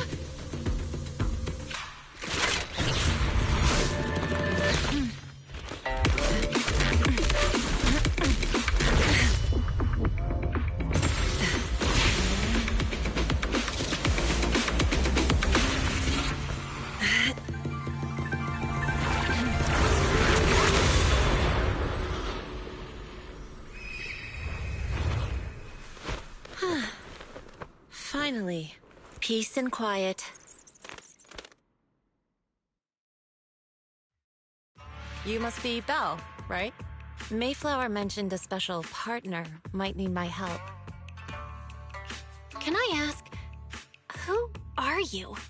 I'm the 13th generation master of IAMQUEEZY Summit. You can call me Yixuan.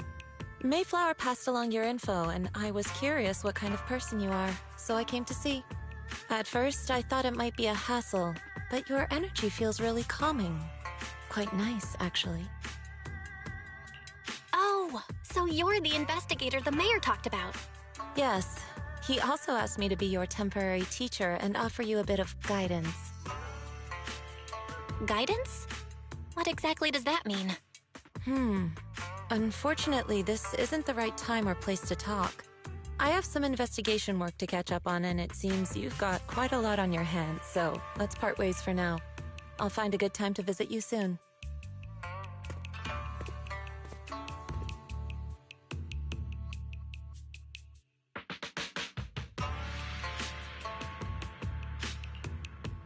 I'm so sorry, Lord Phaethon.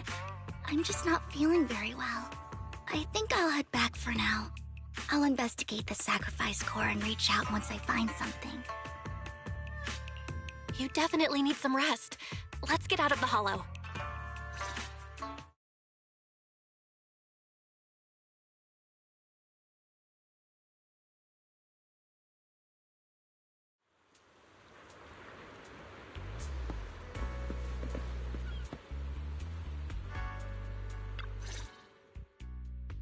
Lord Phaethon, are you going to rest now? I'm not in a hurry to get back. You've been kind of off since we got out, and it's got me worried. If something's bugging you, just spill it if you want to. I'm a pretty good listener, you know. I didn't mean to keep my past from you, Lord Phaethon. When I was little, people thought I brought misfortune, so no matter where I went, no one wanted me around for long. Then, one day, Landon adopted me and brought me to the Exaltists. There, I met Dina, who was so kind to me, treating me like a dear sister. She told me her father, Landon, was a great man who'd one day make everyone stop fearing the Hollows, so all life could live freely inside and outside of them. Dina helped Landon pick people for the blessing, and everyone in the Exaltists respected her greatly. Those who received the blessing would have a better ether aptitude, allowing them to enter the Hollow freely without fear of sudden disaster. Back then, Dina would chat with me every day, always about the Exaltists and her father. But things between us shifted when Landon asked me to step in for Dina. Landon told me I didn't only bring misfortune, and that if I listened to him, I could actually help people. After that, he'd take me to meet people, and if I shed tears, he'd give them a blessing medicine. Those who got the blessing could dodge calamities. At first, I was ecstatic, thinking I could help others. I shared my joy with Dina, but that was when she started to pull away from me. The blessing medicine. Please tell me that wasn't the sacrifice serum Bringer had. Yes. To be precise, it was an early version of the sacrifice serum. Landon's medicine wasn't stable. The medicine Landon developed could boost abilities quickly, but also sped up the development of ether corruption. In the end, most people turned into ethereals, and a few became sacrifices, losing all human consciousness. The ethereals were killed while the sacrifices were given to the higher-ups of the Exaltists. The Exaltists wanted the sacrifices to hold human consciousness, so Landon's medicine was seen as a failure, and he gradually lost influence within the Exaltists. One day, I saw Dina, and tears streamed down my face. In a bid to save his reputation, Landon decided to let his own daughter receive the blessing. I had always thought that getting the blessing was a good thing, until I saw terror in Dina's eyes that day. That evening, I broke Landon's rules for the first time, and followed him out of the Exaltist's residence. I trailed him to the Hollow, where I witnessed someone who had been blessed becoming corrupted. In the end, that person became an ethereal. Then, without hesitation, Landon killed him. Before Landon returned, I went back to the residence and snuck into his study. And there, I uncovered the truths I just told you. And just a few days later, it was time for Dina to be blessed. I wanted to save her and stop anyone else from getting deceived. So, that day, I told everyone present that Landon should be the one to receive the blessing, not Dina. At first, Landon argued, and no one believed me. But, in front of them all, I looked at him and let my tears fall.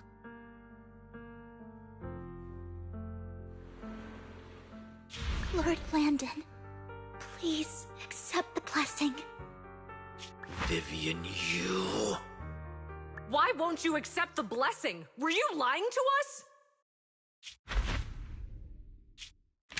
Ungrateful fools! You have no use anymore! Liar! Run! Run! Dina! Dina, wake up! We have to go! Vivian? What's happening? Listen to me! Lord Landon's so-called blessing isn't...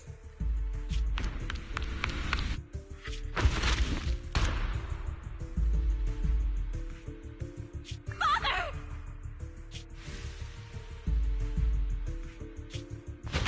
No, I was just... Mom, I want to go home. It's got nothing to do with us. This is just what happens when you don't accept the blessing. Vivian, was this you? Dina, I just didn't want you to accept the blessing. Everyone who does ends up... I just don't want to lose my father. You knew? If you knew what he's done, you... He's my father. He's all I have. Stop being self-righteous, Vivian. You only ever bring misfortune.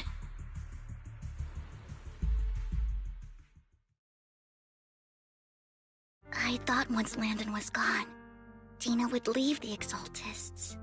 I never expected her to continue his research, or that Camille would stay. Camille lost her entire family in a hollow disaster, so she's always supported the Exaltists. She's not a bad person. She's just someone searching for hope. She joined the Exaltists very early on, and even watched Dina grow up. That day, she was just so desperate to save Dina that she... All these years, she's been following Dina, taking care of everything out of guilt, I think. But I didn't just fail to save Dina. I trapped her. I see misfortune approaching, but I can never change its course or avoid the bad ending. Maybe I really am a bringer of misfortune. No way. You're not the one bringing bad luck. Whatever went down with the Exaltists, Landon used you. As for Dina and Camille, they know the truth, and they just made their choices. The Hollows and the disasters they caused took more than just their loved ones. But not all survivors cling to obsession and hatred like they do. Lord Phaethon. You need to believe in yourself. You're currently resolving the sacrifice crisis with your own effort. I remember you saying you really like yourself now. So what's changed? Yes, that'll always be true. Thank you for listening to my story today. Years have gone by, but I've never had the courage to face all this. Maybe Dina and I were meant to meet today, so I could finally spill it all out. It lightens my heart a little. Lord Phaethon, you truly are a wonderful listener. Whenever you're feeling down, don't hesitate to come to me. I will. It's been such a long day. You must be exhausted. I'll track down the location of the sacrifice core and let you know what I find. Good night, Lord Phaethon.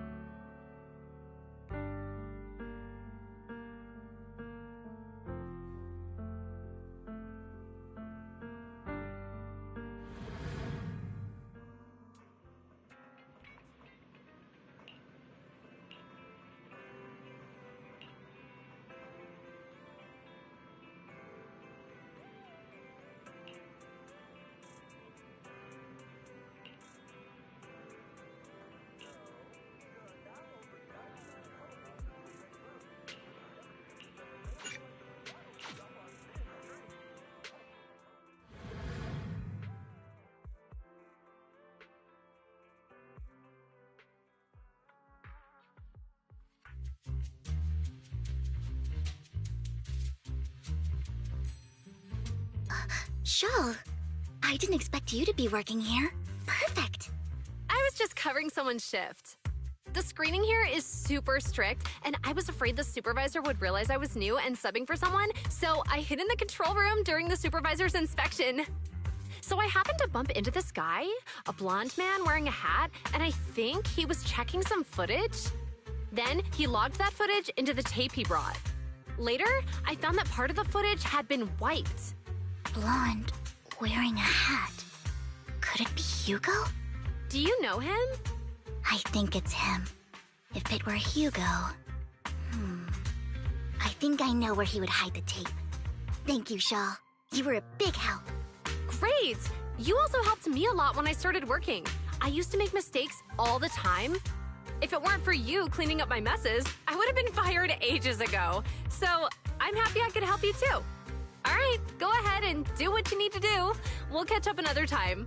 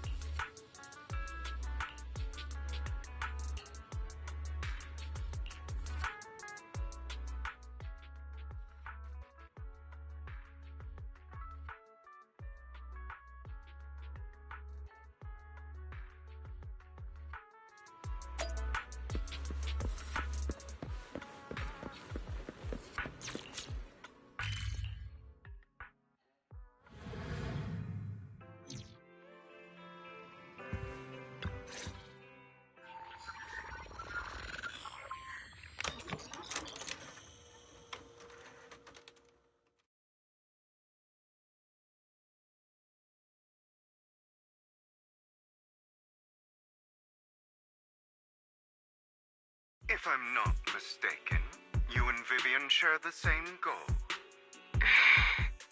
Silence is no good for negotiation. I just don't want Dina to reach a point of no return. Hasn't she already reached that point with what she's doing? The formula for the Landon serum was lost, but a batch survived, and Dina was able to develop a substance that can be used for mind control. She's trying to combine the two to make sacrifices that would obey human commands.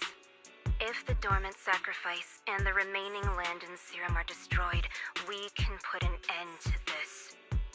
Dina's concoction can't create sacrifices on its own. And the sacrifice core? That belongs to the creator, not her. Although I find Landon's methods despicable, I can't deny that the Exaltists and the creator are leading us in the right direction. I just don't want Dina to spend her life trapped by her father's mistakes. I mean, no offense, but I find your protectiveness rather weird. I will confirm the location of the dormant sacrifice and find the chance to relay the information to you.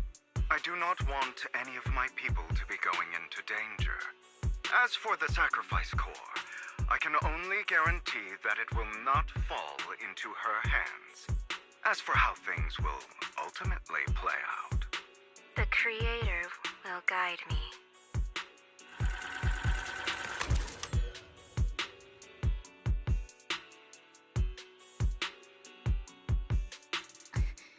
Camille was actually destroying the dormant sacrifice? Now Camille's actions make sense. But why did Hugo never tell us? Hugo... Belle, Lycon said there's something urgent he needs to discuss with us right now. All right, let's patch him in. Master Proxy, I apologize for disturbing you. We have just learned that the Ravenlock family will host a banquet tonight. This banquet is rather special, as they're allowing members of their family to invite business partners to attend. With Hartman at the center of controversy, there are many members of the family who are eager to use this opportunity to replace him. The mayor has been spreading rumors of a young tycoon who inherited a sizable fortune and is looking to partner with a person from an old and influential family. This information has lured a young man named Burton from the Ravenlock family. So, you want me to pose as this tycoon and use Burton to infiltrate the banquet? Correct. And Hartman's study is also located within the venue. I see. Hartman's study might hold valuable information. So, what should I do? You can attend as her +1. +1? Lord Phaethon, please go with me! Master Proxy, it seems Miss Vivian requires your presence, so... Yes, just your presence will help me immensely! All right, then let's go together. I'll send you the time and place for the meeting with Burton. If you encounter any danger, please evacuate immediately or contact me for backup. I hope everything goes well for you tonight.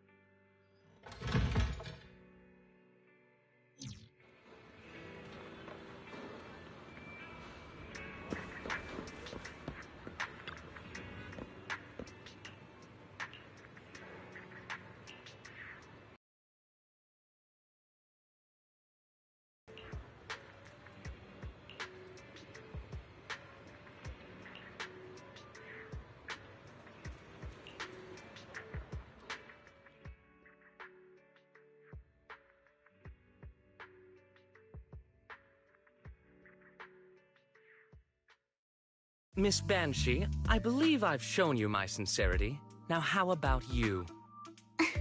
Sincerity? My presence here is a show of sincerity.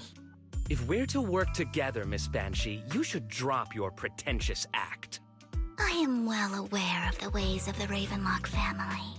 If I were to come empty-handed, I probably wouldn't even be able to make it out the front door tonight. Since I agreed to come with you, and even brought along my most precious companion, does that not show my deepest sincerity? No need for such an off-color joke. Our door is always open for those coming or going. We both know what's what, so let's cut the small talk. I know far more about how the Ravenlock family made their fortune than most here. I am also well aware of why Hartman, despite such a massive scandal, still remains in power. Oh? Do tell. Exaltists, blessing, sacrifice, Landon. Where would you like me to start? How did you know that? No, who are you? Don't be so tense. If I'm not mistaken, it's about time the banquet began. My companion and I are practically famished. Is this how you treat your guests?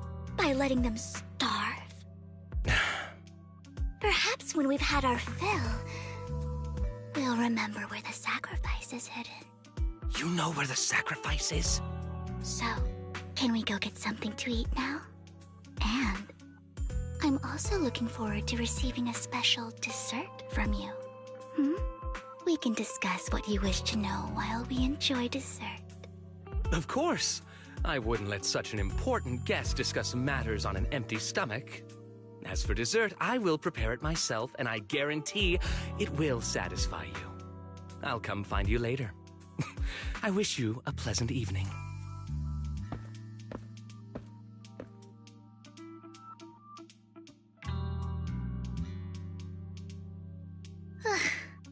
These kinds of people are exhausting to deal with. I really don't know how Hugo used to put up with it. What did you mean by dessert just now? I couldn't really follow. Hugo taught me that bringing up dessert in such situations is a way of telling the other party they need to offer more. Fortunately, that old fox Hartman is terrified of losing power. He's definitely keeping the destruction of the sacrifice and the fact that the sacrifice core is fake hidden from the other family members. Otherwise, Burden wouldn't have been so willing to raise his offer. Lord Phaethon, let's find Hartman's study when the banquet is at its busiest. All right, I've already taken note of the surrounding terrain. Once more people arrive, we'll enter the garden through the door in the corner of the banquet hall. Wherever you go, I'll follow, Lord Phaethon.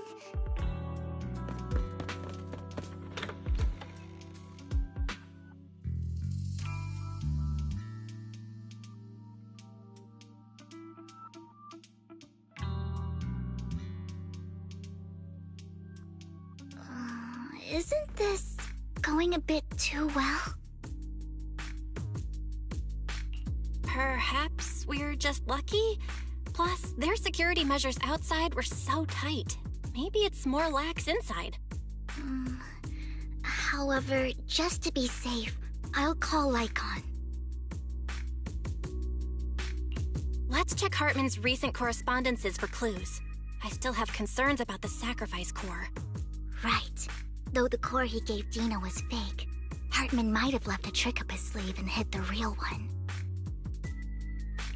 Then let's split up.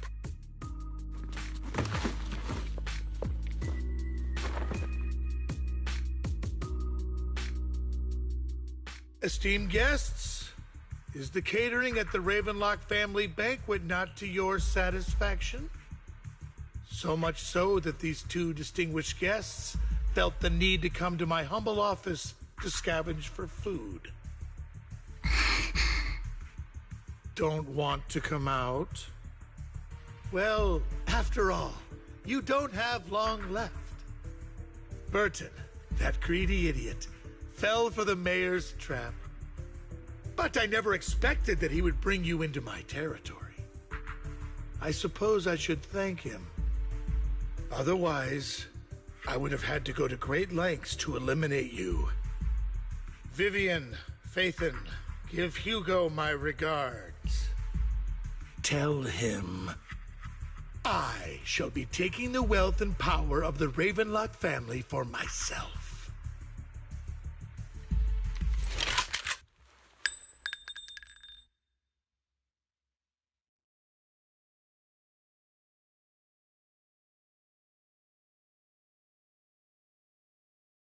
The bullet? How? Dear uncle, why must we be so distant with one another? You can just tell me what you want to say directly. Hugo! Impossible! You're... Uncle, you must know a Ravenlock will never stop until they get what they want. Did you really think I would be defeated so soon? When I have yet to trample you into the dirt. You filthy bastard! You only know how to resort to these petty tricks! Petty tricks?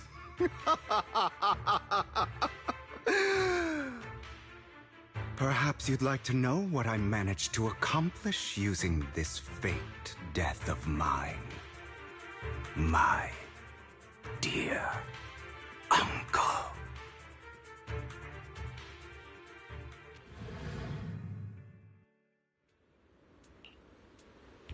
Faking my own death.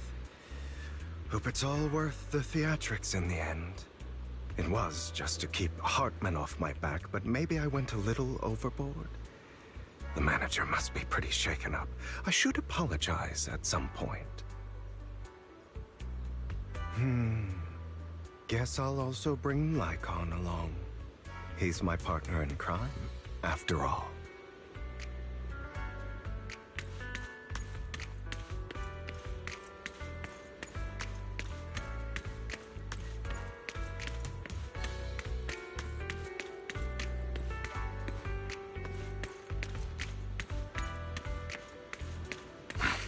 You're late. So strict. Spare me a moment to catch my breath, will you?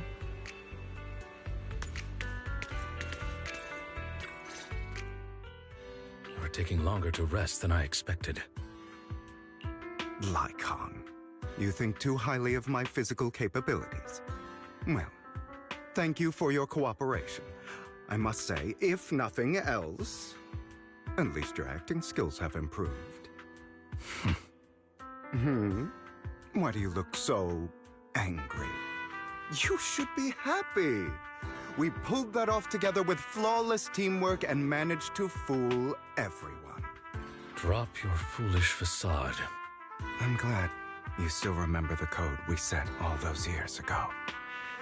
And thank you for ensuring your sleight of hand didn't deteriorate.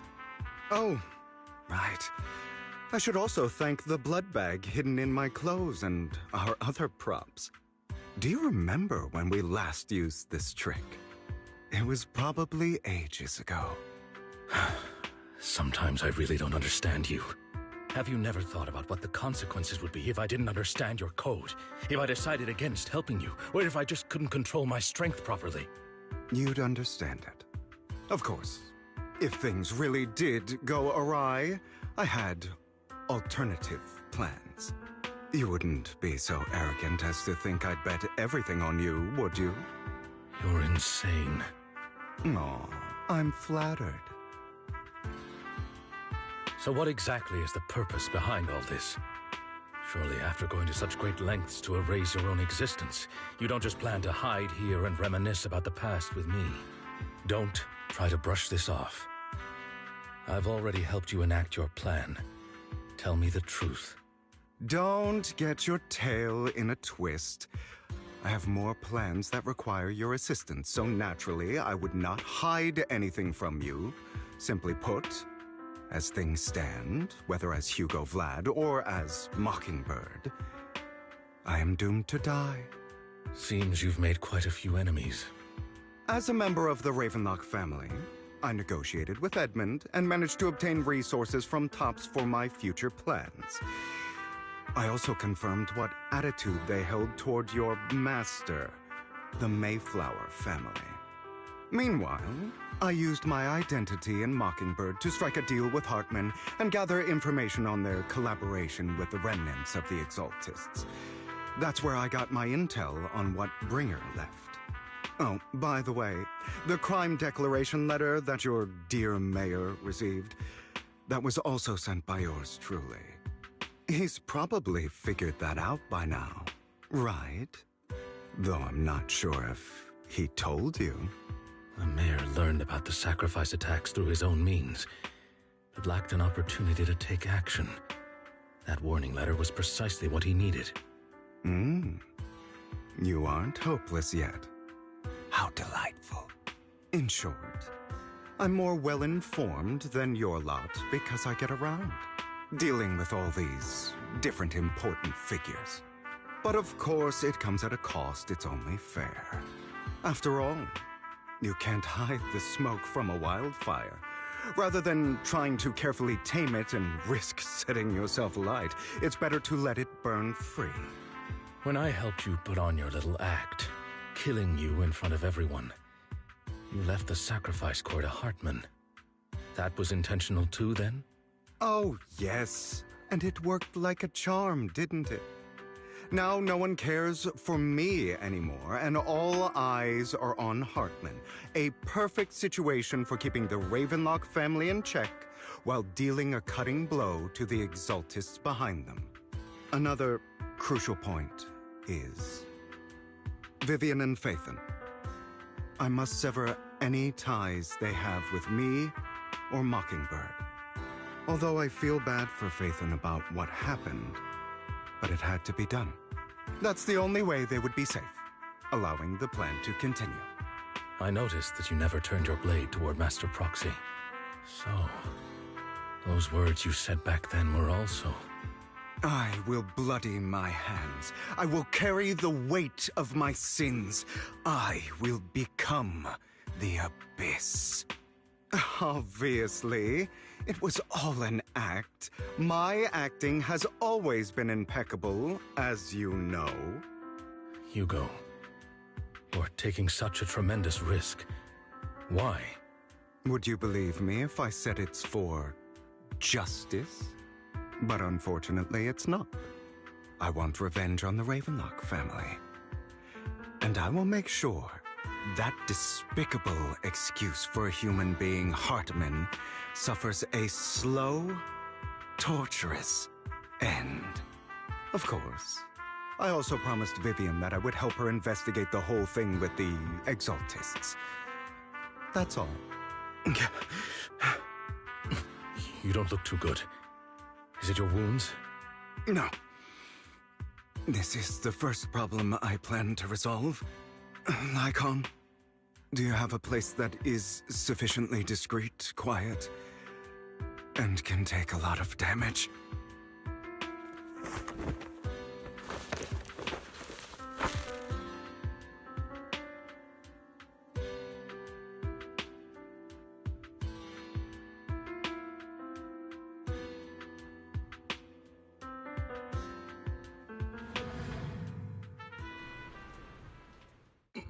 What exactly are you doing? Don't look at me like that. If I didn't have to do this, I wouldn't. Hartman recently obtained a bizarre substance, most likely from those crazy Exaltists. After use, it allows control of the victim's mind, to some extent. You were dosed with it? To be more precise, Lycon, I deliberately allowed Hartman to put this drug in my cup to facilitate our previous collaboration.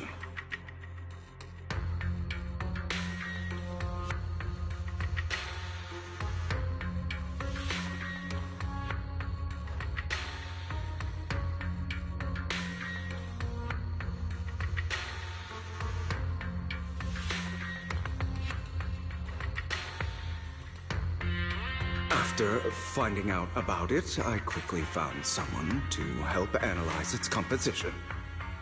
The good news is he gave me a very low dosage, perhaps because he was afraid I might notice. There's a different medication that can delay its onset, preventing me from actually being under his control. I simply need to put on a show in front of my dear uncle. The bad news is that currently there is no antidote. When I delay those effects, however, they will accumulate and erupt when my body reaches its limit. It may even break my mind. And that's exactly what's happening now. I need to endure those accumulated consequences. So, I will lock myself in this room for however long that takes. I've tied my limbs to prevent me from smashing this place or accidentally hurting myself. Anyway, after you leave, do not open this door. This is advice I received from it. So, I can't.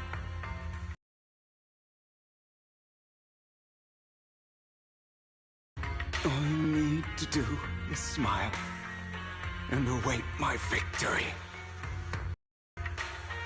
And you never will. Well, time is short. Let's begin.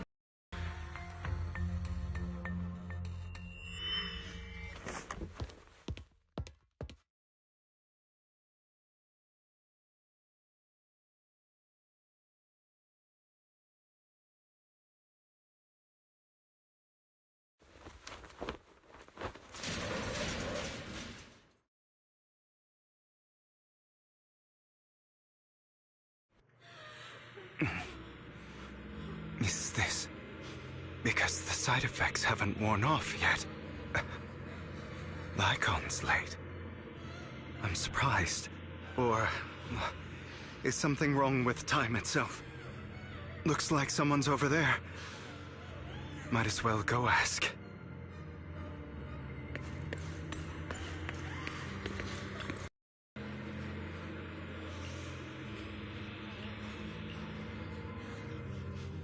It's all your fault.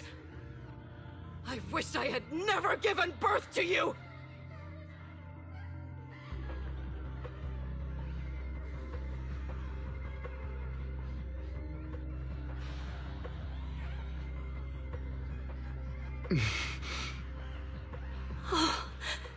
Everything will get better if you just die, right? If you die, he'll come back. We'll have another, more perfect child. One who will inherit the Ravenlock family bloodline. Then I'll be able to escape this pain. So, Hugo, for the sake of Mommy's happiness, just die, okay?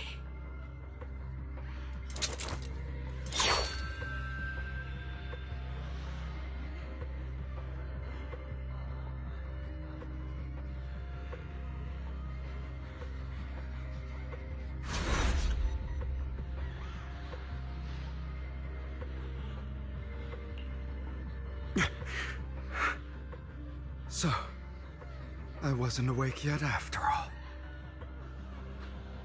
That's because you don't want to wake up again. Who are you? I am you. Hidden deep within your heart. Your most true self. You want to kill her, don't you? Your so-called mother.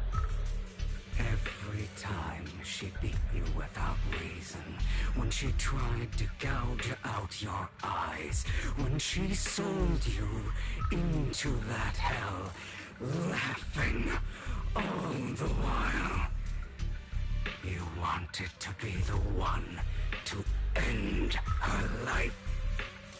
Why not admit your hatred? As you are, you can hunt her down and make her pay for the living hell of a childhood she made you suffer.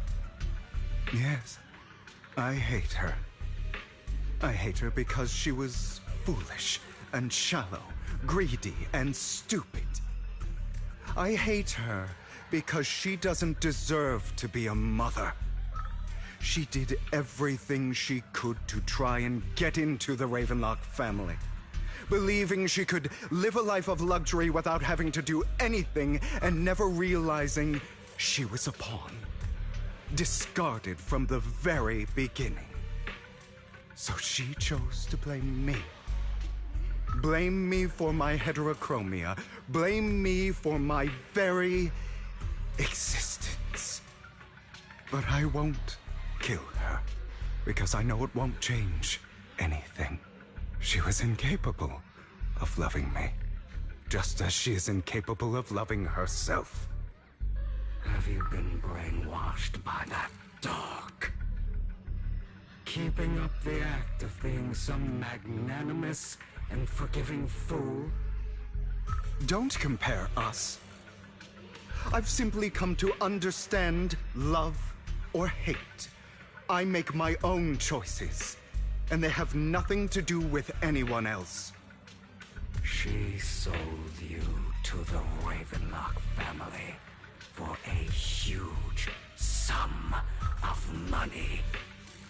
She used that money to start a new life without you. While she was indulging herself, you were going through hell in the Ravenlock Manor. Does it not torment you? Do you not feel the hatred? Do you not want to demand answers? Kill her. Only by killing her can you be truly free. For a long time, I thought the same way. But now, well, I want to make a different choice. Stop lying to yourself. You never had a choice. This weak-minded thinking will only lead you to failure. Like before, you'll be nothing but a worm, trampled into the dirt by those so-called elites. Do you still not get it? This is how the world is, and always has been. Hesitate and you'll be the victim. If you don't grab your knife first, you'll end up being on the other end of the blade. If you want to change anything, you must first become the one who makes the rules. Just like that woman. The only reason she could treat us that way was because we were weak. So listen to me. Find that woman, kill her, and prove to this world your strength. It's what she deserves. Why forgive them?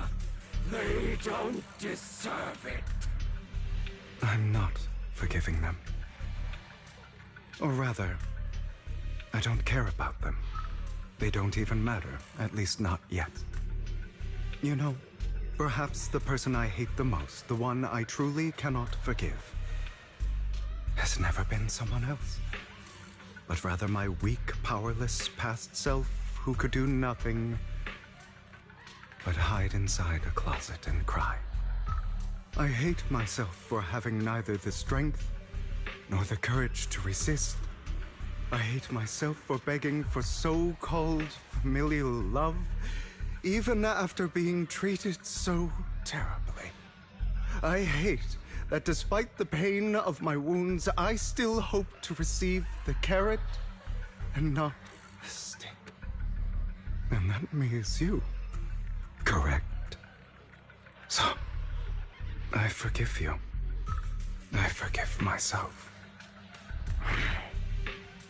You'll regret this, fool. words mean nothing.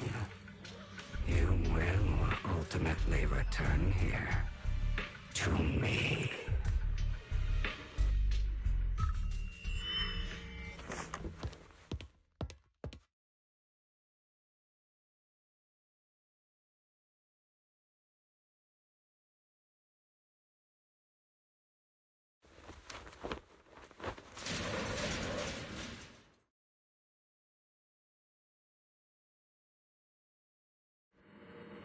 I see. This is still an illusion. I wonder who's going to show up this time. Brother! Hugo, let's play hide and seek! I'm already hiding! You'll find me, right? Like you always do! Serena.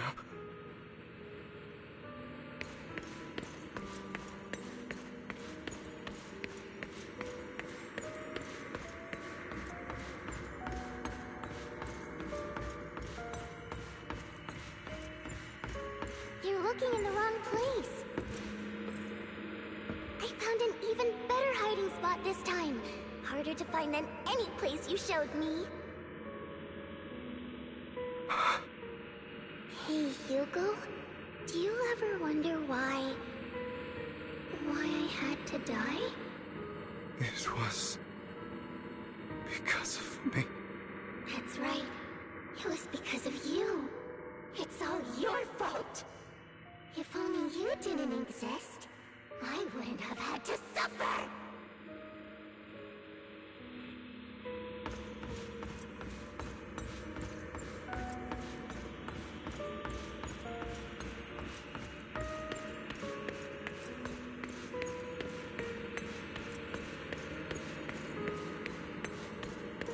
Still looking in the wrong spot. I can't believe you still haven't found me after all this time. Have you forgotten about me? I haven't forgotten. It's okay. I'll forgive you. I'll still be nice to you, just like before. I was the only one who was ever nice to you, wasn't I? Yes. Then tell me, why do good people always suffer?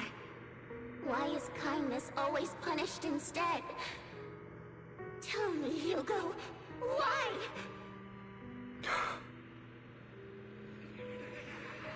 Hugo, are you lost? Go back the way you came. I left you a surprise there.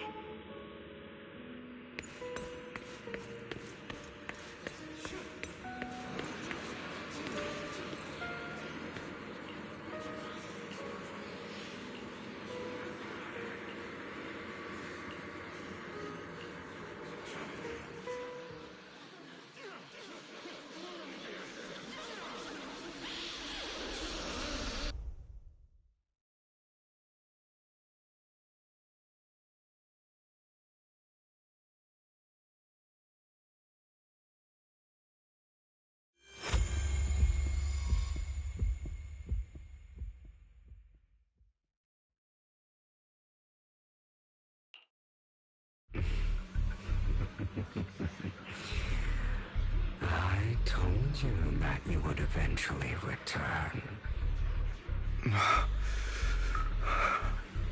We meet again, my friend. I told you, I am you. The side of you that you've always tried to deny existed. Of course. I know. This time it's about Serena. Right? Yes. Your half-sister. And the only child in the Ravenlock family who was kind to you. Unfortunately.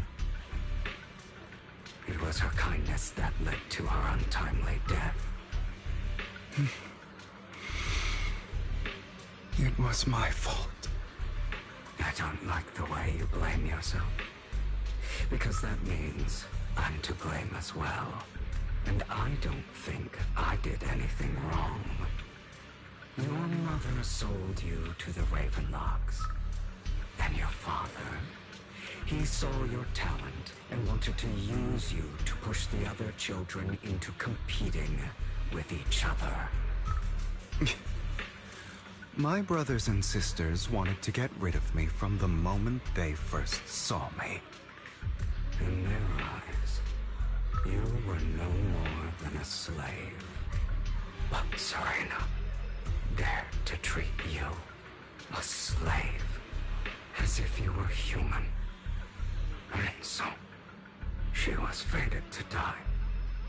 They tried to kill me many times, but I was careful, and they did not succeed. So they killed Serena, who was weaker, an easier target, and pinned everything on you. Serena died in your place. Those cruel brats thought that by reporting this to Father, they could use it to get rid of you, a rival who threatened their positions.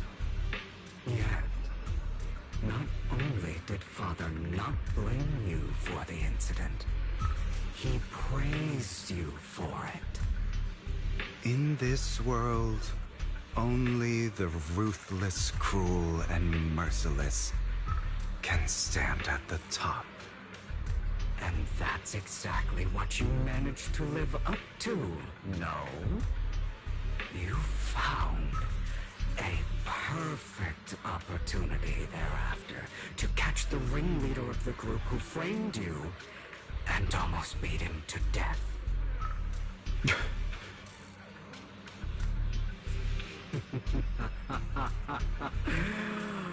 Oh, you should have seen the expression on your face back then. Oh, crazed and manic with utmost delight. I don't remember that.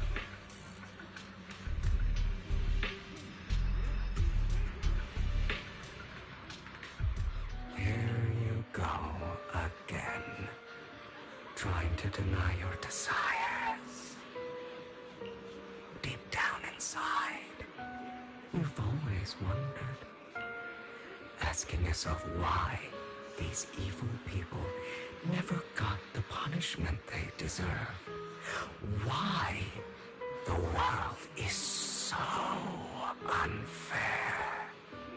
Don't you want to rip them to shreds?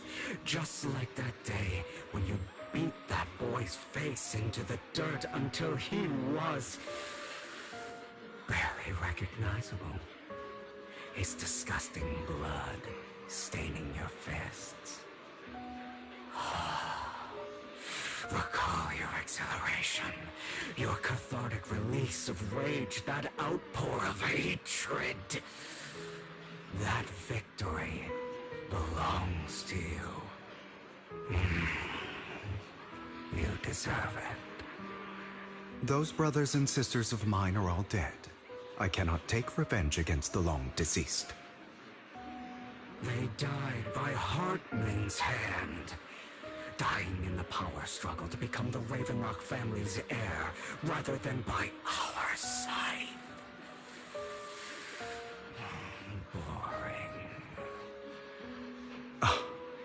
Boring. I find it hilariously ironic. Children who would murder their own kin for scraps of power dead at the hand of their uncle who followed their example. Is that not karma? Power struggles pitting kin against each other, betrayal, suspicion, and hatred between people of the same blood. It's like a curse written into the Ravenlock family's genes. Laughably stupid. Don't forget, my dear, that the same blood flows through your veins.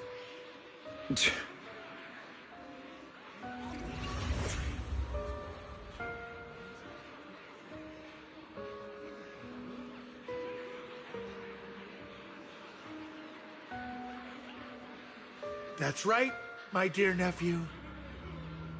No matter how much you deny it, the blood of the Ravenlock family flows through your veins. Survival of the fittest. Only the strongest deserve to live. Only the strongest deserve to rule. This is the path of success that has led the Ravenlock family to victory countless times. A blessing and a curse etched into your flesh and blood. As long as you live, you'll never escape the mark of family. You are destined to one day become someone like me, like your father.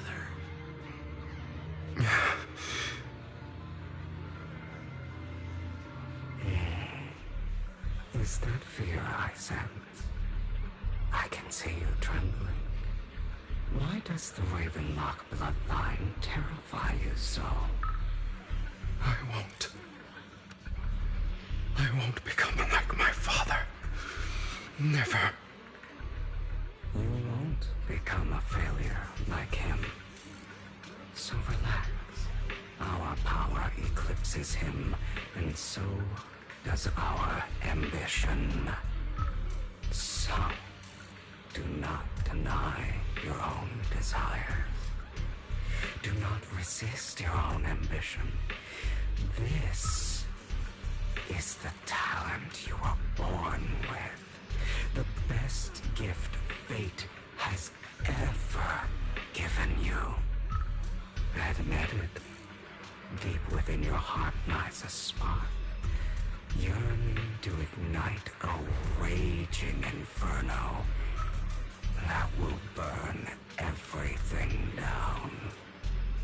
And I am that spark.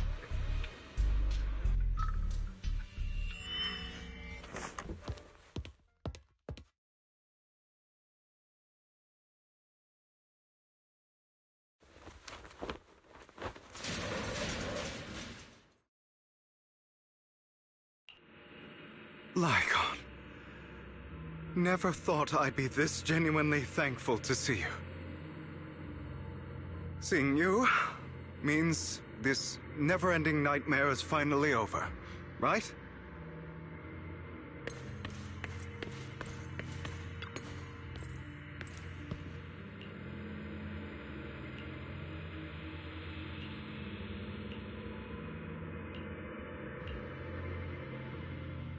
I don't want to hear something like that from you. You have no idea what that man, my father, is really like. A person who stops at nothing for their own interests and ambitions. Just like what you're doing right now. And what do you think I'm doing this for? All of this was part of your plan. You knew where the Ravenlock family was going to be, so you set Mockingbird's target there. To seek revenge, you plotted to assassinate your own father, but he was too vigilant, and you failed. After almost being assassinated, your father was furious and locked everyone in the hall, but was unable to find the assassin. And what a coincidence that a hollow disaster just occurred in the vicinity. So he used it to eliminate all the unfamiliar faces there, turning them into victims of the Hollow, an easy feat for the Ravenlock family. So, the one who killed innocents was my father, not me. You knew what choice an extremist like him would make, and you used the chaos to once again attempt an assassination.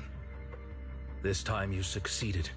You killed your own father at the cost of innocent lives.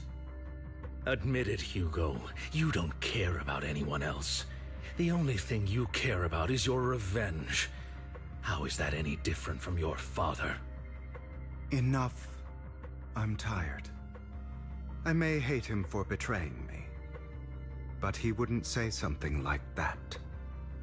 What? You aren't Lycon. You're the other me, hidden deep within my heart.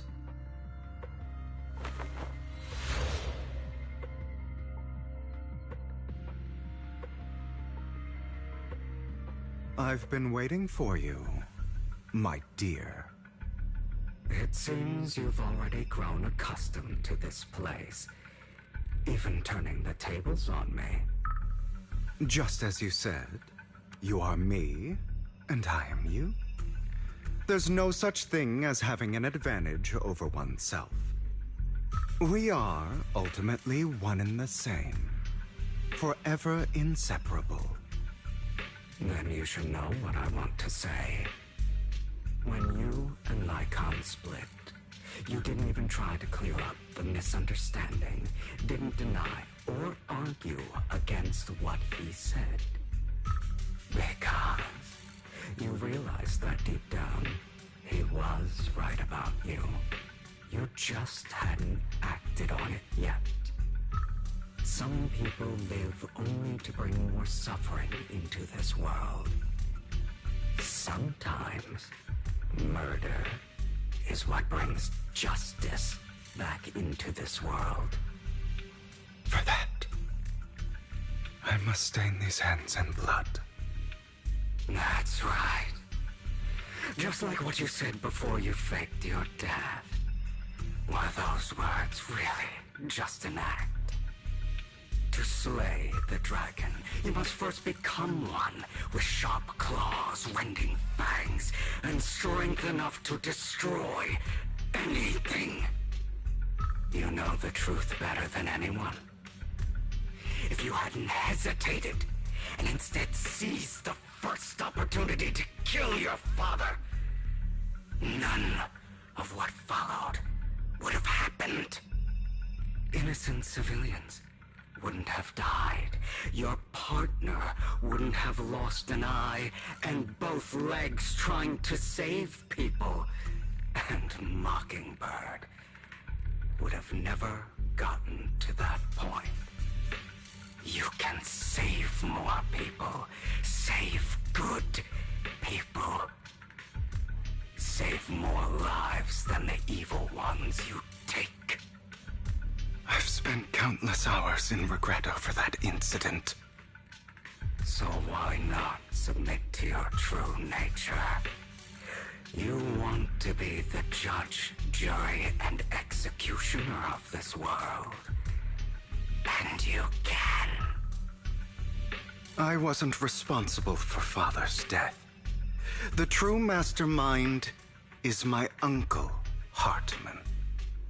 His schemes to kill the head of the family were all so he could take control.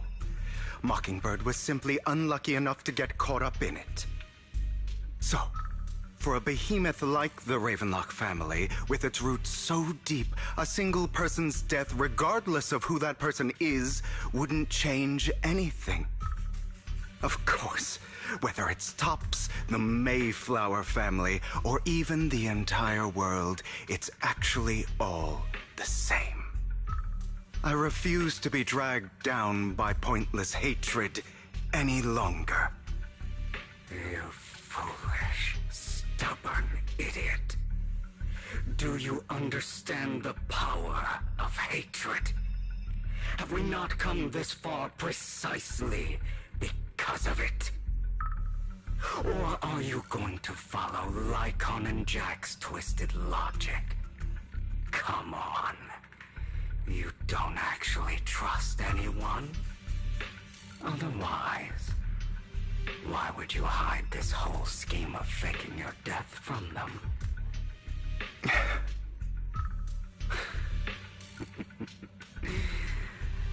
You've built an impenetrable wall around your heart, keeping everyone out. Of course you are right to do so. No one in this world can be trusted. Always. All you'll receive is hatred from your own blood and no love. Suspicion from your companions, and betrayal that comes all too easily. But the most ridiculous thing is that you want them to trust you. You stay silent and long for them to notice your suffering. You yearn for your companion's understanding and trust. That's why you are incapable of exploiting them for your own ends. You care about their safety even more than your own. But remember, only the weak need companions. And we are children born from hatred. We are different from them. I will never be like them, and I don't need to be. Come, let me show you what powers we can wield. But you are me, and I'll never lose to myself.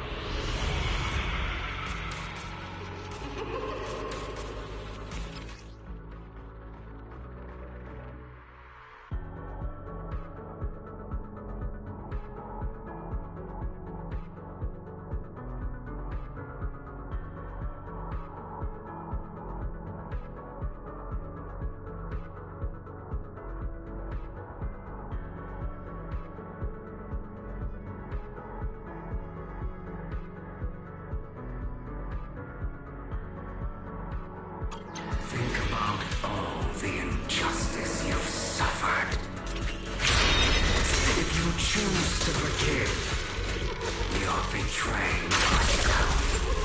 You know that. Letting you consume me would be the real betrayal to myself.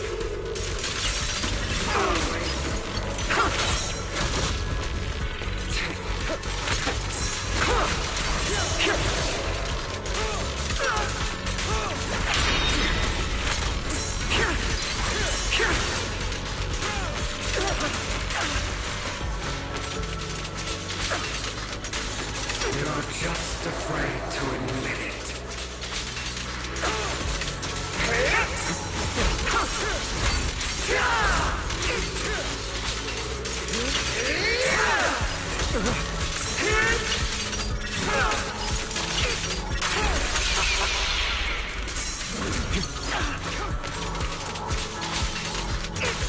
You're too scared to face your true self and what you truly desire.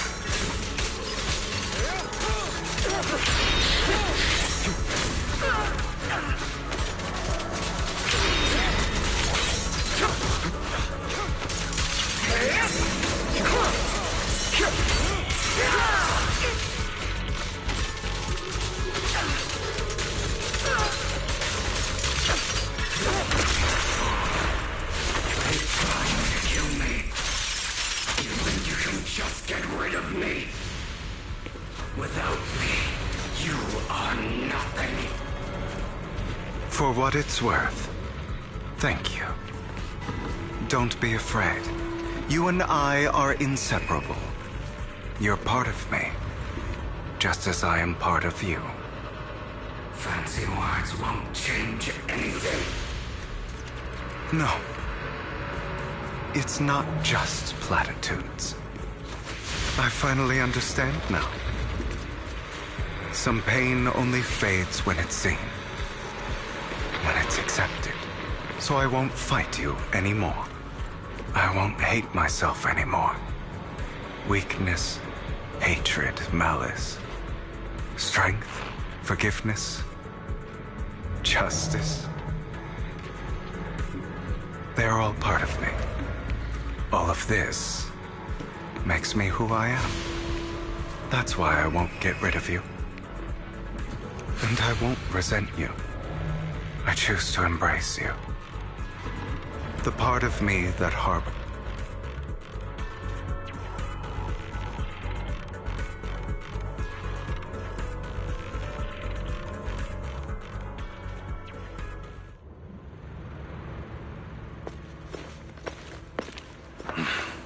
Hugo, it's time.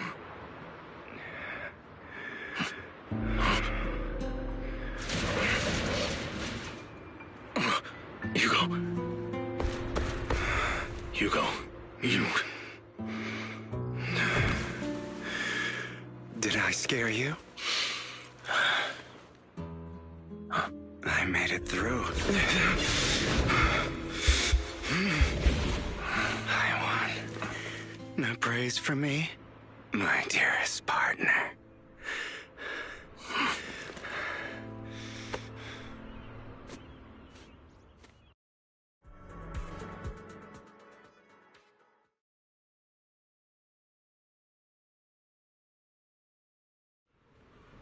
This is just like what I saw in my dream. I guess there are still some lingering side effects.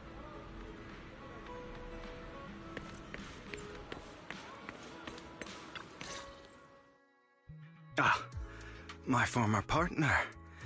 You're still as punctual as ever. Are you sure you're fully recovered? How about we fight? And I'll show you how recovered I am. I refuse to fight someone who is in need of medical attention.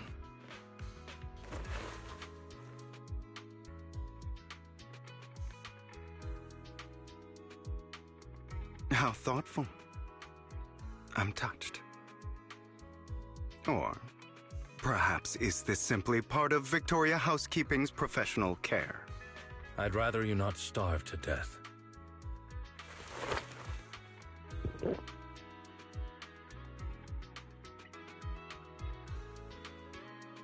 Not to your liking.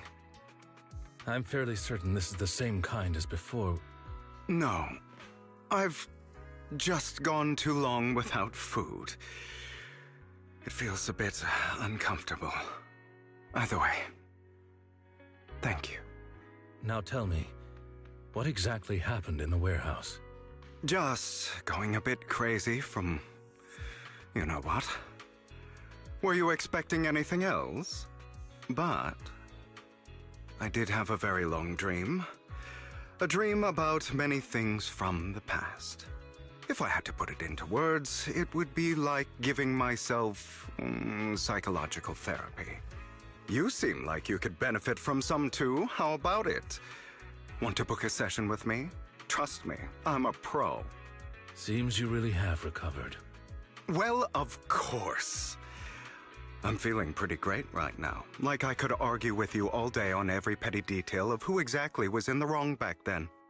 I wanted to ask, what you said about Mockingbird before, when you faked your death, was that part of the act?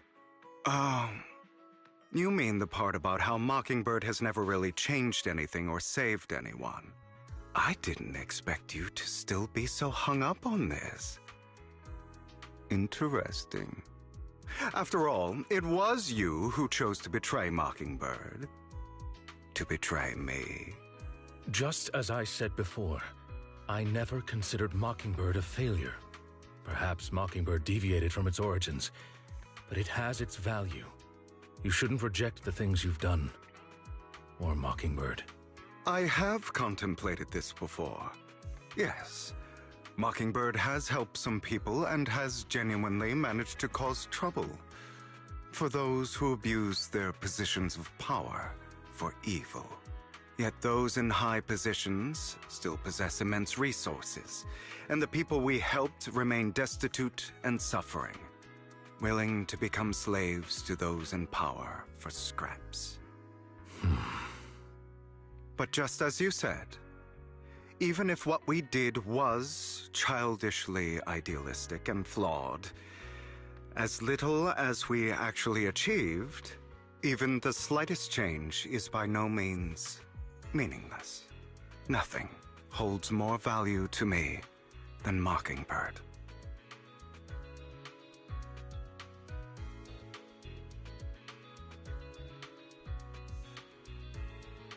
All right, let's catch up later. I still have things to do, and need to wrap up my plan. I thought you would rest up first. As much as I would prefer that. My dear uncle and the Exaltus fanatics likely would not give me such an opportunity. If all has gone to plan, the fish will have taken the bait already. And if everything goes very well, I'll soon have solid evidence of the Ravenlock family's crimes. Well then, thank you for your assistance, former partner. Let's part ways here. I'll go with you. Lycon, surely you don't think that because I just recovered, I'm too weak to deal with those useless fools. Hartman's actions will disturb the safety of New Eridu. As I serve the mayor, I should intervene. Very well, whatever. Let's go. And don't slow me down.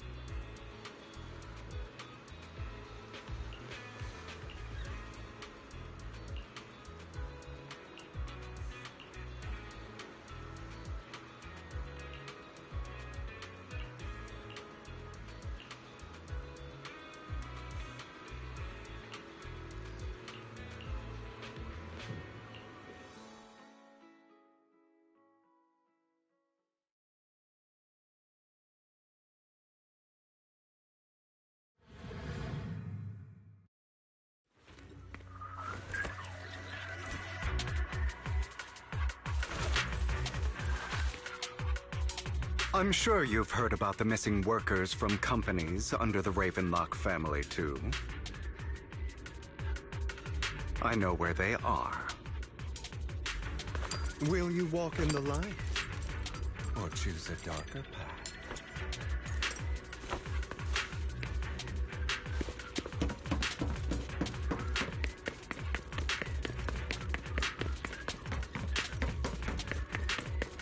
Those are Ravenlock's men. The workers with them are the victims who were tricked into going into the Hollow. Come on, let's get them out of here. What? Can't handle it?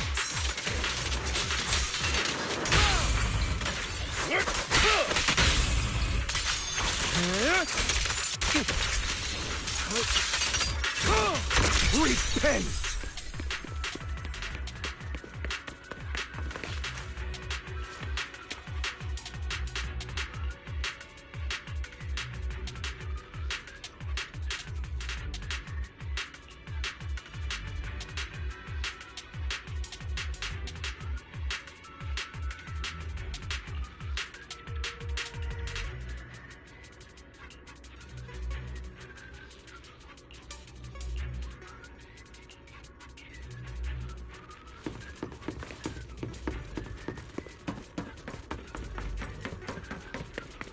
Bunch of nobodies. Annoying as hell. Kill them! You're welcome to try.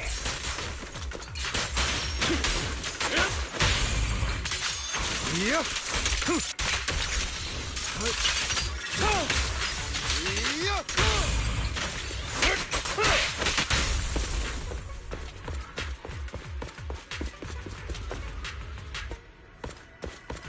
More workers here.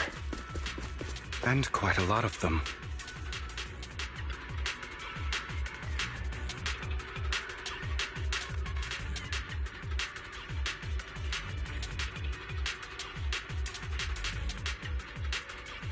Is Hartman behind this, too? Of course. He threw them into the Hollow like offerings for the Exaltists. To him, those workers are just another resource, no different from the ether his company mines in the Hollow.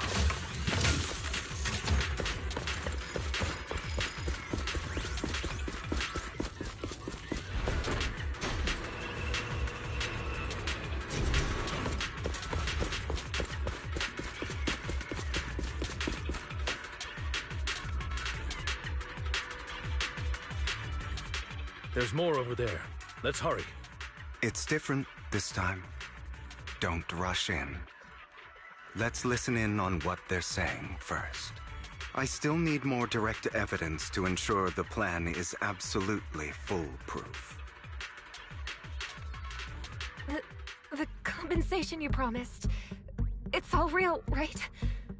All we have to do is follow you into the Hollow for some simple tasks, and you'll give us a huge sum of dennies. It sounds real suspicious.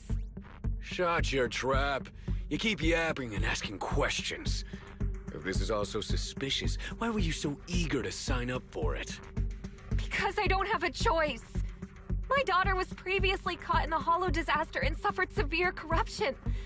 The treatment costs have completely drained our family's savings. So that's why... It's the same for me. A serious illness at a senior age. I need the money. Who would risk taking a job like this unless they were desperate? I'll do it. No matter how suspicious. As long as I can get paid, I'll do anything. Even risk my life. Wait, you people from the Ravenlock family, you're part of a big company in Tops. You wouldn't go back on your word, right? Don't worry, you'll get every denny you were promised.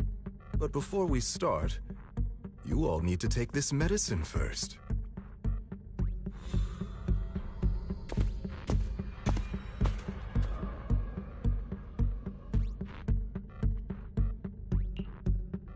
Bro, should we really be doing this already? These workers keep talking. We're wasting time like this. And the sooner they take it, the sooner it'll be over. Consider it an early release for them. What? You didn't say anything about having to take pills before. Look, this is good stuff, all right? It'll increase your ether aptitude. There's tons of people who'd kill for something like this. Exactly! You'll be working in the Hollow for several hours. This is essential medication. You have to take it before we continue. If you refuse, then you can forget about the job. Of course, you won't receive the compensation either. Lycon, what are you doing? Rescuing those workers, of course. There's clearly something off about those pills. We can't let them take them. Now is not the right time.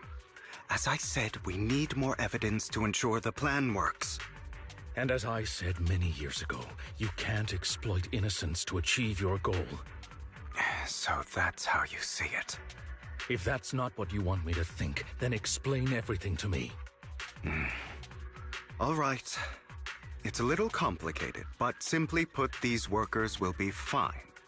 Of course, it's your choice to trust me or not. But if you try to rush in, I will stop you. I trust you.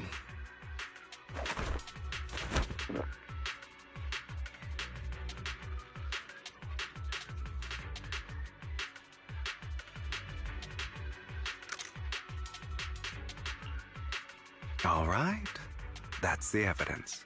Now we can go and beat them into the ground as much as you want. Don't forget, you owe me an explanation. Also, don't overdo it and kill them. Even if they're the worst of the Ravenlock family.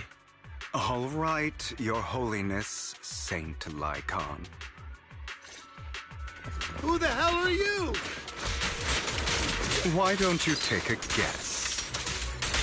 We're the ones here to stop you. Can't remember the last time we worked this well as a team. Your legs? How are they feeling? I'm fine. To be honest, I think I prefer the way you used to fight. you had a lot more aggression. I've merely learned to control my strength. When I need to be aggressive, I will be. Allow me to repeat.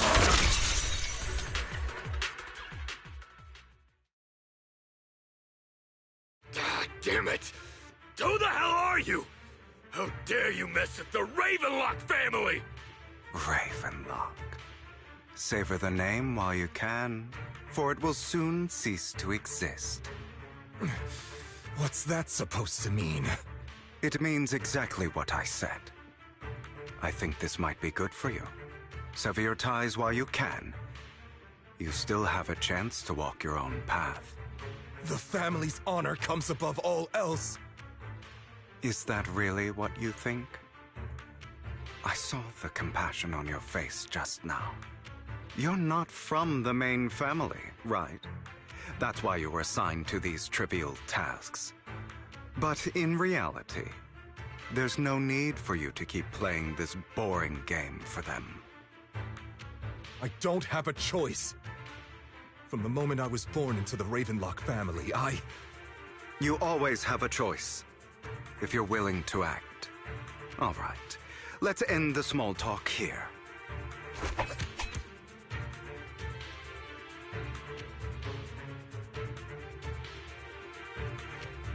Don't worry, Lycon. I didn't hit them too hard, just enough to keep them quiet. How's that? My acting's pretty good, right? As always, a certain someone should take some lessons from you. I'll leave the rest to you then. Okie dokie.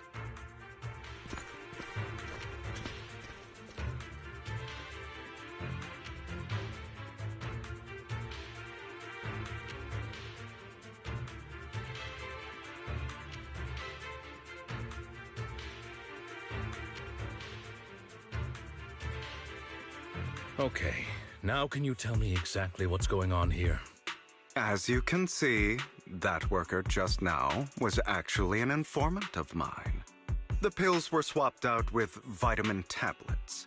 Outside of this batch, some workers have already taken the actual substance Hartman has. But rest assured, the antidote for it is already in development. I found the best in the field to help, and with the data I collected before, we should have results soon. I wanted to ask. The reason you decided to lock yourself in a room and endure the effects of the drug, besides getting evidence, it was also to collect data on this drug in order to create an antidote, correct? It seems you're not completely beyond hope. I thought you were just being stubborn. Sometimes I wonder if you know me at all. Then, I have one last question. Why did you never tell me any of this back then? The truth is, I heard everything. That entire conversation between you and Jack. Before he passed away in that small attic.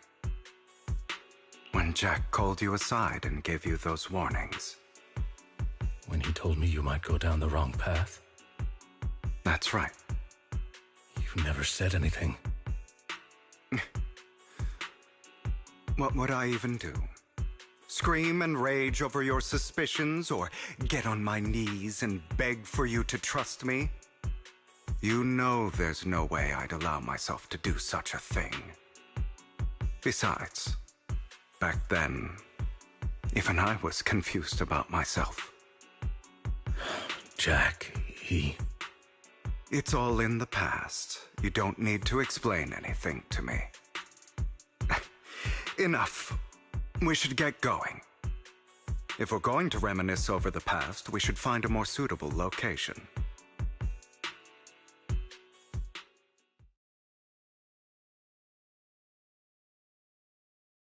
Nikon, that incident back then, I didn't do it.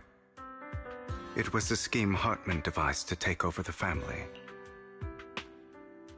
It was Hartman who killed my father, too. I only discovered the truth long after the fact. I did indeed attack my father, and I thought he was dead. But he wasn't. I couldn't kill him.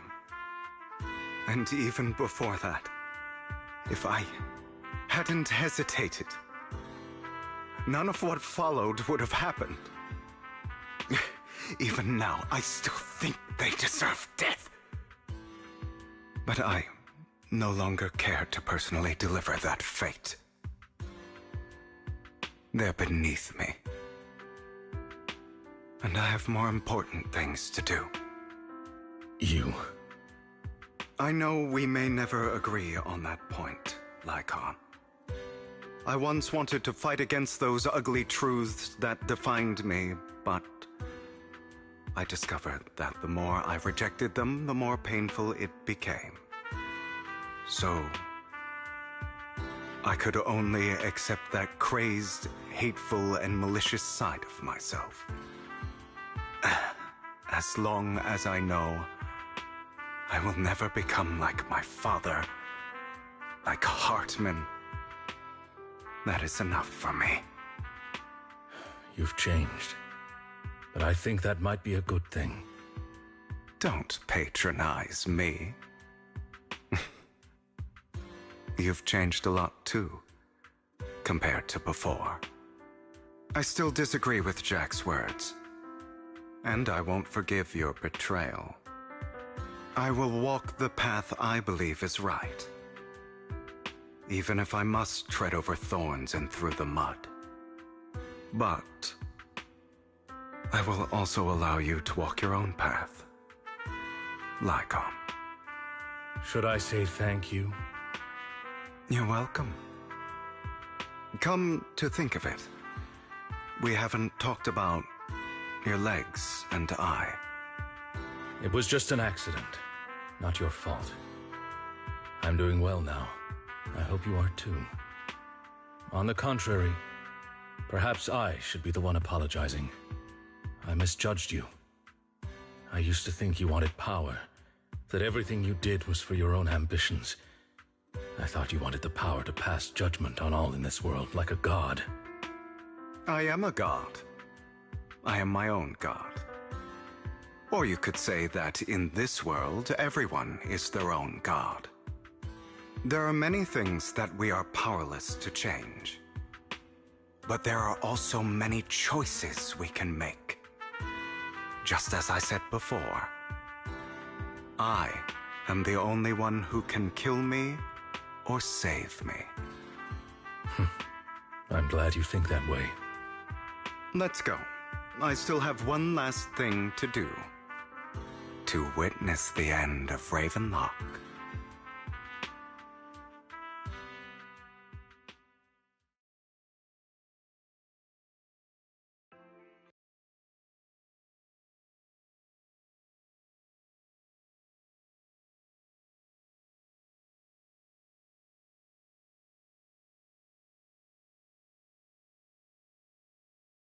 You really think you can take my place if I die? Never, you filthy bastard!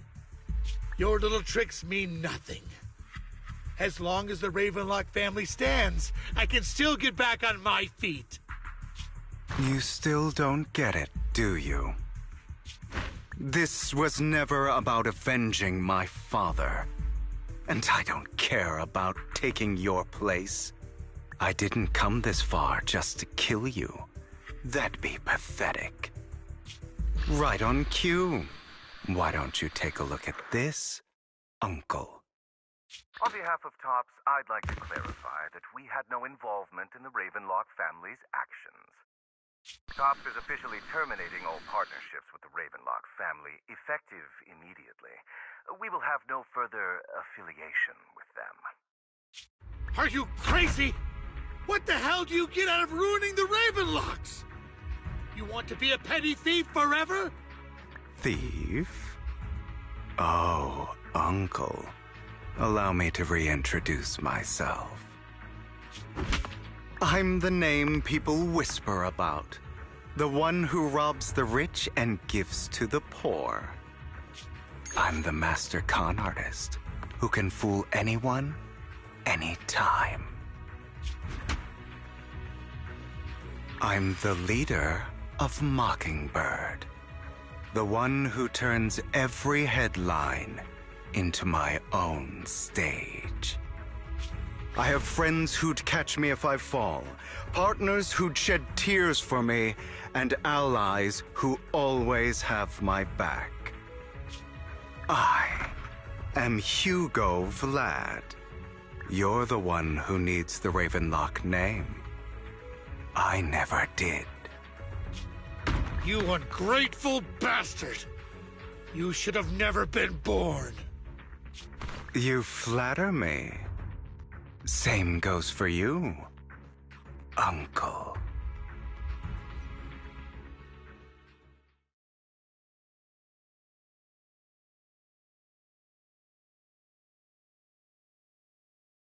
You've done well, Vivian. You had better give me an explanation. And here I thought this would be a touching reunion. What's with all the anger? Hugo, I'm a member of Mockingbird too, and I mourned your death. Listen, Vivian. I don't want you or the people you cherish to get caught up in danger because of me. I've always been selfish, so I don't hesitate to use you all as variables in my plans. But I also don't want my failures to affect my treasured companions. In any case, if you were in the same position, would you not make the same decisions? Lycon's taking care of everything outside. We should go. Also, Belle, thank you. And I'm sorry for the whole act where I threatened you. It was the only way for Hartman to drop his guard against you and leave you be. I, Hugo Vlad, am forever indebted to you.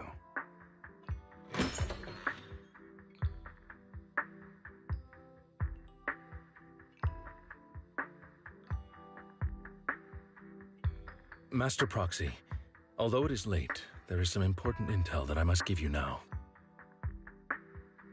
So, Lycon, you knew about Hugo's plan to fake his death?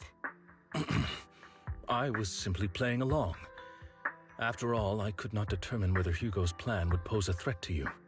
You are a student of the mayor's late friend, and I am obligated to protect you. You still have that habit of finding awkward excuses when you're embarrassed. Mr. Hugo Vlad, if you have any important intelligence to share, please do so with haste. I need to return to rest before midnight. You two sure are close. For the sake of a certain old fossil's sleep schedule, I'll keep it brief. I learned from Camille that Dina intends to embed the sacrifice core into the sacrifice. Apparently, it will make the sacrifice much stronger. Sacrifices created this way will not retain their minds and will indiscriminately attack all living beings, including their creator. So the Exaltists don't do this. It would bring them no benefit. But Dina's concoction can control people's minds. If a person takes the pill and is injected with the serum Landon left behind, the sacrifice would be under its creator's control. Although the dormant sacrifice has been destroyed, Dina found a batch of that serum her father created and wants to create new sacrifices. Never mind the sacrifice. Hartman's sacrifice core is a fake. We don't know where the real one's gone. The real core has always been here. Here? In Lord Phaethon's video store? Vivian, do you remember when I suggested you give that collectible to our dear Proxy? I remember. But that was just an ordinary pendant. And I've met the person who submitted it. She has absolutely no connection to the Exaltists. How about our dear Proxy take out that pendant so we can take a look?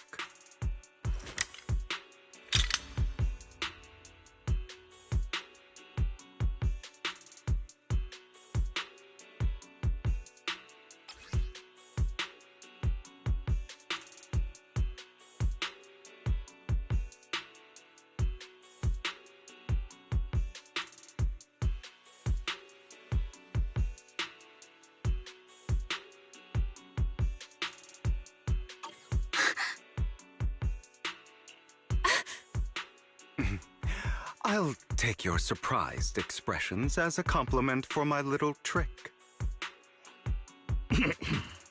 I will hand over this core to the mayor as agreed, since he fulfilled his promise to protect Vivian and the manager while I was pretending to be dead.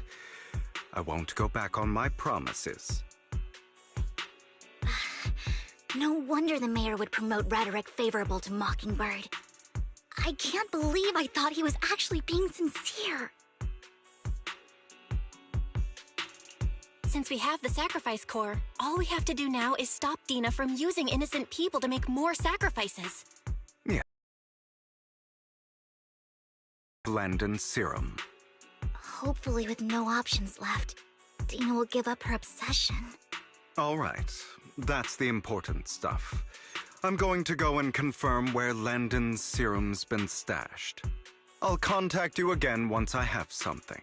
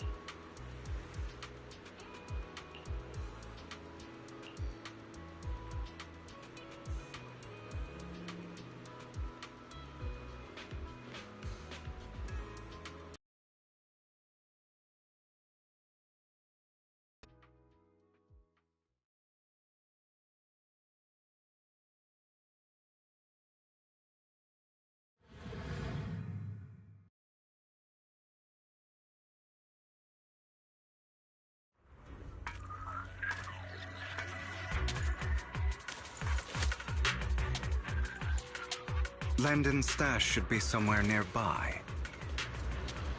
I did some digging. Some of the missing workers were brought here too. Dina's getting ready to make her move.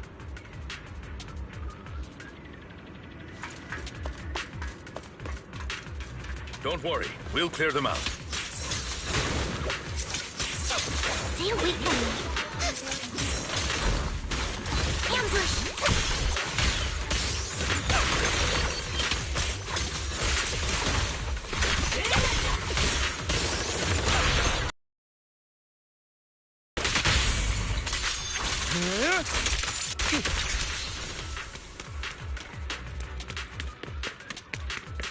They're trying to destroy the goods! Stop them! We need to take care of the guards first. Some of the serum is stored in this warehouse.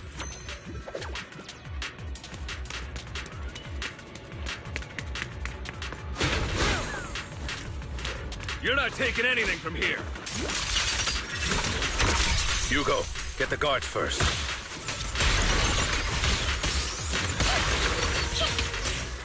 Understood.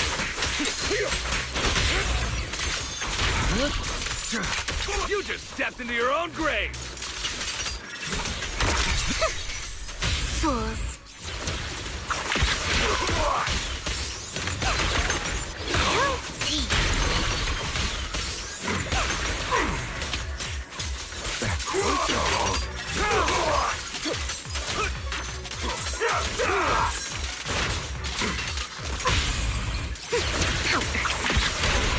A deep clean. Out of my way!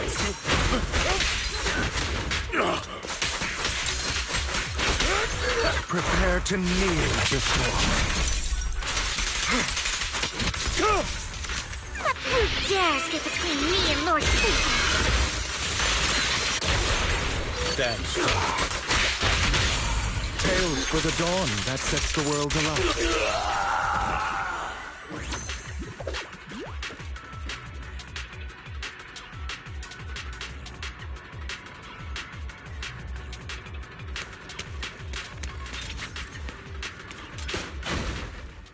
More of Landon's serum survives than expected. Fortunately, since they're still here, it means Dina hasn't executed the final step of her plan. There's likely a lot more stashed around here, and we have yet to locate the missing people. Our actions here won't go unnoticed. Perhaps they're making plans to deal with us on their side. With Landon and Dina's concoctions combined, she may be capable of creating a sacrifice that obeys her. If it comes to that, this will get far more troublesome. How about we split up? Hugo and Lycon will destroy what remains of the substance around here, and Vivian and I will go search elsewhere. Very well. Let's go with your plan. But be careful if you encounter Dina and her people. According to Camille, she's absolutely obsessed with completing her father's dying wish. Who knows what she may try? Let's part ways here for now. And perhaps the other manager could use Eos to guide us. Sure. I've been feeling better these past few days, so just follow me. It's only now that I realize how fortunate we are to have two Lord Phaethons.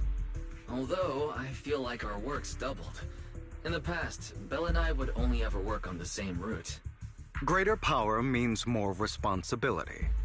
And in any case, I'm sure the mayor would be able to provide double compensation. He's a very generous person, after all. Right, Lycon? I will request additional compensation from the mayor. Compensation is just one aspect. It's one thing with Belle being in the Hollow in person, but now with us working on separate routes, I can't help but worry even more for her safety. Oh, but I trust in your abilities. I'm just not quite used to this.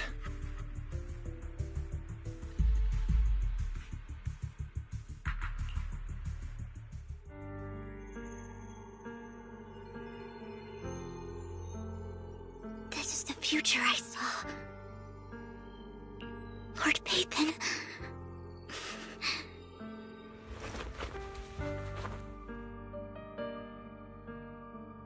I'm sorry. This time, I will make sure the future I saw does not come to pass. I don't want to bring you misfortune.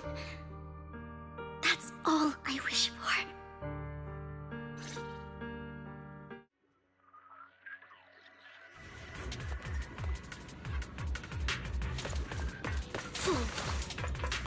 Leave this to me, Lord Phaethon.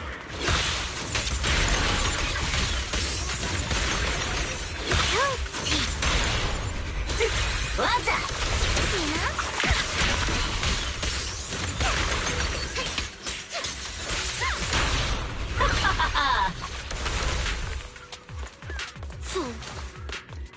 Lord Phaethon, there might be more serum here.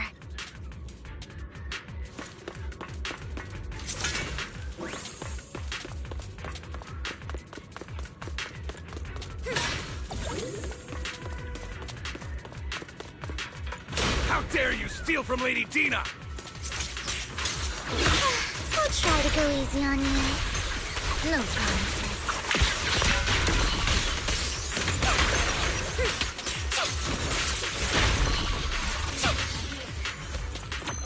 There are containers by the fissure.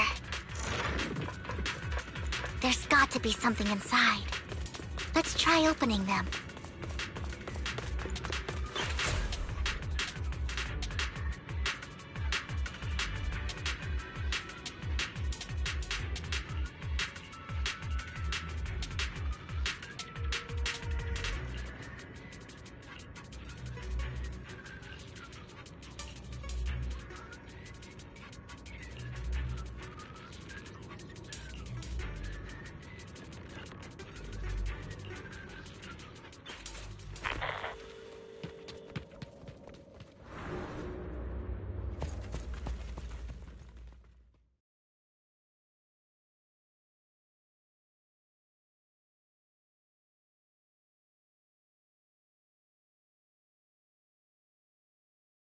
It must have been tough for you to find this place. Vivian, if you had stayed out of it, I wouldn't be so eager to get rid of you. Those people have been taken to safety. You're all out of options. They're just mere test subjects. So what if they get away? There will always be people consumed by greed, and therefore, they will come willingly to me. In any case, what are a few sacrifices? Those people, they didn't come willingly to you. You tricked them, just like Landon did back then. Deceived? Father gave hope to those who had everything taken from them by the Hollows. Vivian, you once rejoiced at the hope Father offered you, too. Before Father took you in, you were no more than an omen of disaster that no one wanted. It was Father who gave you shelter and a purpose for existing. Do you remember the first time you bestowed a blessing under Father's guidance? How did you feel when that person looked at you with adoration and gratefulness? That was the first time you felt hope. Like your existence had a purpose, right? Don't forget that it was Father who, through what you call deception, gave you hope. And you, what have you done? You basked in Father's attention and everyone's adoration, only to destroy everything. Do you think that by leaving the Exaltists, those people will live better lives? Of course not. Those who suffered under the Hollows will only continue on as walking corpses, without the hope Father gave them. Do you really think you're some sort of savior, Vivian? In the end, you're just an ungrateful brat who brings misfortune to those around her. It was you who destroyed everyone's hope. Not everyone wants to live in false hope, Dina. You say it's because of greed that people willingly become your sacrifices. Perhaps those people aren't entirely virtuous. But that greed is just wanting to live a better life beyond the Hollows. What you and Landon have done was never about giving people hope, but exploiting it. Stop lying to yourself. Deep down, you know what Landon did was cruel. No. Back then, when Landon wanted to inject you with the serum, the fear in your face was as plain as day. I saw it all clearly. If all of this is as righteous as you claim, then why did you make such an expression, Dina? Don't look at me with such pity! Father did nothing wrong. All of this is to make something of the Hollows other than disaster. That's everyone's only hope. Dina, it's not too late to stop. Stop living in this lie. You know what would happen if a sacrifice loses control and escapes the Hollow. It's not the Hollows that are to blame for those people's deaths, but the hope you keep talking about. That will cause more despair and claim more lives. That is merely the necessary sacrifice to accomplish a greater goal. No one deserves to be a sacrifice. Your hypocritical magnanimity disgusts me. I can always go and get more test subjects if they've escaped. And I will be able to replicate Father's serum with enough time. With you gone, I'll be able to complete Father's gift to the Creator and fulfill his last wish. Camille, release the failed subjects. Lady Dina. Camille, are you going to do what you did before? You keep saying you'll follow the Creator, but it's all lies. Lady Dina, the Hollows took my family from me. I understand that there's no way to get back what I've lost. It was Lord Landon who told me that the Creator would guide me. One day, Hollows will no longer be disasters. Everyone will be able to survive inside them. I look forward to the day when this hope becomes reality. I watched you grow up, and I know that you've always looked up to your father. He gives you hope, and I destroyed that hope with my own hands. I know the pain of loss, so I've always felt guilty. I want to atone for the hope I destroyed. But Dina, I don't want to ruin more lives, and I don't want to continue watching you destroy yourself. Vivian is right. Not everyone wants to live in false hope. So, please, stop. Camille, are you abandoning me too? I'm not abandoning you. I just don't want to see you go past the point of no return. The point of no return? I passed that point ages ago. No, Dina. You can still turn back. I'll be your way back. Where are you going, Camille? I made a deal with Hugo and the mayor. If someone needs to take the fall for this, let it be me. I did it. All of it. I've been forcing Landon's only daughter, Dina, to research how to create sacrifices. I colluded with the Ravenlock family for my own gain. Everything Dina did was under duress. Since I've kept her captive for so long, she doesn't have the skills to survive as an independent member of society. She'll need a caretaker and teacher. Someone who will look after her and educate her. No! I refuse, Camille! I refuse to accept this! Dina, I'm going to dispose of those failed subjects. I won't allow it! You'll die! I won't allow it! You can't leave me. I command you! You've always followed my orders, and you will follow them now! It wasn't your orders that I've been following. My younger sister, who was stolen from me by the Hollows, also had such beautiful red hair. When Landon told me the Creator could bring me hope, you were standing there, right behind him. I was certain, then and there, that this was the hope the Creator had given me. Start over, Dina. You still have so long, so much time. You'll make friends, find people who love you, and make many beautiful memories. That's not what I want! Camille, you're not allowed to die! I won't allow it! I won't allow it! Goodbye, Dina. And I'm sorry, Vivian. I'll leave the rest to you.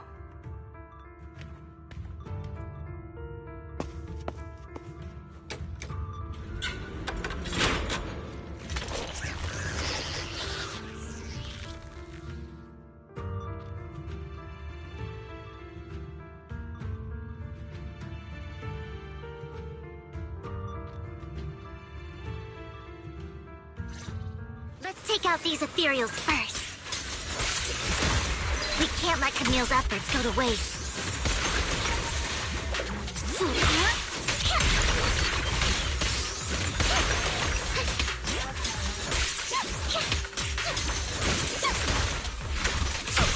A win is perfect today.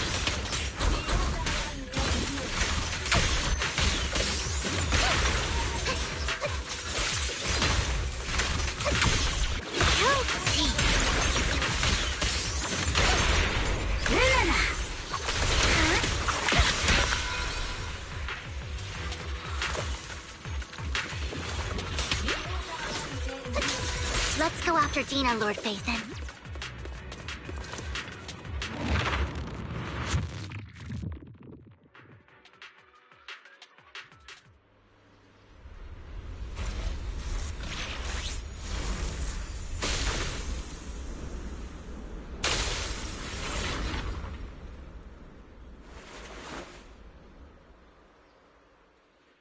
Are you satisfied now, Vivian? You were the one who brought yourself to this point. You're saying this is all my fault? Losing my father, losing Camille. I wish you had never come into my life. At first, when Father brought you home, I was happy. There are so many Exaltists, yet Father never allowed me to get too close with any of them. I never had any friends either.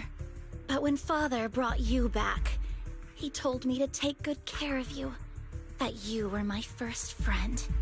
I was also so happy the first time you took my place in helping Father select a person to receive the blessing, because it meant you were different from all those other people. You could stay with me. But soon, I grew jealous. You took the attention that should have belonged to me.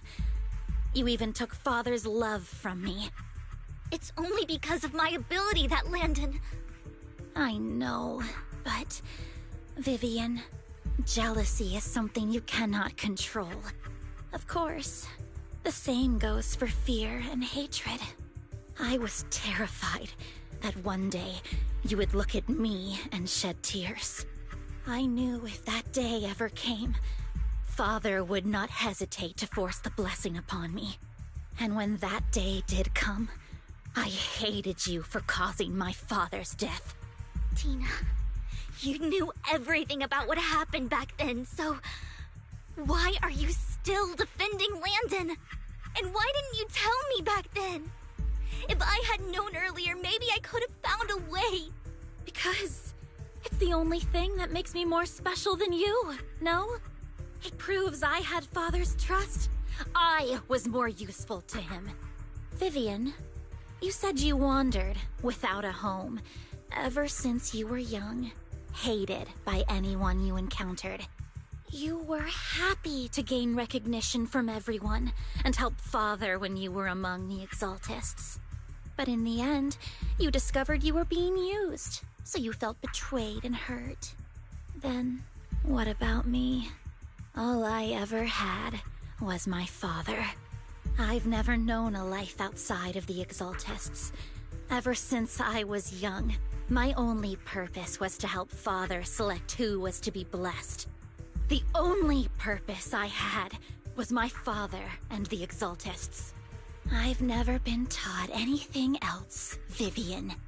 It is what little value I have, and have ever had. In the end, you took even that from me, and completely destroyed it. You think you're doing good and fighting evil. You've only managed to affect a small part of your world. But have you ever wondered if maybe that's all there is to my world? I never wanted to hurt you. You were also my first friend. And that's why I wanted to save you back then. Save me? You and Camille all talk about saving me. Why don't you understand? To me, loss is so much more painful than death. Tina, you can start over. Everything Camille did was so you could live on. Let's leave the Hollow together. There are so many amazing places in New Eridu. This time, I'll take care of you. I've also met so many amazing people. I'm sure they'll love you too. Okay, Tina? Vivian, I can't forgive you. And I don't want to forgive you. I have nothing left. If what little hatred I do still harbor were taken from me, well, I refuse to be so pitiful. I won't apologize, Vivian.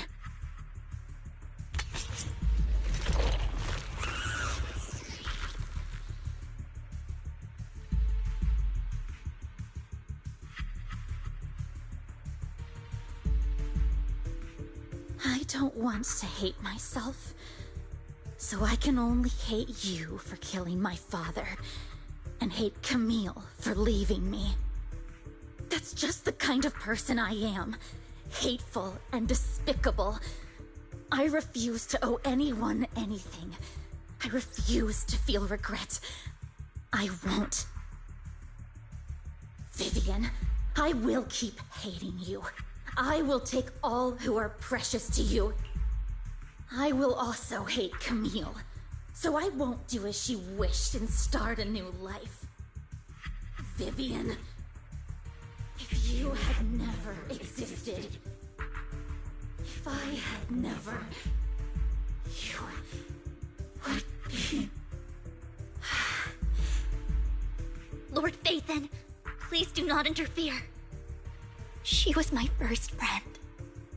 I'm going to bid her farewell.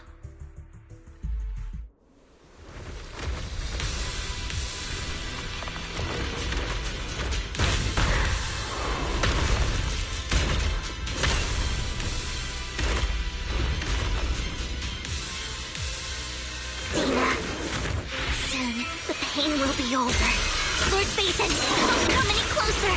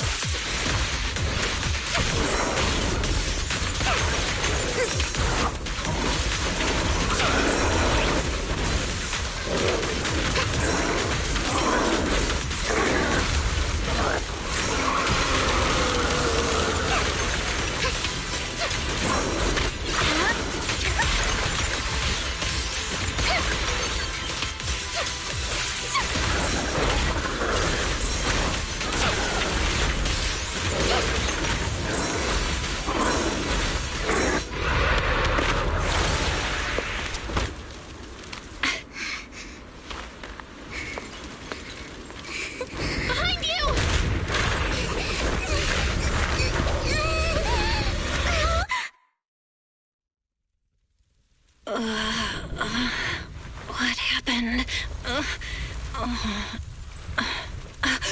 What the...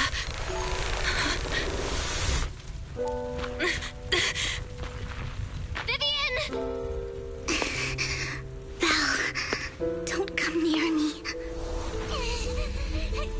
This is my own choice.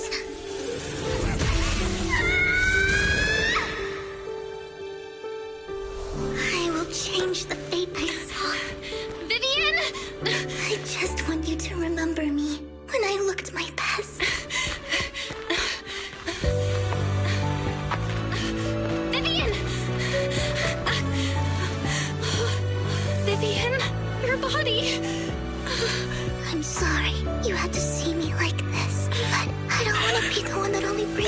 fortune anymore. No, please.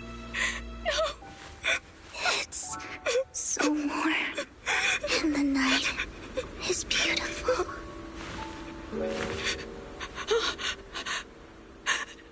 Vivian?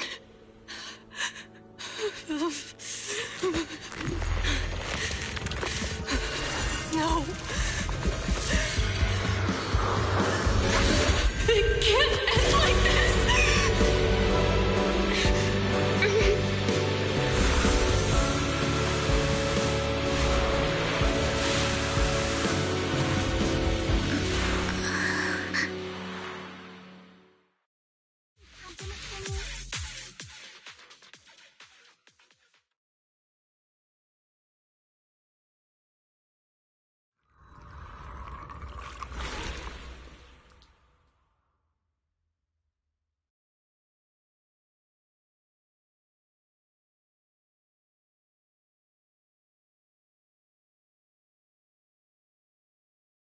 Belle, you're scaring me.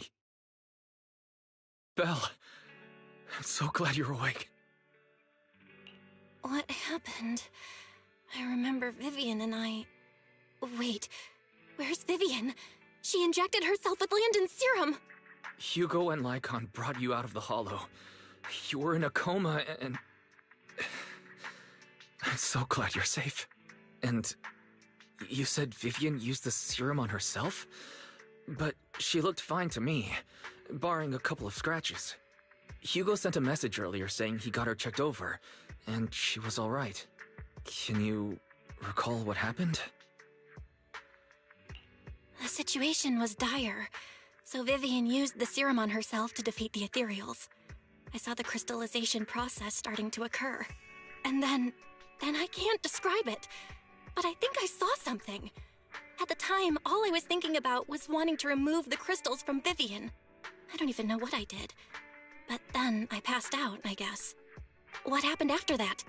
When I led Hugo and Lycon there, it was just you and Vivian lying on the ground. We didn't see anything else. Never mind that for now. Belle, do you feel any discomfort? Just a bit dizzy. For tonight, just get some rest. Hugo and Vivian said they'll come over tomorrow, so we'll discuss everything then. Okay. Good night, then.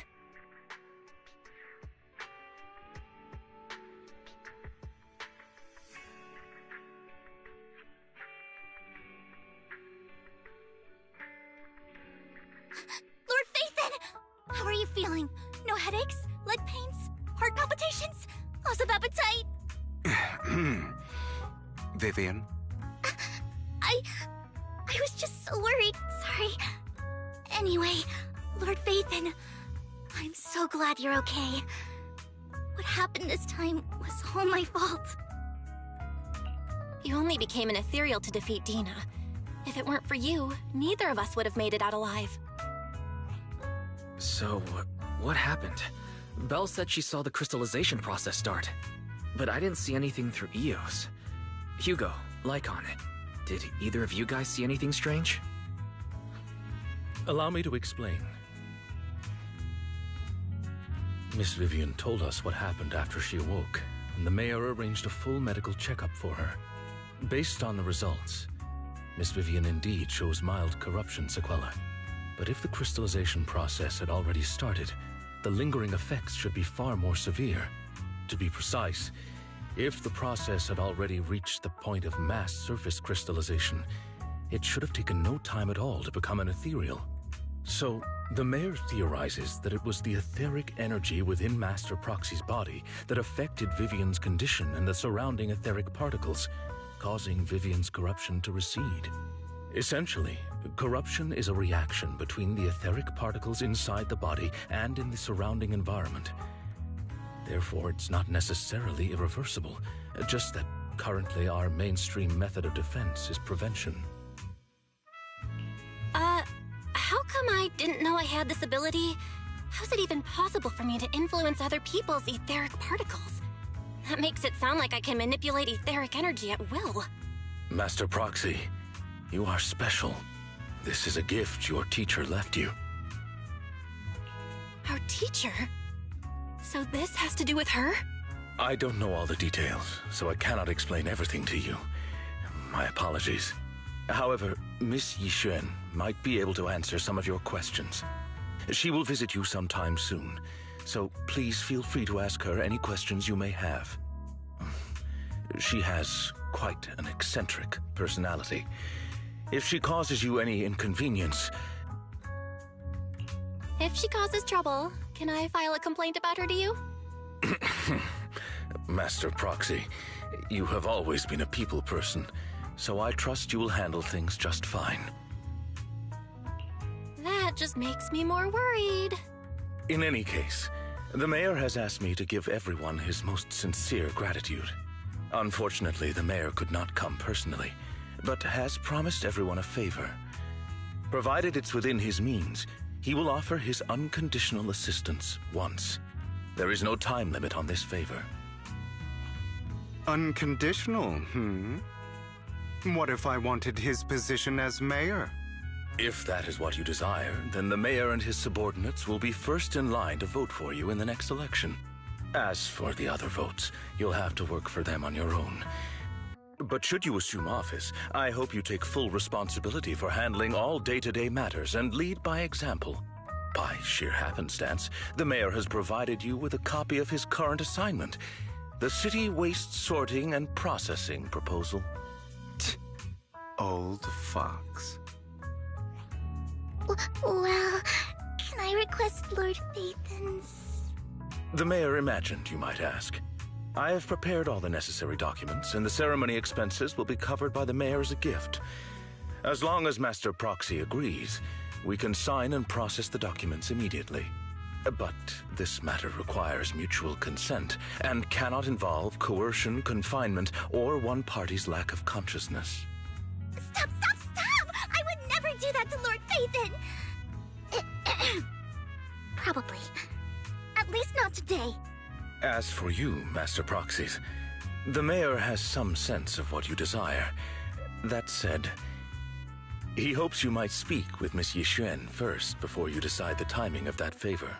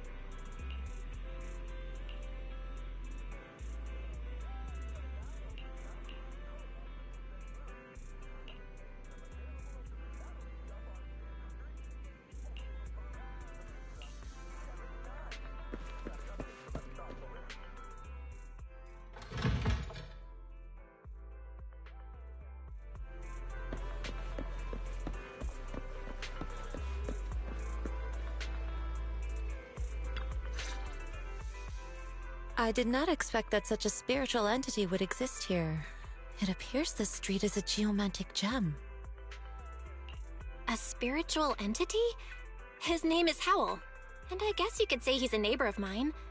Is there something special about him? No, I was simply a bit surprised. It's rare to find such an intelligent individual of this breed. Even huskies can be really smart. Howl is proof. You're right. Yet, being overly intelligent comes at a price. It must stay here for prolonged periods of time, parted from its owner and unable to move about freely. Both a blessing and a curse. However, it seems quite happy. We've strayed a bit off topic. Since you're back, let's discuss our partnership.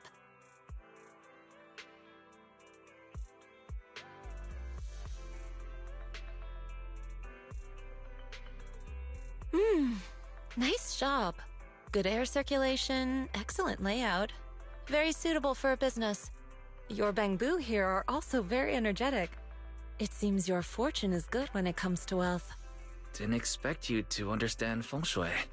Thank you for your blessings. But who exactly are you? I suppose this is our first official meeting since parting ways in the Hollow. Now that both of you are present, allow me to reintroduce myself. My name is Yi Xuan, a mystic from IAMQUEEZY Summit. Wait, mystic? Like those people in movies who can tell your fortune and go around blessing people? This is my first time meeting one in real life. But what's IAMQUEEZY Summit? Just an ordinary sect of the mystic arts. Our disciples travel all across New Eridu and sometimes collaborate with authorities. Currently, I'm affiliated with the Hollow Investigative Association. Right now, however, I'm here to discuss a partnership in the name of the Mayflowers. So, what sort of partnership are we talking about? I have reviewed the documents provided by the Mayflowers. You previously underwent an implant surgery. After recent adjustments, abnormalities occurred. These abnormalities bear resemblance to the craft practiced by us at IAMQUEEZY Summit. If you are willing, I can teach you how to better control your abilities. To better control my abilities. It sounds great, but there's no such thing as a free lunch. Since you're willing to teach us your technique, Shifu, you must want something in return, right? That's right. Mayflower will have you join me for some investigations. Looking at my divination results, this will be a complicated and very likely dangerous matter. He's still going over the details, but should have more information for you soon. You can wait until then to decide.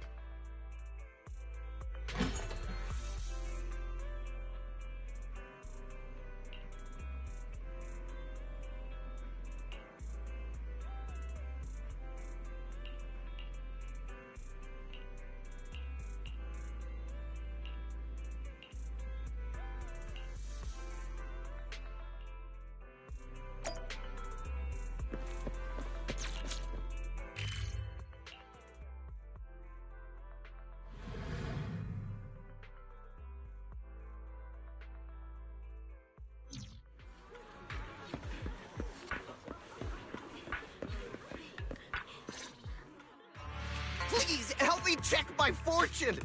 Here's my palm. Look, doesn't this thick wealth line mean I'm about to strike it rich? I've looked it over, and your fortune is decent. Huh? You barely looked at it, and you're already done? You have good fortune. What? You don't believe me? I do. Thank you so much. Next, it's my turn. Hey, wait, hey, quit cutting in line. So, this is where you were. Who are all these people? You're here, Belle? I decided to take a break. I didn't expect so many people to come seeking my divination services. Don't worry, I need no more than a simple spell to solve this matter. Fortune-telling services is 10,000 dennies per session.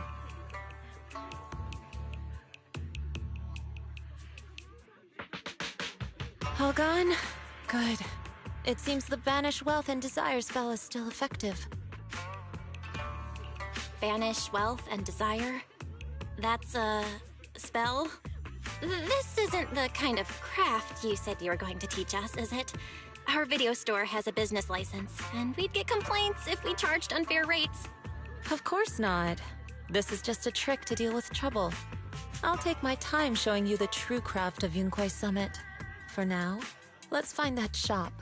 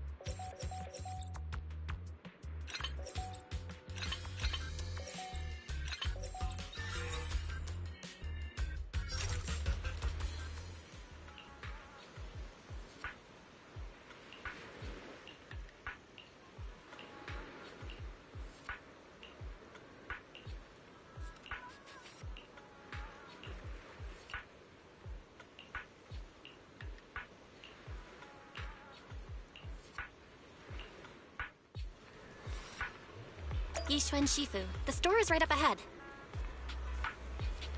Yes, this is the place.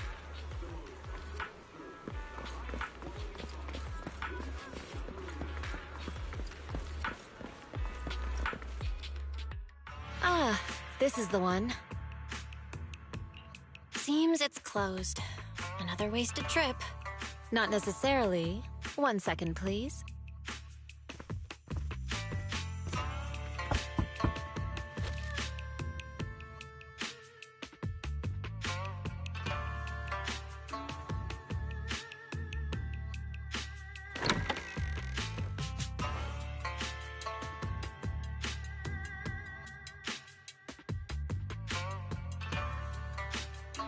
Huh? Is there someone inside? Relax. The boss prefers to do business with people they know. They like their peace and quiet, so they rarely open for customers. I'm an old acquaintance and just wanted to retrieve something. What a strange private business. Shifu, what exactly are you retrieving? Just some things needed for our future investigations. You'll know in time. Really? Shifu? I feel like you're always so mysterious.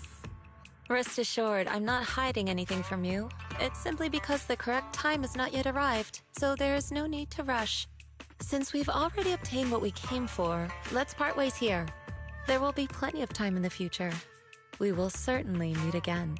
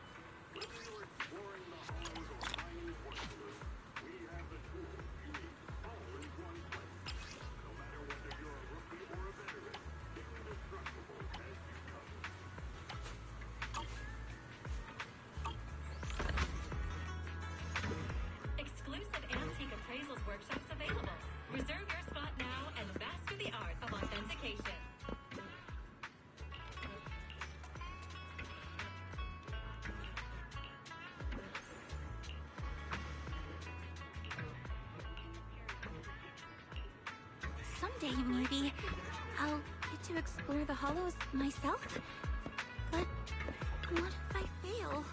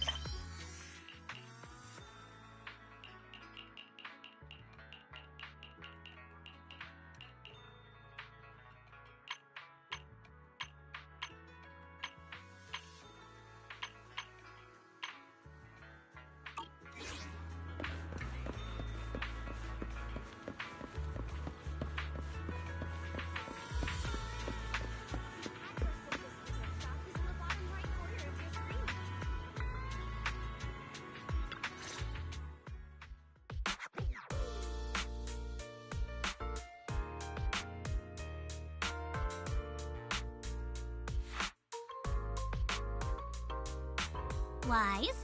Belle, I've got a question. When you think about summer, what comes to mind? Summer means vacation, obviously. Throw on a swimsuit, hit the beach, and make a splash. These are the memories that'll make your whole year shine. I agree with Belle. Hanging out with friends at the video store last summer was fun, but nothing beats a beach vacation. Aw, I didn't realize you missed out last summer. Well, this is the perfect chance to make up for it. I think you'll love what we've got planned. Oh? Is there some kind of event going on?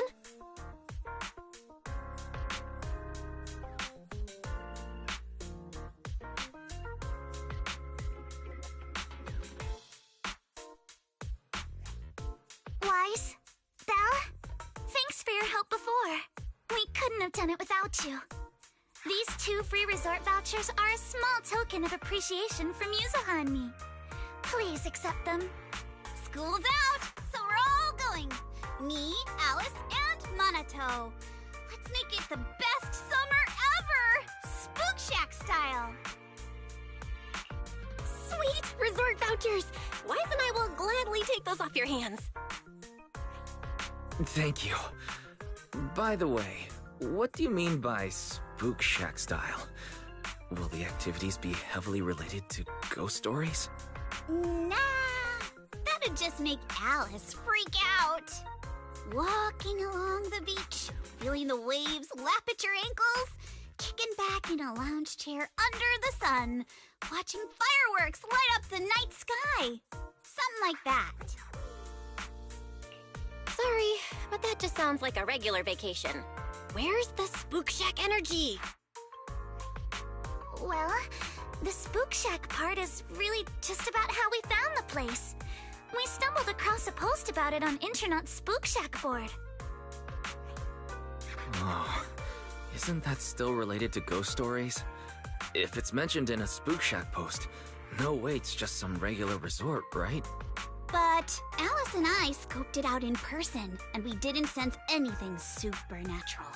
There are some rumors online, but I'm pretty sure they're just made-up stories. I agree with Yuzuha. I didn't notice anything weird at all. Apart from being a little empty and quiet, everything else seemed pretty normal. Well, if Alice says so, then I think it should be fine. I'm just not great with ghost stories and stuff. Belle, wanna head home and dig out those swimsuits we never got to wear? Oh, right! Besides swimsuits, don't forget to pack casual clothes and your camera! The full vacation kit! We're booking out the entire resort, so this isn't your everyday getaway. Hold up. You booked out what? The entire resort? Oh, did I forget to mention that? So the place was pretty empty, right? Alice and I did a little negotiating, and we managed to lock in short-term management rights at a ridiculously low price! Of course, I used the event fund Spook Shack's been saving up for ages! This has got to be the best deal I've scored never thought that was possible. That was very Spook Shack of you. I was surprised when Yuzuha's negotiation worked out. But after everything that's happened lately, I think we all deserve a little time to unwind. Anyway, I've sent the address to your knock-knock. Alice and I will be waiting there, swimsuits on and ready to go. Huh? But I haven't even bought a swimsuit yet this year. Don't worry, I've already picked one out for you. You have? I don't know how I feel about this. Wise and I will go pack our stuff. See you at the resort!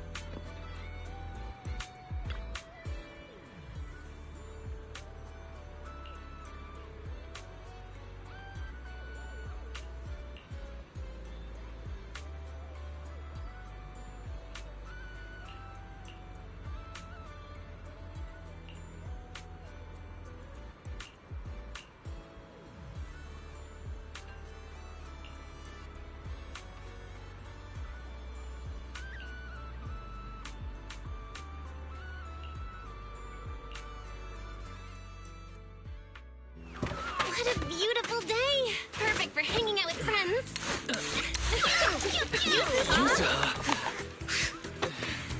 Alice, get over here.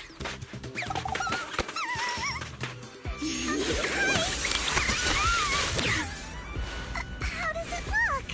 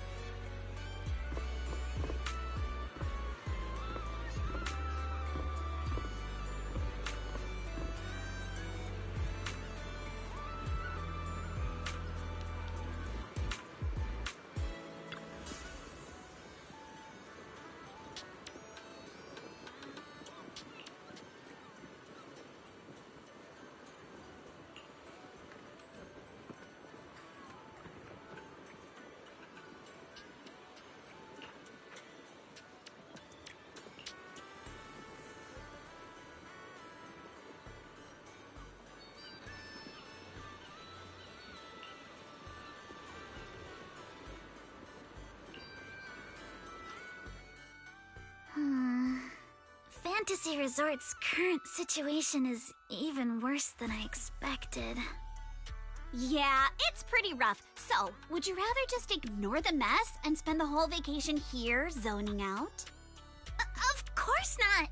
Since I've taken over this place, even just temporarily, I've got to step up and get this business back on track. Well said. Now that's the Alice I know. That said, bringing this place back to life won't be easy. What exactly do you have in mind? About that, I've already got some ideas brewing. While I was walking around the resort earlier, I noticed a lot of shops and attractions that had shut down because business dried up. If we want to promote the place and bring the crowds back, I think flashy entertainment might work better than focusing on the finer service details. If we can get those attractions up and running again... We can promote the resort by making entertainment our signature feature! Not bad, my lady. You've got more in you than I give you credit for. Yuzuha, are you underestimating me? I've taken some business courses, you know. I've at least got some idea of how to build up popularity. And this swimsuit you picked. I've never worn anything like this before. I'm not sure if it really suits me. You're not messing with me, are you? Of course not. It suits you perfectly. Just look at Belle's face. That'll prove I'm telling the truth. You both look great. Those swimsuits look perfect on you. Super cute. You think so? Okay, that's a relief. Alice, your ears are wiggling. Enough already! Stop staring at me like that! You're grinning too, Yuzuha. I've laid out my plan. Now it's your turn. Me? Well, instead of conventional methods, I'd rather go all in on one bold move. Did you see that big stage covered in cobwebs on your way over? Yeah, I saw it. Actually, I stopped and stared for a while. Those webs were symmetrical from every angle. I was fascinated by them. That stage is the heart of my plan. Are you thinking of fixing up the stage and throwing a party? No, a party or a show won't cut it. I want to host a massive beach music festival on this stage. Imagine rising bands rocking the stage, waves crashing in rhythm with the beats, fireworks lighting up the sky during the peak of the show. A music festival like that is its own best advertisement. Oh, I get it. With so many people on vacation right now, a festival like this could really draw in a crowd and put the resort's name out there. That's a genius idea, Yuzuha. You truly are the queen of marketing. Alice, you're not still mad about my little tease earlier, are you? Not at all. I genuinely think this is a great idea. Once the resort's attractions are up and running, we'll need a headline event to take the hype to the next level. Right? Fun daily activities topped off with a beach music festival on the last day of the vacation. It's the perfect combo. Now that we've got a plan, it's time to make it happen. As for the bands at the music festival, I'll talk to Mr. Arnold and see if he can help us book some decently popular bands for the lineup. Awesome! Thanks! I'll go take another look at the shutdown attractions. Feels like there's still room for improvement before we reopen. Maneto's shift is almost over. Once he gets here, he should be able to help out with something too. I'll help too. That's a lot of work for just the three of you. Belle, you and Wise are here as guests and as friends. All you need to do is relax and enjoy your vacation. The Timefield family would never ask guests to work. But your plan sounds super fun. Come on, don't leave me out of it. Pretty please. That's pretty convincing. What do you think, Yuzuha? My lady, I know you're asking for my opinion and all, but those twitching ears of yours have already given away the answer you're hoping to hear. All right then, Belle. I've made the executive decision that you and Wise are now officially our special guest consultants. Just tossing us some advice while you're enjoying your leisure time would be a huge help.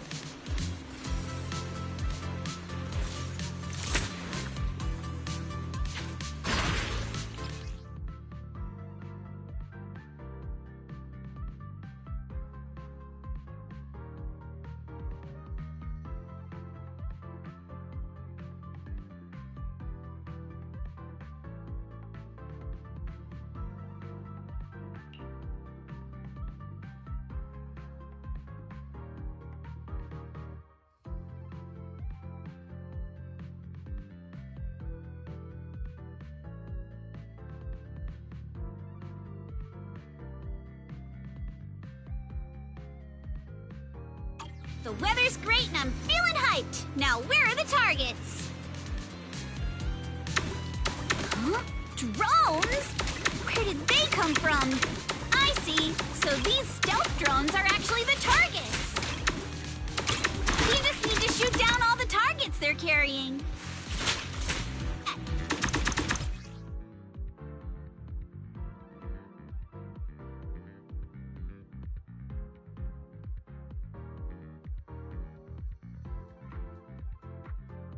That was awesome! Let's keep it up and finish strong! Ha-ha!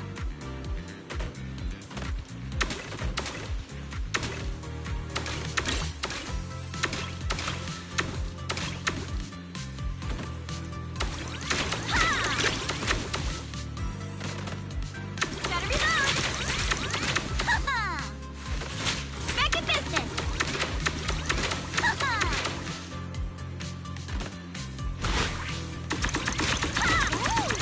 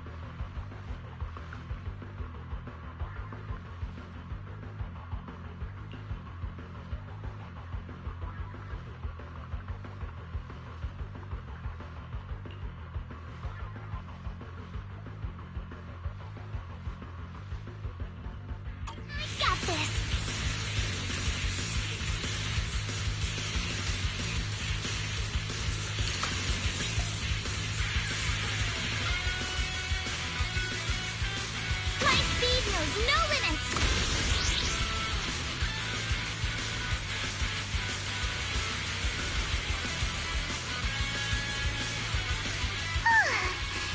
It's been a while since I went surfing. I'm feeling a little nervous. I wonder what kind of upgrades Lucy was talking about.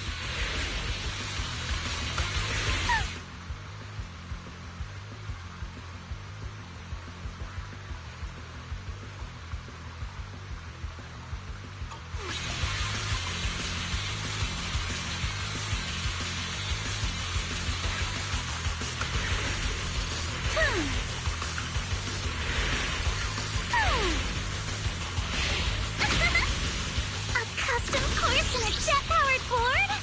This is incredible! So this is what zipping across the waves feels like! These mods are amazing! Lucy is truly a genius. Alright, deep breath. Time to focus and finish this course! I did it!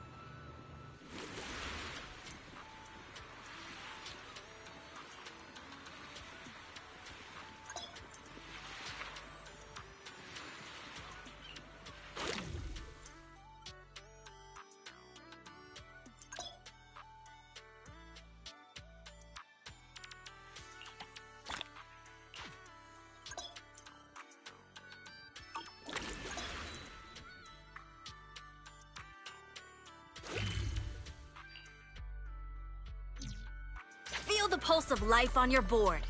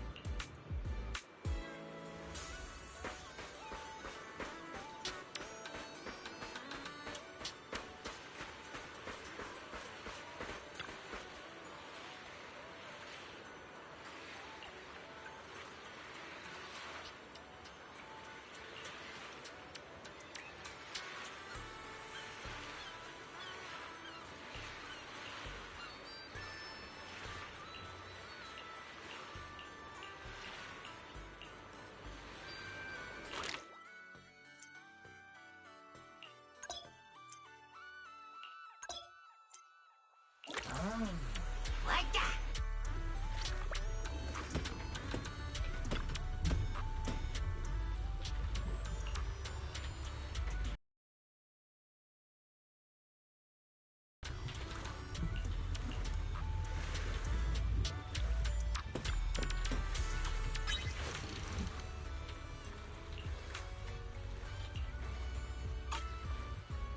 I'm feeling pumped! Got one! Woohoo! Take my bait! I got something! I'm feeling pumped! Got one! So heavy! Can we even carry it back? Let's try again next time!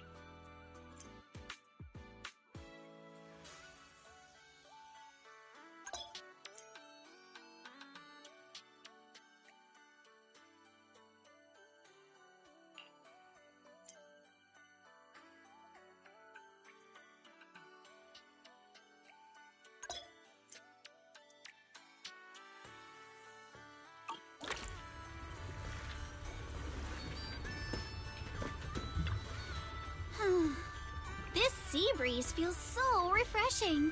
I wish every day could be this sunny. As long as you keep smiling, I'm sure every day will be summer vibes. You sure know how to sweet talk 'em, don't ya? As a reward, how about a massage later? Huh? What's with that face? Kama's the one giving the massage, not me. But how should I put this? I just wanted to say thanks, you know? The breeze is picking up a little. Wanna scoot a bit closer? Belle, thanks for sticking around and spending this summer with us at the resort. So, you didn't get this resort just to have fun, did you? It's for Alice, right? So you noticed, huh? Well, after everything that's happened, she's been kind of down lately. I thought bringing her to the beach, letting her take a break from all the real-world stress, might help ease her worries. At least a little. But what about you? I want to see you drop the tough act and give us a real, honest smile for once. Thanks for caring about me, too. But don't worry. Right now, I'm enjoying the most ordinary, yet most beautiful summer vacation.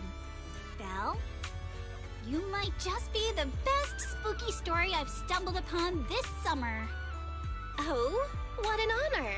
Should I expect myself to show up on Spook Shack's Internaut page next? Let me think. Nah, better not. That'd be way too embarrassing.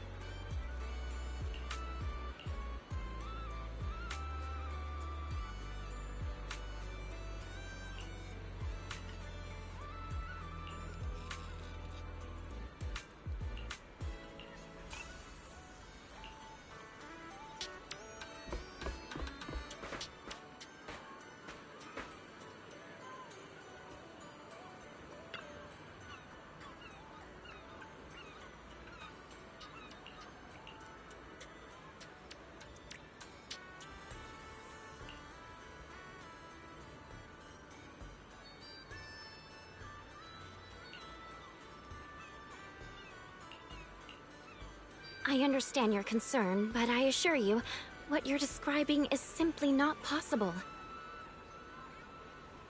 Not possible? I saw it with my own eyes!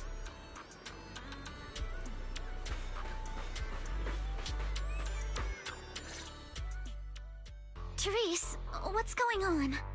Alice, there's a group of troublemakers who've been causing a scene, scaring away all the visitors. Troublemakers? What do you mean? I'm a paying customer here for some honest fun. Your place is haunted and we can't even talk about it? Y'all saw that, right? This place is straight up haunted, and look at how the resort management's handling it. If I wasn't strong and in perfect health, that ghost would have scared me to death! Whoa, whoa, whoa, haunted? Tell us all about it. If this is for real, that's some serious stuff. I was just taking a walk here and thought I saw a figure in the window display, so I went to check it out. And on the other side of the window, I saw, a creepy portrait of a woman that moves? Oh yeah, yeah! It was this super creepy painting with what looked like a dead woman on it, and she moved. Then she just stared at me. It scared the life out of me.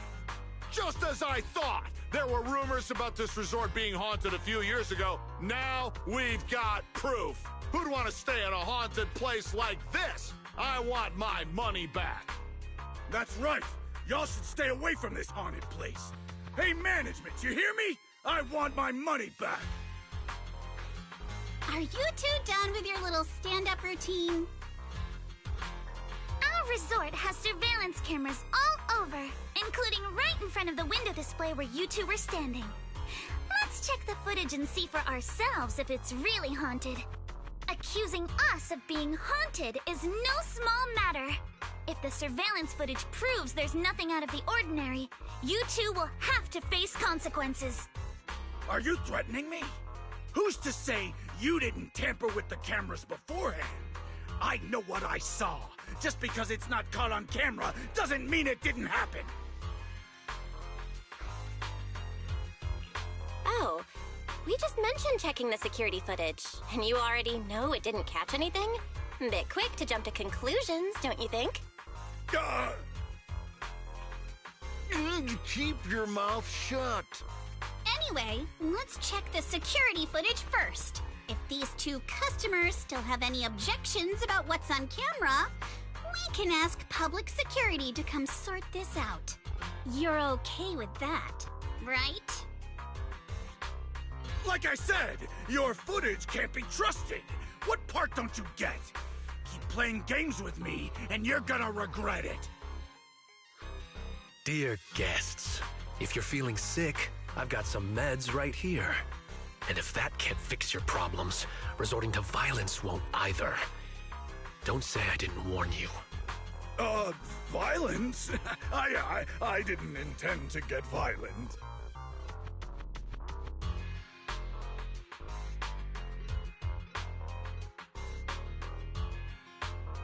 Just like he said, we're all here to relax and have a good time. No matter what kind of dispute you have, violence isn't the answer. I'm sure everyone here would agree with that. That said, these two guests did report something unusual. And let's not forget there were rumors about Fantasy Resort being haunted a few years ago. Management, if you want everyone to feel safe, shouldn't you address it directly? Willis, shouldn't you be sitting in your air-conditioned office at Three Gates Corp? What are you doing here? Easy, no need to be so hostile. I just heard the resort's business was turning around and came to congratulate you, that's all. Instead of talking about me, shouldn't you be focusing on addressing the concerns of the guests here?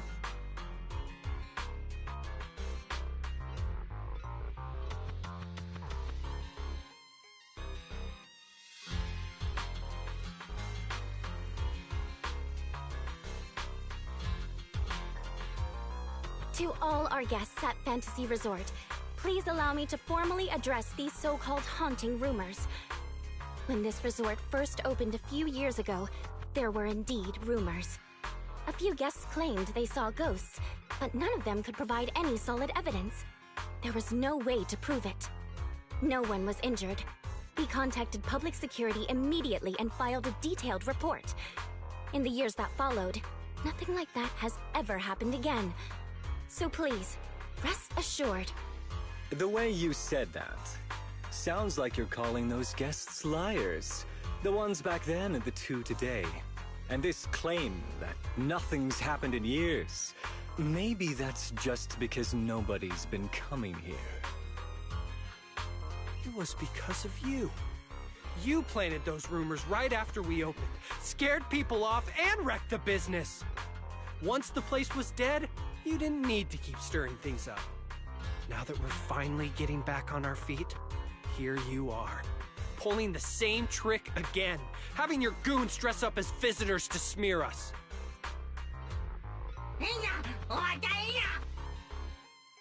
I'm afraid I can't accept these baseless accusations.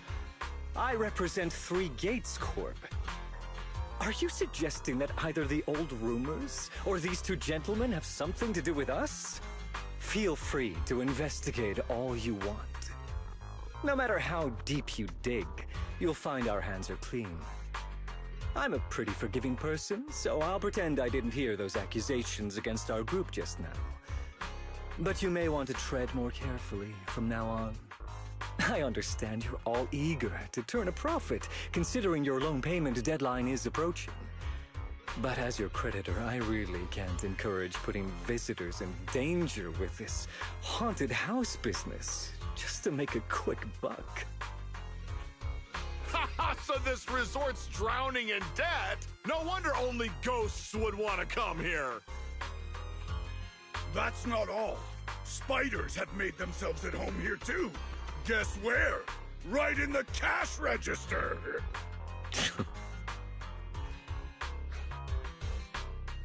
Oh, sir, why do you know what's inside our cash register? Mind explaining that in a bit more detail? Of course I was just guessing. I just took a wild guess. Oh yeah? Then I'll go take a look inside the register. You don't mind, right?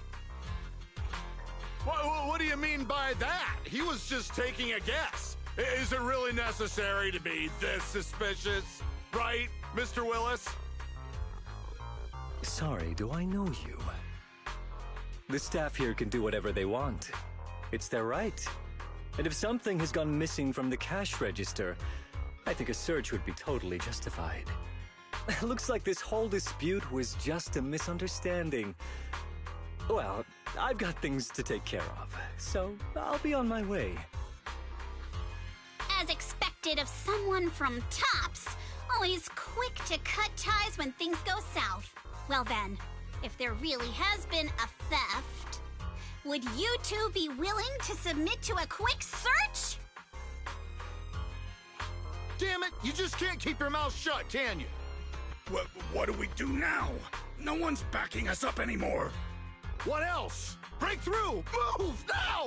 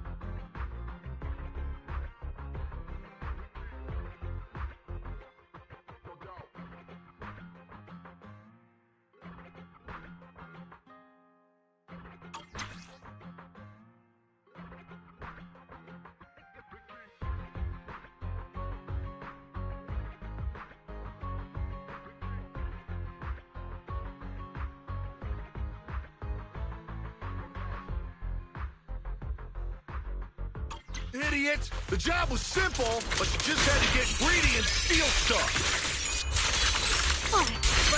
But I figured no one was gonna miss that cash anyway! This job you mentioned, would you mind explaining it to us in more detail? No way in hell! From now on, you won't get another word out of us. Oh yeah? Then get ready to cry like a baby. This is gonna sting.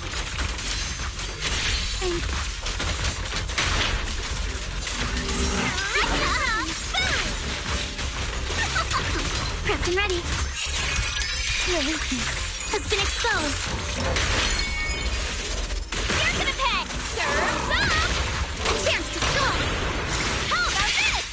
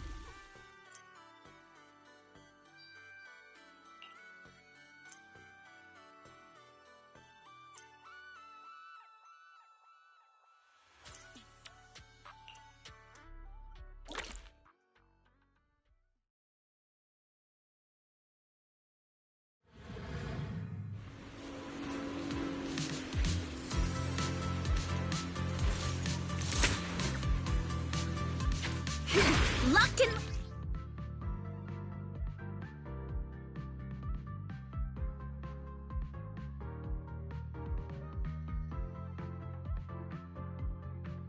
Loaded.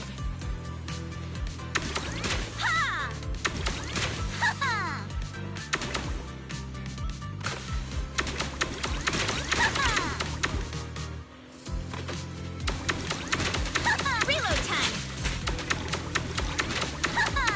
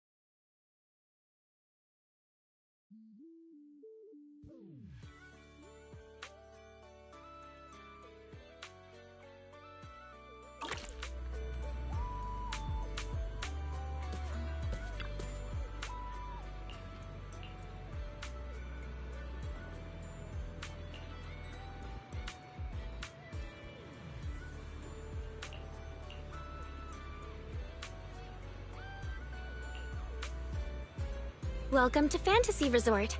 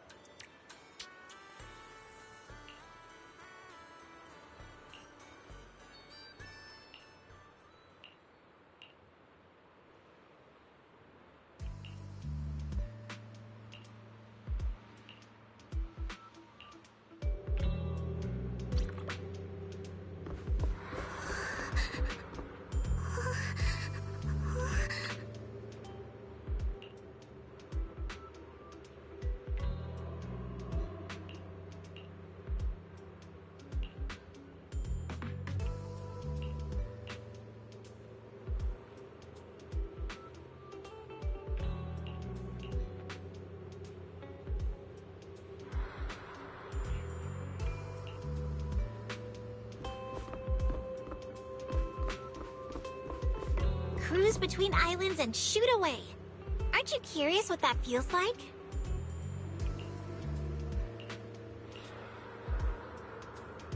Someone's screaming! What's going on? Let's head over and check it out. Wait! Wait for me!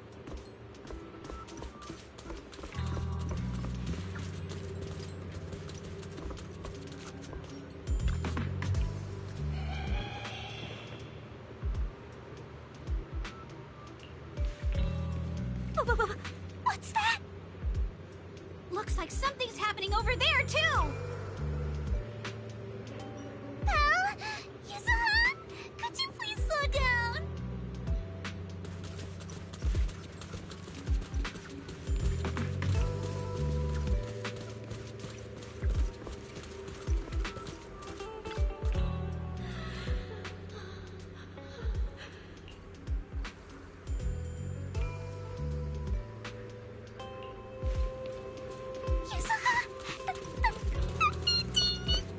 Don't be scared, Alice. Just stick with us.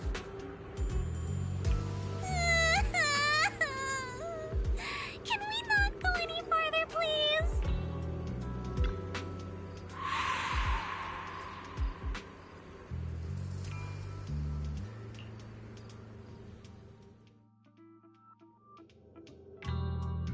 What's going on? What are these? Have you guys seen anything like this before? No. Nobody would put something this disturbing in a resort. I don't remember anything like this either. Let's get rid of them first.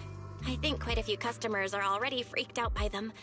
Wise is looking pretty uncomfortable too.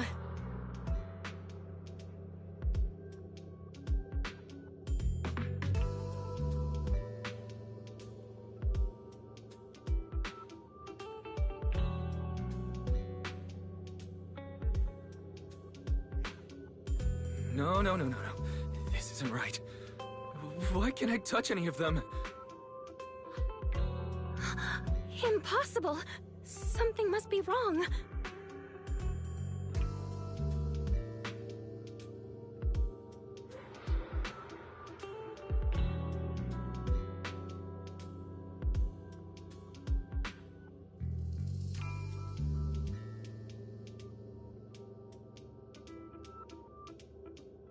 How could this be? I always thought Willis was just spreading rumors.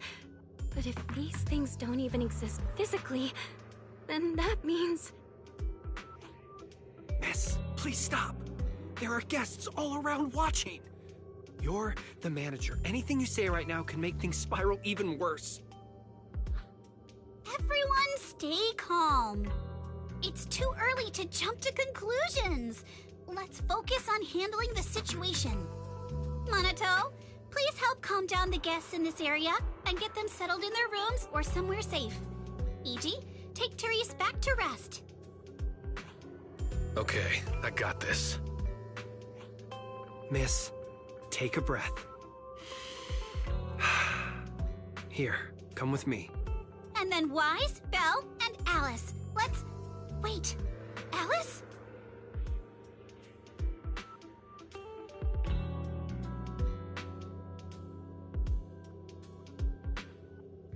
Oh no, Alice can't handle scary stuff, especially up close like this.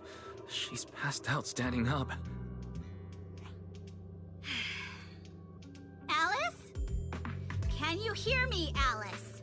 If you don't answer, I'm cutting your bangs into a weird side part! This balloon!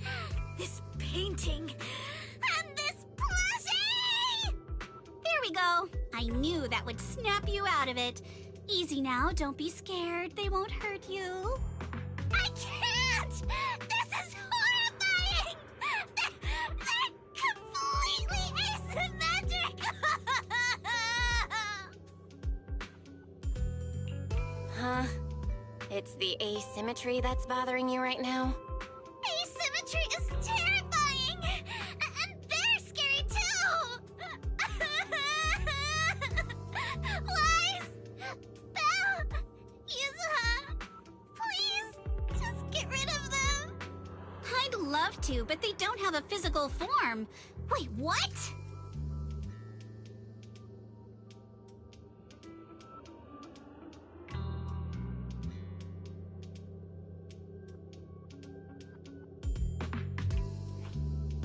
They just vanished. But we didn't even do anything yet. What's going on?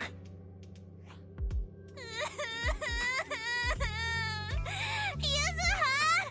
Didn't you say this place wasn't haunted? No physical form? Vanishing into thin air? That's totally ghosts! It's okay, Alice. When I first came here to check the place out, I didn't sense anything supernatural at all. But now this is happening, which means... So you're saying there's something else behind this so-called haunting? Yup. As a veteran of Spook Shack, I can say with certainty that most urban legends aren't really supernatural. As for what they actually are, well, that's what we're about to find out. I've evacuated the guests and did a quick sweep around the area. No sign of anyone suspicious. What's the plan now? Thanks, Monato. It's getting pretty late, and without any leads, we're not likely to make progress tonight. Let's call it a night and get some rest. I hope this incident won't cause too much trouble for the resort tomorrow. Yuzuha, Belle, I'm scared to sleep alone. Can you stay with me? Sure. Sorry you had to go through all that tonight. I got you. I can even sing you a lullaby, Alice. If you can't sleep, I'll help you drift off, or we can stay up and have a girls' night chat. Wise, you seem scared too. You good, bud? I'm good. I'm totally fine being alone in my room.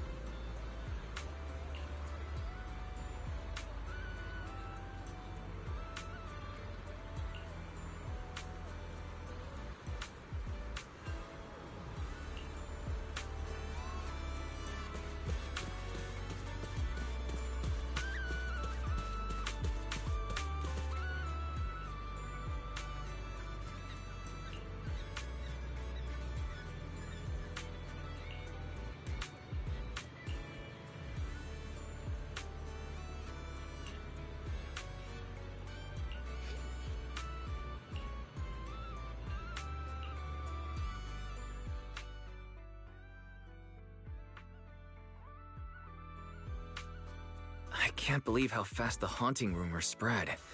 We've worked so hard to turn this place around. If this keeps up, it could scare people off all over again. Looks like we need to get to the bottom of this ASAP. Monato can hold down operations at the resort for now. While he's handling things, we need to figure out what's really going on. If we keep dragging this out, who knows if we'll even be able to make the music festival happen? Yuzuha, do we really have to investigate the haunting? Can't we just let Mr. Arnold handle this? Milady, last night you hugged Belle and me so tight we almost passed out, and now you're getting cold feet?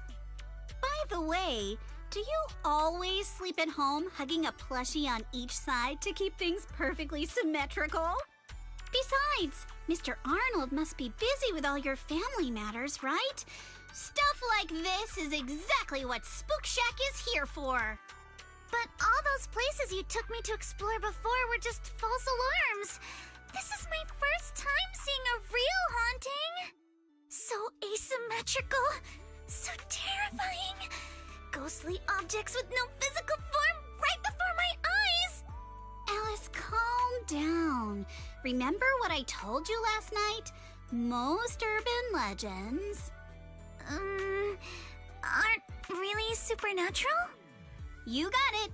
Actually, I didn't finish the whole thing. As a new member of Spook Shack, you should hear it all. Behind every urban legend lies something unknown in this world.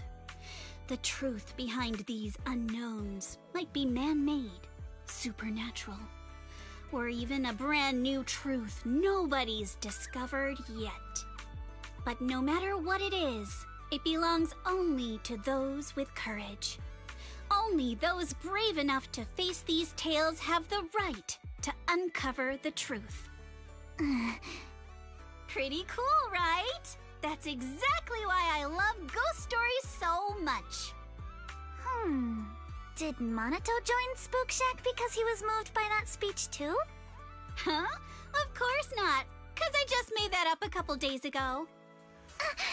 Just when I was starting to feel a little inspired, and you were totally messing with me. Sorry, but judging by your look, I think you're ready to join the investigation. To be honest, I'm still a little scared. Those paranormal objects really shook me up. But if I'm with you guys, maybe I'll find the courage to tough it out. Perfect. Then let's kick off step 1 of our investigation. Have fun! Enjoy the vacation! Focus on boosting the resort's popularity and make the most of this summer! Are you for real? This barely sounds like an investigation anymore. I think I see where you're going with this. You're planning to wait it out for now. Bingo! Whether it's a real haunting or just someone playing tricks. If you look at how the resort's popularity has tanked, I'd say it's not hard to figure out what's going on. But right now, since we don't have any solid evidence to work with, if we could recreate the supernatural incident one more time, we might be able to push the investigation further. As for how to make that happen... If we keep bringing people in like usual and minimize the fallout from the haunting, the ghost won't be able to stay hidden for long. Sooner or later, they'll have to show themselves again.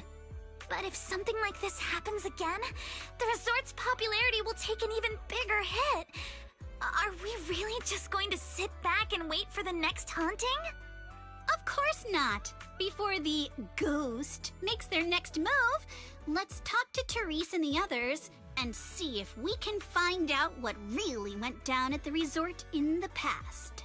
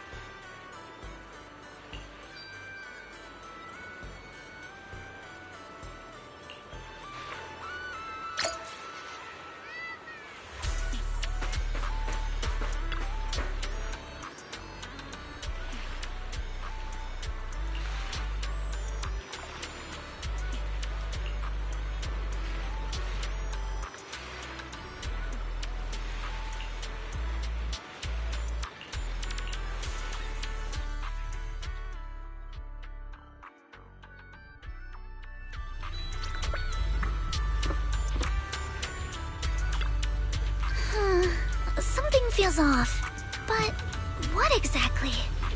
What's on your mind, Alice? Wanna share? I'm sorry, Belle. You came to help me clear my mind, and I've just been lost in thought the whole time. I was just wondering, what exactly is the true nature of those ghosts?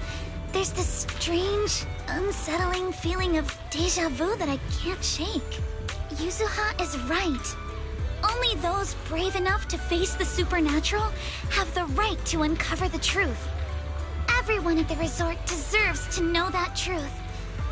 I don't want to be the trembling little bunny, cowering in fear of the unknown anymore. Deja vu is a signal from our subconscious. Don't ignore that feeling. The answer might be hiding in the everyday stuff around us. Come on, Alice. Shake off those thoughts for a bit. Look over at the horizon. I swear I just saw dolphins out there. Where? Symmetrical dolphins are the most adorable. Can you point them out to me? It feels like ever since I met you, Yuzuha, and Minato, everything's been changing. Do you not like change, Alice? Change means the unknown. It means losing something. Just like ghost stories. It scares me. But now, I see it differently. It's not too bad. Every day I spend with you guys is a pleasant surprise, brought about by change. I feel like I might have said something a little embarrassing. Just don't tell anyone, especially not Yuzuha. Oh, and I think there's a whale over there. What? A whale? Where? Come a little closer, and I'll tell you.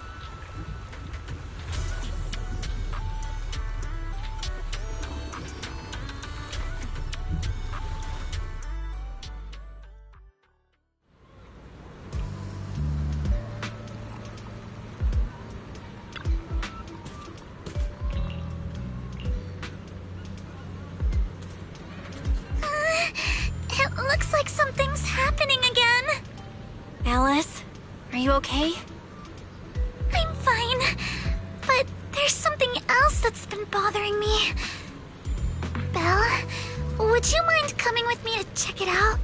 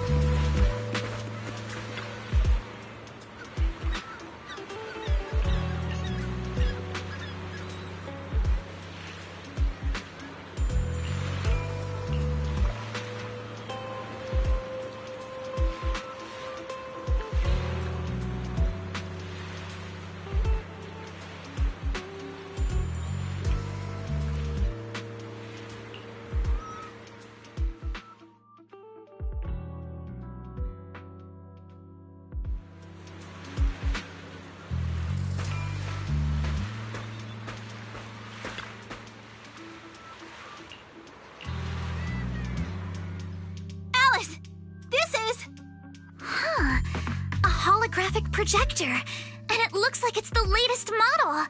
It can create hyper-realistic, full 3D images. The incorporeal ghosts and the objects we saw, they're just illusions projected by this thing. For someone trying to fake a haunting, this is honestly kind of pathetic. But with the power to stay invisible, it managed to trick us all.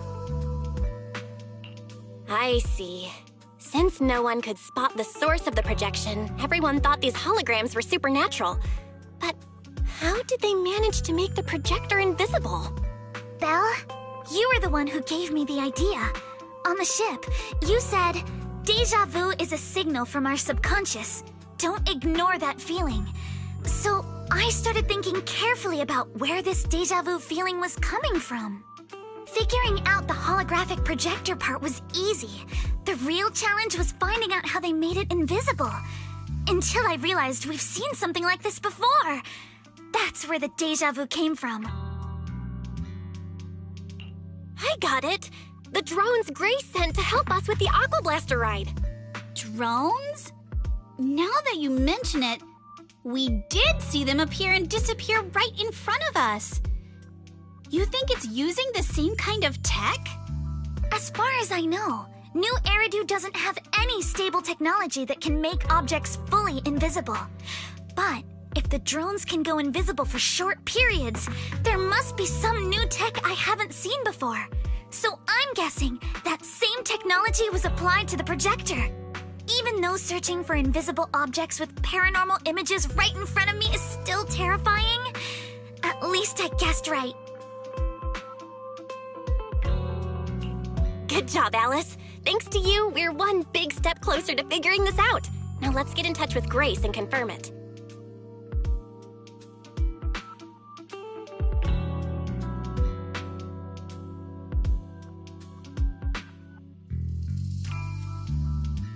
I'm here!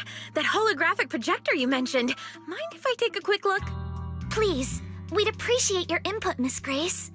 We're trying to find out if these projectors use the same tech as the drones you brought. You're right. They all have the same surface material. Chameleon coating. Chameleon? Is that some kind of rare new material? Yes. The military's been hoping to develop a new tech that can make weapon systems or combat personnel invisible. Defense contractors have been pulling their hair out over this for years. And chameleon coating was Three Gates military tech's solution, though it barely passed the bar. When sprayed on equipment surfaces, this material can achieve visual camouflage by blending into the surrounding colors through temperature control. But the problem is, it's not stable. Low temperatures, infrared exposure, even a little physical impact, any of those can instantly break the camouflage. No wonder it only took one punch from Alice to knock the projector visible again. Exactly. Since it's still full of flaws, the material isn't usable for actual military applications, which is why Three Gates Corp hasn't made it public. They're currently working on fixing these issues, and that's where Bellabog Heavy Industries comes in. Ben struck a deal with them at a friendly price, and I received a batch of chameleon to help them test and improve. That's the story behind the drones. Thanks for explaining. So, since this invisibility tech is flawed, it hasn't hit the market yet, right? Other companies might have struck deals with Three Gates Corp like we did, but I'd say most of the material's still in their hands. I see. Looks like we finally unmasked the ghost. By the way, on my way over here, I overheard some people talking about hauntings. Judging by your reactions, is Three Gates Corp involved? I'd say there's an 88% chance. We lack direct evidence and can't confirm if Willis's actions were ordered by the company. But at the very least, we know that there are hidden projectors scattered around the resort, projecting those creepy images. Well, I can't sit back and do nothing. Sweet Pea's been under a lot of stress lately, and both Anton and Ben could really use this break. No way I'm letting their precious time off get ruined like this. Miss Grace, could you lend us a hand? Finding the other hidden projectors might take a while, but something you just mentioned gave me an idea.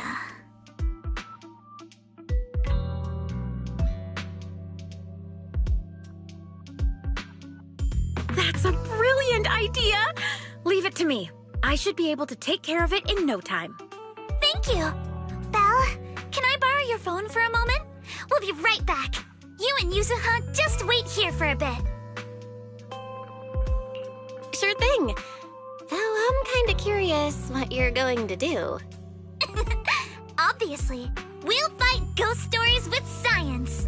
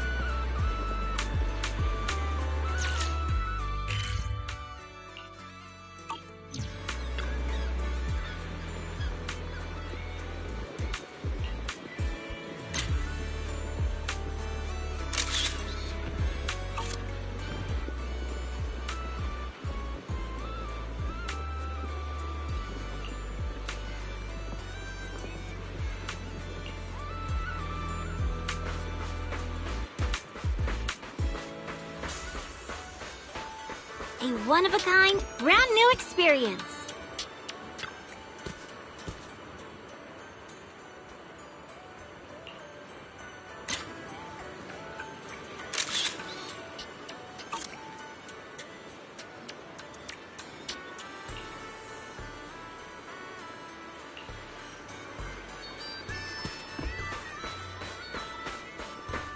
Feel the pulse of life on your board.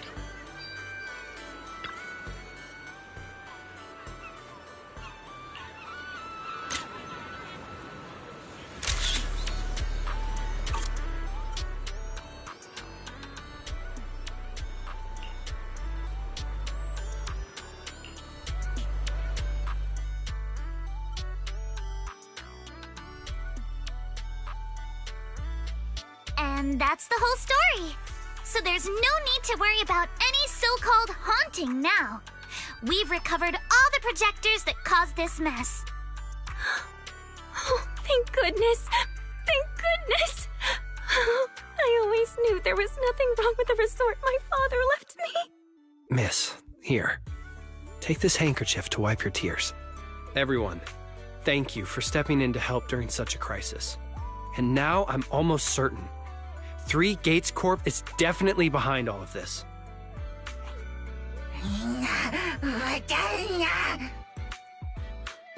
One step away from taking over the resort, but right when we hit rock bottom, we managed to bounce back.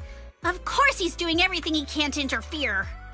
Those stupid minions he brought to cause trouble were probably just a distraction to keep us busy while his other lackeys snuck around installing these projectors everywhere. After that, they could control the hauntings remotely without needing to stick around. No wonder Minato didn't spot anyone at the time. No, we can't. Not yet. We've checked all the surveillance footage from the resort, but none of them caught Willis's men in the act. Willis is no amateur. A fox like him wouldn't leave obvious evidence. Having dealt with the resort for so many years, he probably knows exactly where all the cameras are. And besides the chameleon coating, there's no other evidence linking these projectors to 3 Gates Corp right now. They could easily claim they had nothing to do with any of this.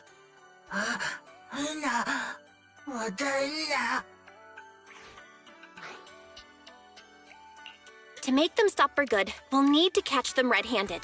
Even the slickest fox can't talk their way out when caught in the act. But how can we know when they'll come back to stage another haunting? It might not even be about setting up another haunting. Like I just said, Chameleon is still really unstable as an invisibility material. Willis is pulling tricks with a tech that's barely holding together. Anything unexpected could expose the projectors. And when that happens, the whole ghost story collapses. He must know the risks and has a backup plan. I see. So you're saying that if something happens, he'll definitely send someone to retrieve the projectors. I understand now. I'll update Mia and Helen on the situation. Willis's men might show up again soon, and we'll all be ready for them. We'll be there to support you guys. It. Of course. Leave it to us.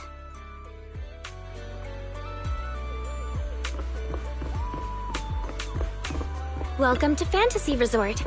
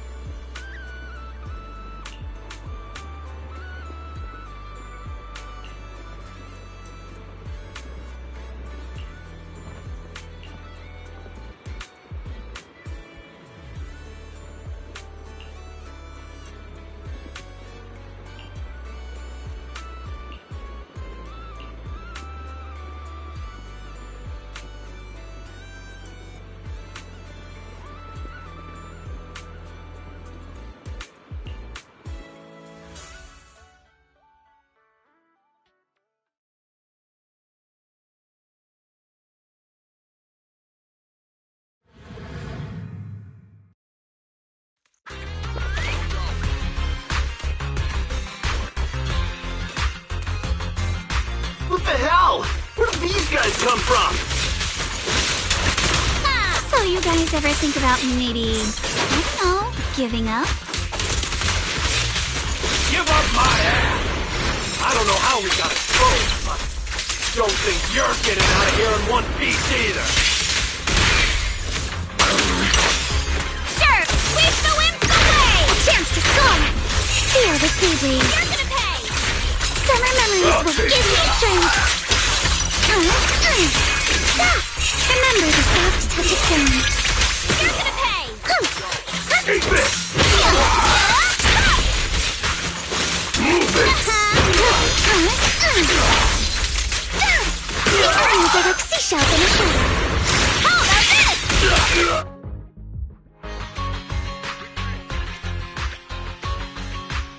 Stay put and don't try anything funny. Public security's on their way. Let me go! What did we even do to make you call public security, huh? Let me think. Breaking into the resort store, malicious damage to property, assaulting staff, and wearing that asymmetrical helmet. I'd say that's plenty to press charges. Huh? What kind of charge is that last one? EJ and I searched these guys. Willis wasn't here, and none of them look like Three Gates Corp employees. In other words, these guys look like a bunch of thugs who broke into the resort with no connection to Three Gates Corp. Of course, that's just on the surface.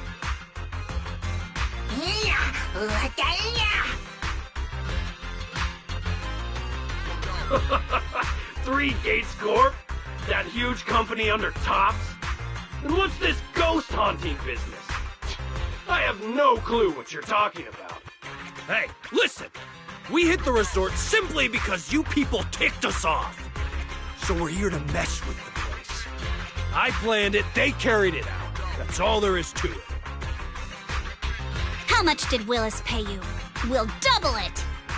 Willis? Never heard of him. Don't know what you're talking about. We make our living with our own 2 hands. That's enough. Monato, would you mind locking them up until public security arrives?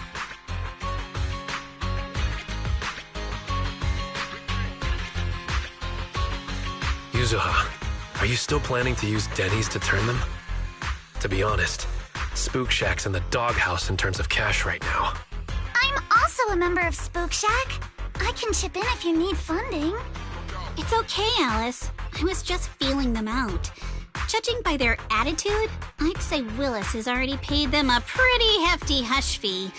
No point wasting time on them. Anyway, after tonight's counter-strike, Willis probably won't be making any bold moves for a while. As for whether these thugs will rat him out, we'll let public security handle that. Does that mean we don't have to worry about more hauntings happening again? The thugs Willis hired have all been caught. There's no one left to do his dirty work for now. Of course, he might hire another group of thugs, or even do it himself. But if he tries anything again, we won't let him get away with it. The music festival kicks off tomorrow night. At least this time, Willis won't be able to do anything. If our festival and attractions combo goes well, the resort's popularity should be in a pretty good spot after this. Although this is good news, it's a shame that after all the chaos these past few days, the whole haunted resort thing has blown up all over Internaut. This kind of negative publicity is already doing some real damage. But hey, it's still way better than when we first opened, back when nobody wanted to come at all. Thanks to all of you, the resort's finally back on track.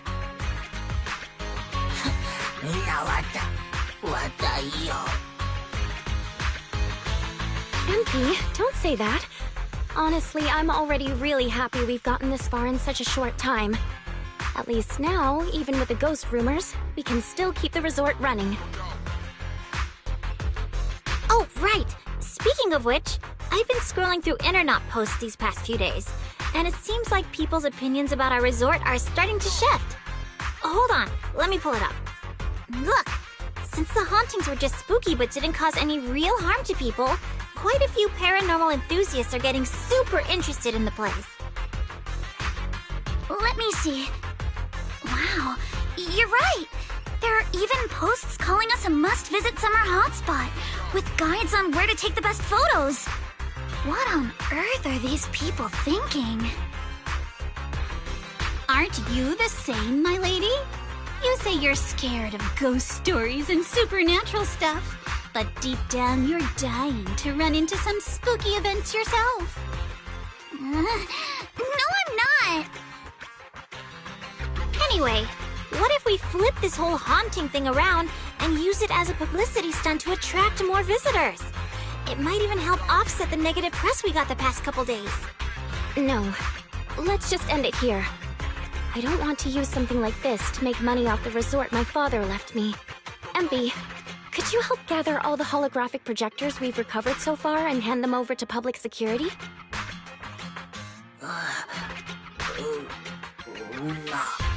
Alright, let's shift gears. Time to help Alice and Yuzuha prepare for tomorrow night's music festival. Right. Thanks, everyone. The bands Mr. Arnold invited will be here tomorrow for rehearsal, and we've already pushed out all the ads. Though, with the budget we've got, it's only a small promo campaign. Leave all the preparations to us. Now that everything's back on track, it's time to share the wonders of summer with all our guests. Wise and I will help too. Let's make the most of it and spend an amazing summer night together. We got this! Summer. If only it could last forever.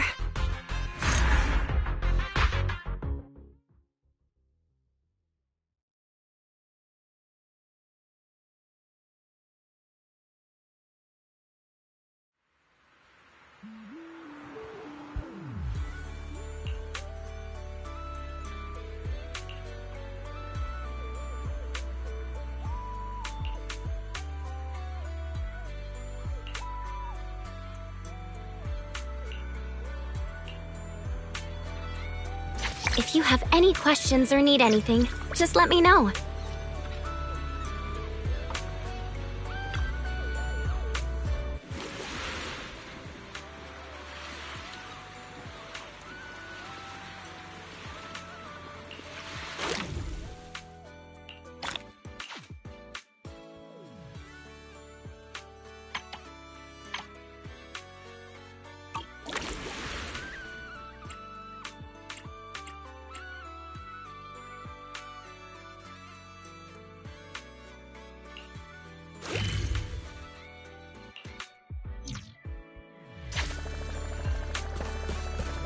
Welcome to Fantasy Resort.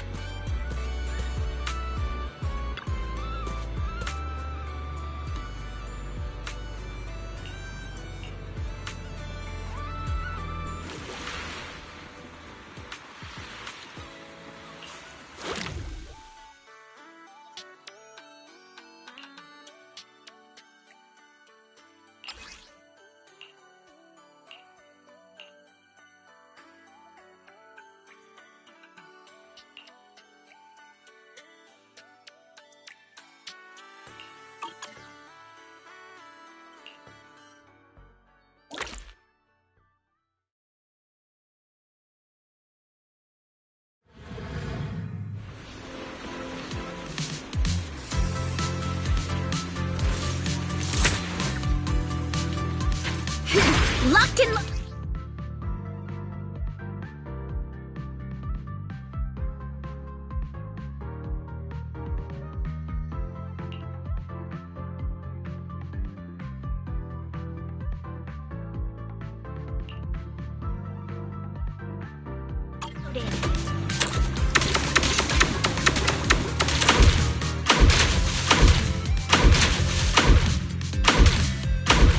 Reload time.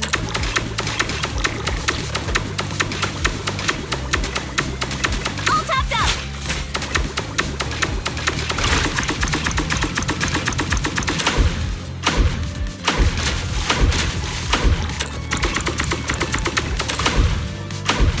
All topped up. Ha ha. Ha. All topped up. Ha ha.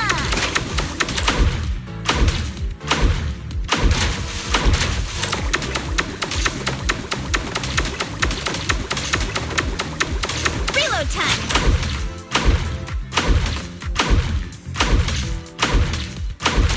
All topped up.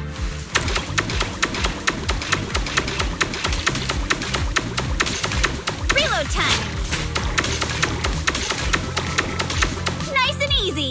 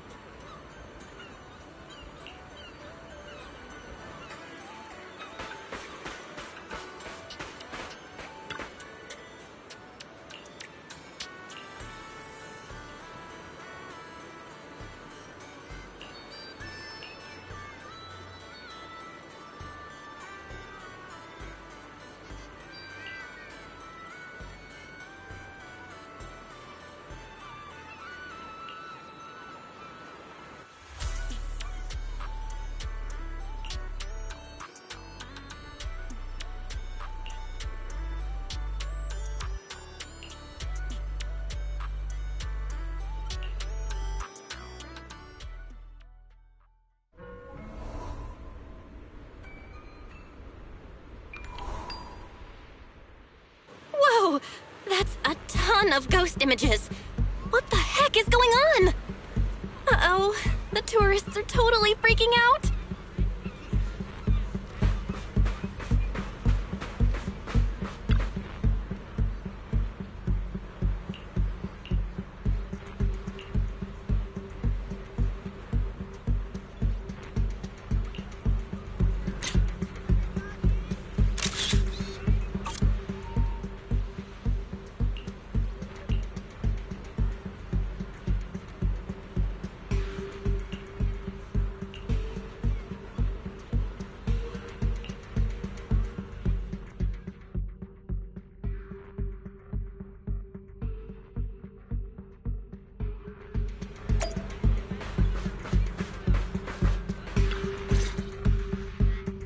What?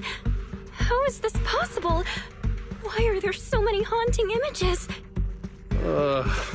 Didn't we hand over all the projectors to public security last night? What kind of dirty trick is Three Gates Corp pulling now?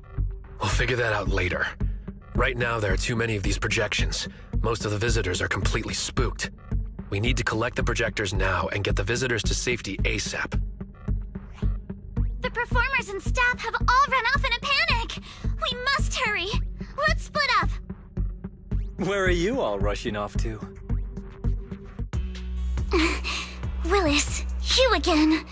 And behind you. New Eridu Broadcasting, Throne Quarter TV, Redo Media. Basically, I invited all the major mainstream media outlets in New Eridu. So the whole city can watch this haunted circus you deliberately set up? Careful what you say. We're live across the city right now. I just heard Fantasy Resort was on the rise, so I decided to spend a little of my own money to bring in some big media coverage. Just trying to help you out with a little PR, that's all. Oh, but what a shame! Looks like we picked the worst possible time and ended up broadcasting your resort's biggest mess for everyone to see. I can't believe you have the nerve to say that. Everyone watching, please listen to me. Everything you're seeing right now was created by hologram projectors. Our resort is not haunted. And the one who orchestrated all of this, turning it into a haunting, is none other than this department manager from Three Gates Corp. Oh my. If you want to accuse Three Gates Corp, shouldn't you at least have solid evidence? You can't throw shade at us just because the projectors happen to be coated in our new material, can you? Speaking of evidence, I've actually got a video that proves my company has nothing to do with your resort. In fact, it was your own people who installed the projectors in place to fake the haunting.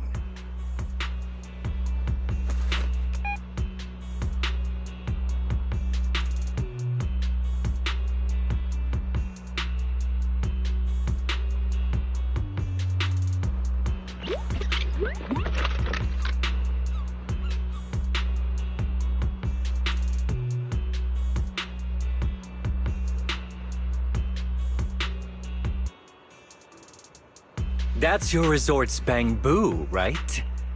Forgive me for not disclosing the source of this video, but it clearly shows that this Bang-Boo did everything on its own. We had nothing to do with it. I believe the people can see it for themselves. You fabricated this whole haunting nonsense, traumatizing customers who trusted and visited you. And then you had the nerve to turn this around on me. That's what really happened. MP, how could this be? You've been with us since Father was still alive. You would never do something like this, right, MP? Huh? Where's MP? Come to think of it, I haven't seen MP around at all since this morning. I bet it's already left town. Bang-Boo's actions. Master takes the fall. As the resort's managers, shouldn't you give the audience and your guests an explanation? damn it. Where did MP run off to at a time like this? What should we do?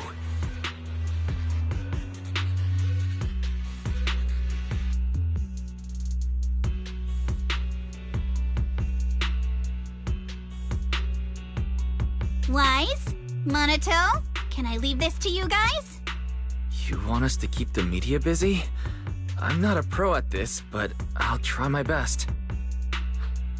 Are you planning to retrieve the projectors and find MP? MP has always cared deeply about the resort. There's no way to do something like this without a reason. There must be something else behind this. We need to find it and figure out the truth. Go! We've got things covered here. Okay, we'll be back soon.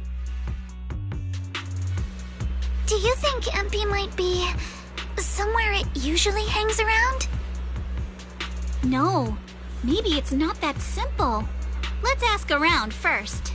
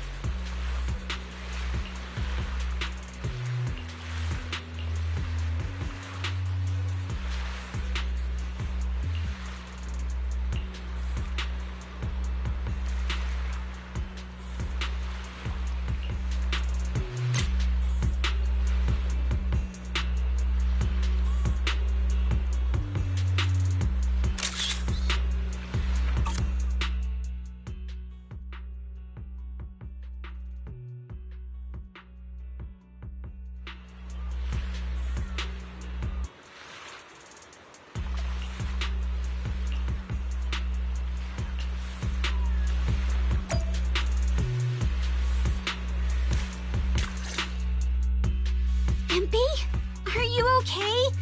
Can you hear us? This is awful.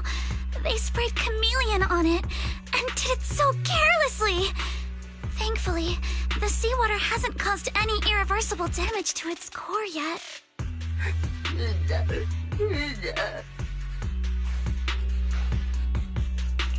MP, calm down.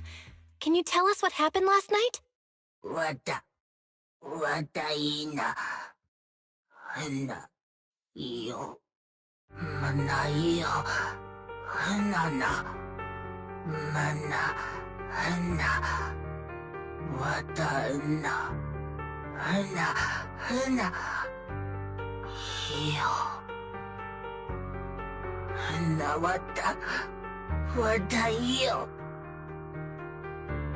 So when Mia mentioned last night that the ghost stories were well received on Internet, you thought about using that to the resort's advantage?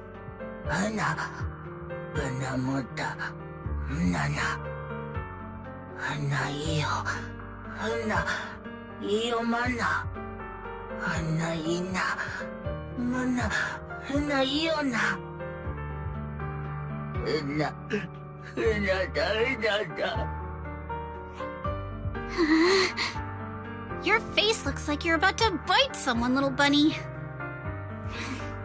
Is that how I look right now? You're not much better, Yuzuha. Your hair's practically standing on end. MP, you've done great. We'll take it from here. We'll settle the score with the bad guys who tried to ruin our summer. Belle? Got any ideas? From what MP said, it sounds like Willis didn't leave any evidence behind this time either. No. This time, he's going down. He crushed every bit of hope we had just to sabotage the resort. He even went so far as to leave MP invisible in seawater to make it malfunction. We're heading back, and we'll make him pay for what he's done.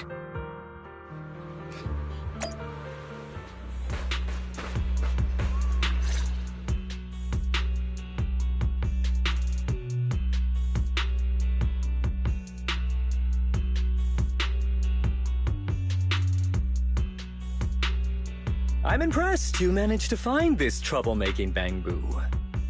What's with all those wounds on it? Don't tell me you beat it up to appease the guests. Empy! Those wounds! What happened? Willis, you did this, didn't you? Empy is just a little bang-boo! You bastard! Guys, when you finally get your shot at revenge, you can't just say something weak like, you bastard! Alice, show him how it's done. Huh? Me? Alright then. My name is Alice Timefield. For the sake of Fantasy Resort's reputation, for Empy, and for everyone's hard work that you tried to trample, I will push you into an utterly asymmetrical abyss of despair! Alice, that asymmetrical part was kinda unnecessary. What exactly are you getting at? In short, you brought in these invisible holographic projectors, caused chaos at the resort, and even tried to kill a bamboo. All of this is being exposed to the entire city of New Eridu, live on camera. And here I thought you had something important to say. How ridiculous! In a lawful society, you can't just throw around accusations without evidence.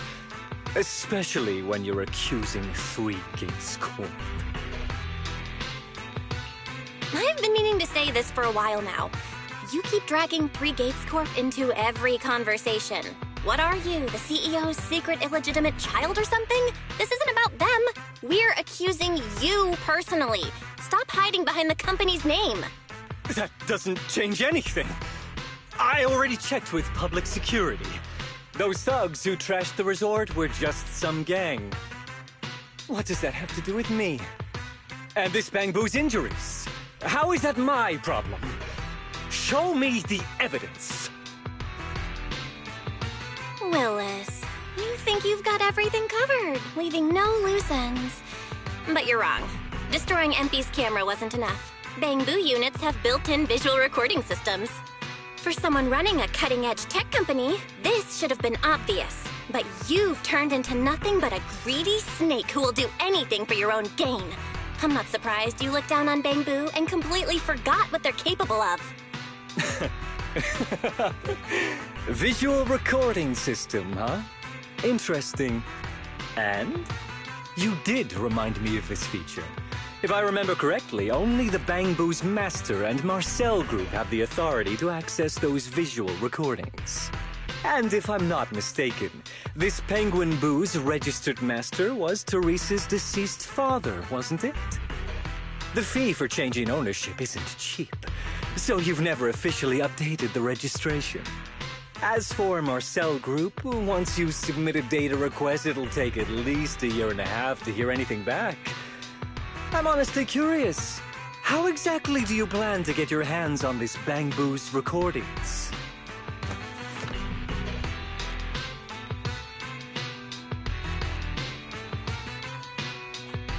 Master, I detect a long-awaited opportunity for me to shine. Enter the command, "Please help me, Your Excellency Fairy," and I shall execute the following action. Convert Bamboo's visual recordings into video output. Master, it seems like you're in a situation where verbal commands aren't convenient. I've gone ahead and sent the recordings to your phone. Please don't forget to shower me with extra praise later. All right, these are the visual recordings saved inside Empy. Well, you've got some skills. If what you're saying is true, that someone attacked this Bamboo, then the visual recordings must have caught it. Maybe it was one of those leftover thugs from yesterday's gang. You should hand over the recordings to public security and let them sort it out. That'll wrap things up for today. Still trying to play dumb, Willis? The gang you hired to do your dirty work were all caught yesterday. With hush money for hired thugs being so steep, and the risk of exposure so high, there's no way you could have lined up another crew in just one day. Given the situation, don't you think it's far more likely you took matters into your own hands and attacked Empy yourself? I'm going to play back the visual recordings. I heard that you love hearing yourself talk. Why don't we give all of New Eridu a chance to hear what you were mumbling at the end? Wait, don't! I spent a fortune hiring those thugs and they were totally useless. Got themselves caught just like that. Thought this worthless resort was a lost cause. But who would have guessed, just wandering around here, I'd stumble onto such a lucky surprise. This Dungbang Boo even set up the projectors for me. This'll work. Just gotta wait till daytime when the place is packed. I'll project all those terrifying images, and the resort will be doomed for good. Smash the camera, then get rid of this bamboo. Why is it so heavy? Whatever, I'll just leave it invisible and let it rot in the sea. This time I'll finally drive this place into bankruptcy and take it for myself. I've been waiting for too long. Midsummer Inc.'s research data must be hidden somewhere around here.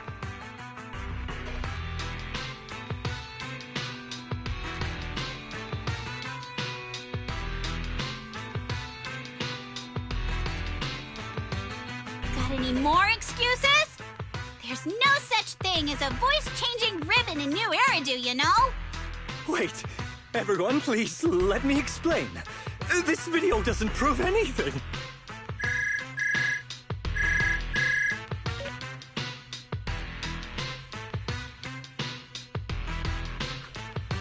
Citizens of New Eridu, I apologize for taking up your valuable time. As the corporate spokesperson for Three Gates Corp., I would like to make an official statement regarding this incident. Willis, former R&D division manager at Three Gates Military Tech, has been terminated and permanently blacklisted due to his malicious interference with Fantasy Resort's operations for personal gain, causing severe damage to the company's reputation. Willis's actions were entirely his own and have no connection to our company.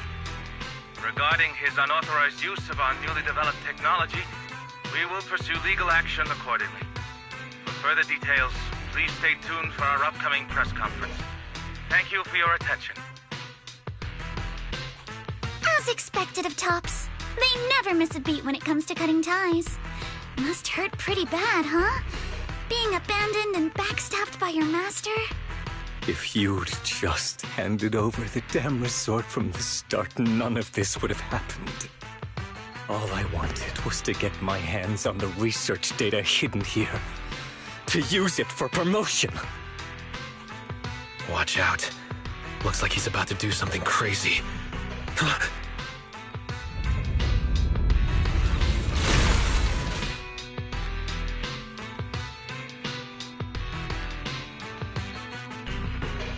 Now that my career and my life are ruined, none of you are getting out of this in one piece!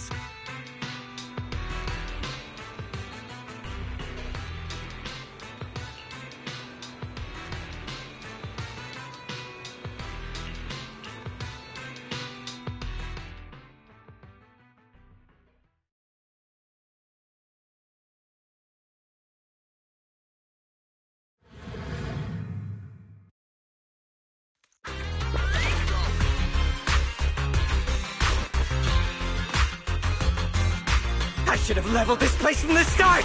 Would have saved me a ton of trouble! I'm tired anyway, so why beat around the bush? Blow it up! Blow it up! Score! And why did you get to go on vacation?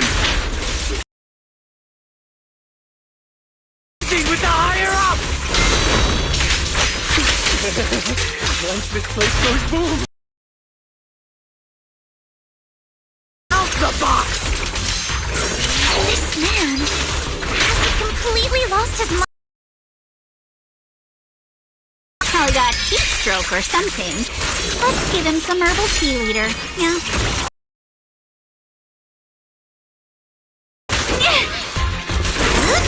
Time to split! Stay on offense! A sword technique for summer nights! Serve up!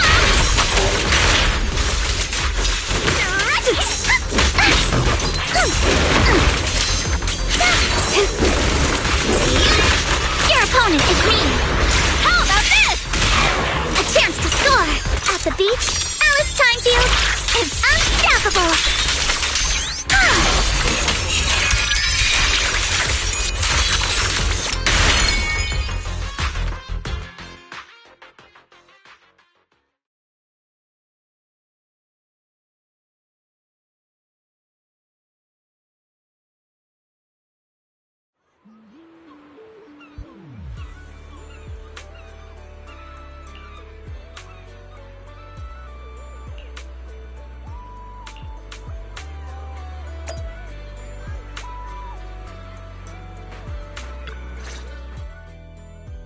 Everyone, thank you so much. I don't know what crimes Willis will be charged with, but without him around, I think the resort is finally free from all the nightmares. I've already repaired MP's body. Thanks, everyone. It's just a shame about the music festival that we had planned for tonight. Yeah, it's a real shame. But the bands and staff all got spooked and ran off. No matter what we say, they won't come back now. We've got no choice but to put the music festival on hold. But Yuzuha, weren't you really looking forward to it?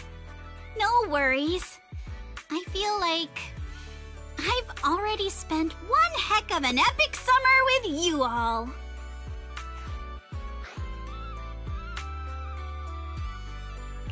How should I put this? Guys, I actually have another way to save the music festival. I could ask a friend to see if she'd be willing to perform here.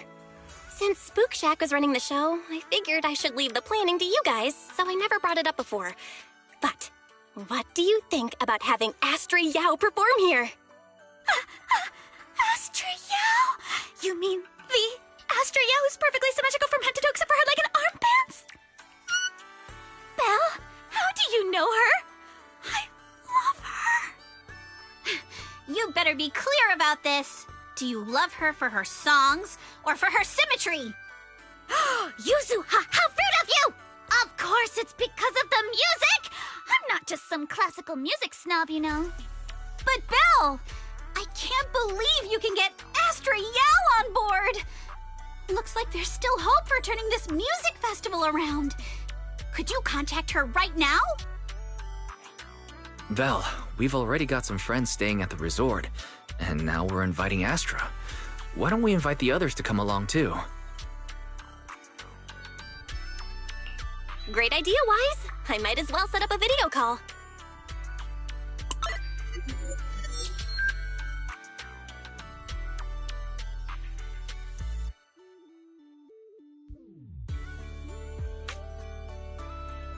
Belle, what's up? I just wrapped up a commercial shoot. Now heading to my next gig. Hello, Belle. I just started my learning how to say no to debriefings and everything else training. Did you need something? Miyabi, you just don't want to go to the debriefing, do you? Belle, I just finished work. Are you at a resort? Proxy, I thought you were video calling me for something important, but look at that! A whole screen full of familiar faces. As for what I'm doing, let's just say PubSec doesn't need to know. Hey everyone! Wise and I are at Fantasy Resort, and there's gonna be a beach music festival tonight. Would you all like to come to the resort and join us? So, Astra, how should I put this? I have a favor to ask.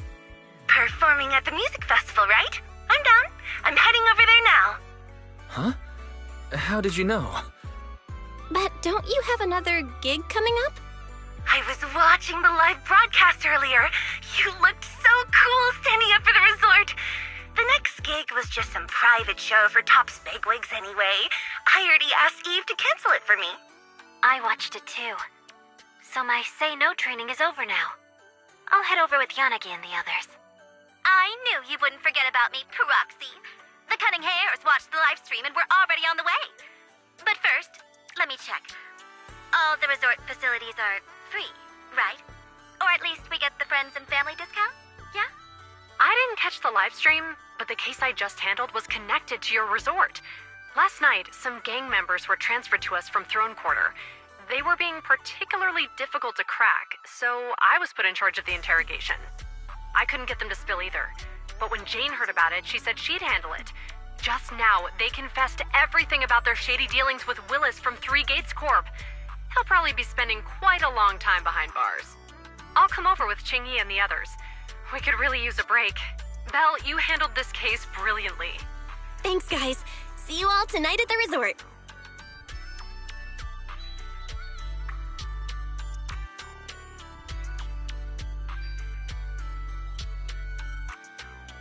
Belle, don't end the video call yet. Can I have a quick word with Astra? Of course. What are you planning to say, Yuzuha?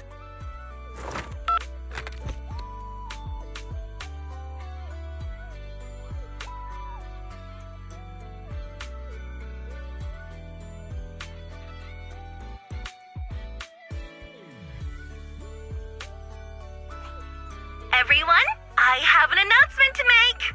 Tonight, I'll be performing at the Fantasy Music Festival, so get ready for some incredible magic through music! If you're interested, come meet me at Fantasy Resort. Let's make this the most amazing summer night ever! You actually came up with that on the spot? Yuzuha, are you some kind of genius? I wonder how much it would have cost to get this kind of media coverage the normal way. Bet Willis never saw this coming. All that effort he put into getting media to trash us ended up working in our favor. The music festival's hype is gonna hit an all-time high! So, Alice, how are you liking your first summer since joining Spook Shack? Huh? Me? How should I put this? Nothing went according to plan at all. Everything was total chaos. Just one scare after another, and I barely got any chance to relax. It's completely different from what I had in mind. But I loved it. Honestly, it might have been the best summer I've ever had.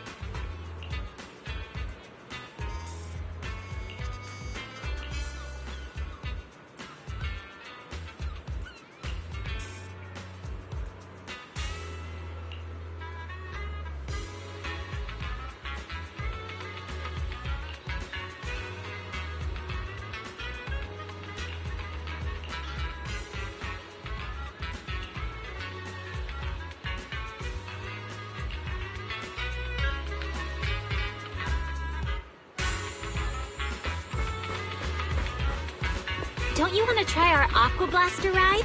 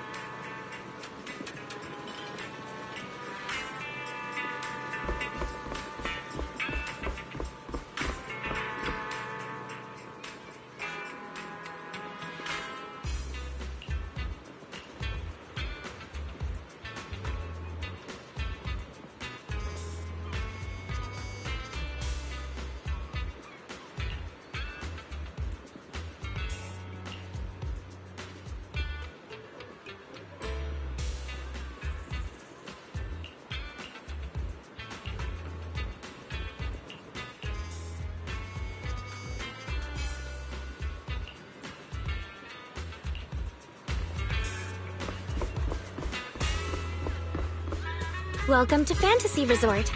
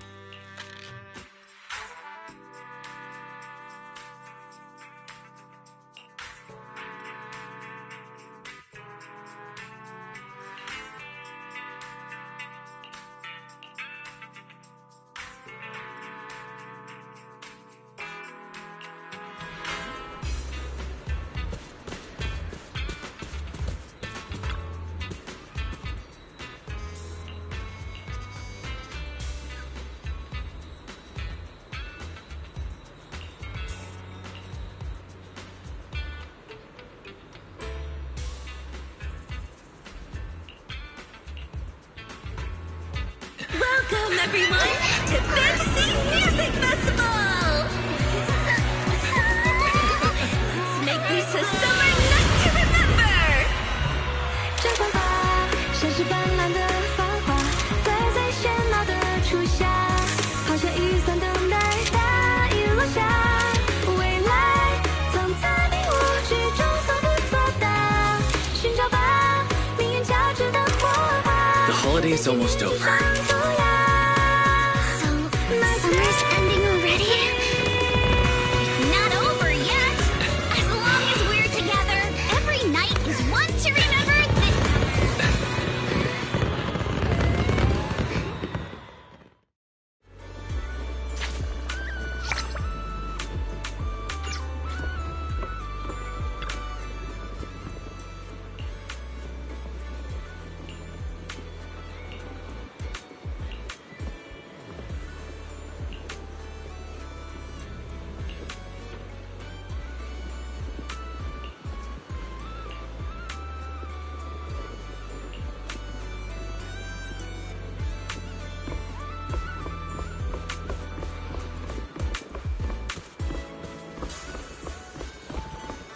A one-of-a-kind, brand new experience.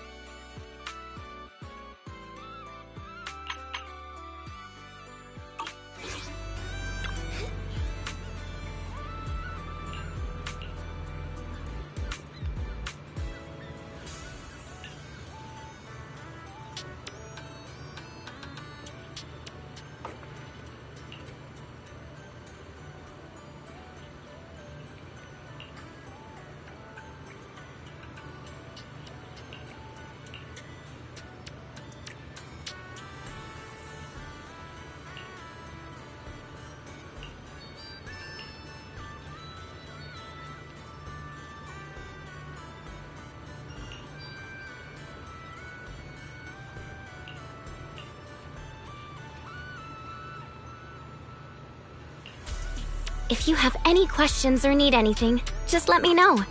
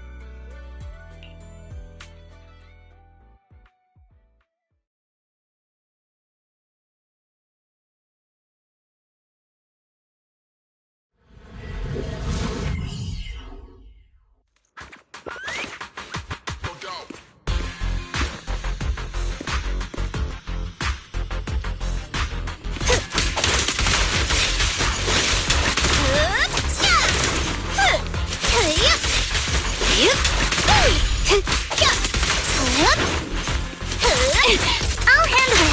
Feel the sea breeze. Sorry for stealing your spotlight. Switch it up, let's drive away. Thrust and pierce. You're gonna pay.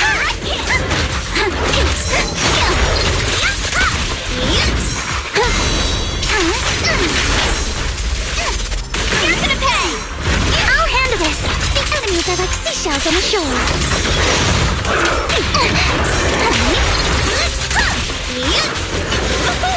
Sweep the winds away! A chance to score! You're gonna pay! No time to deal with you individually. Apologies.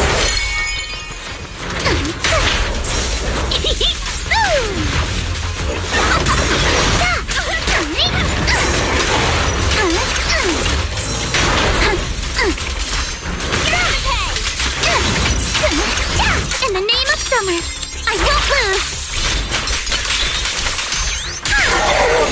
Feel the rhythm of the waves. Blink your strikes to score!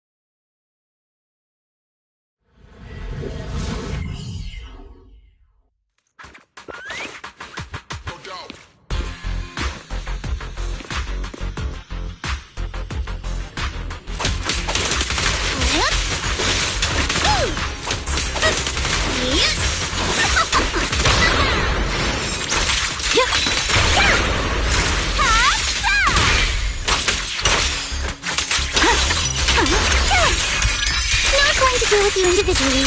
Apologies. A chance to score. I'll take you.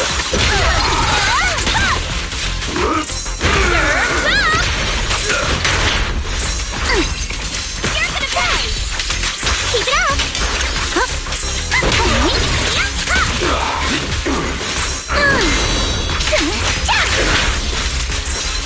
Feel the sea breeze. Sorry for stealing your spotlight.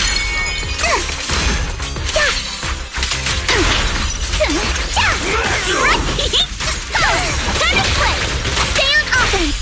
I offer you the dazzling star of a summer night! Guess what my umbrella can turn into?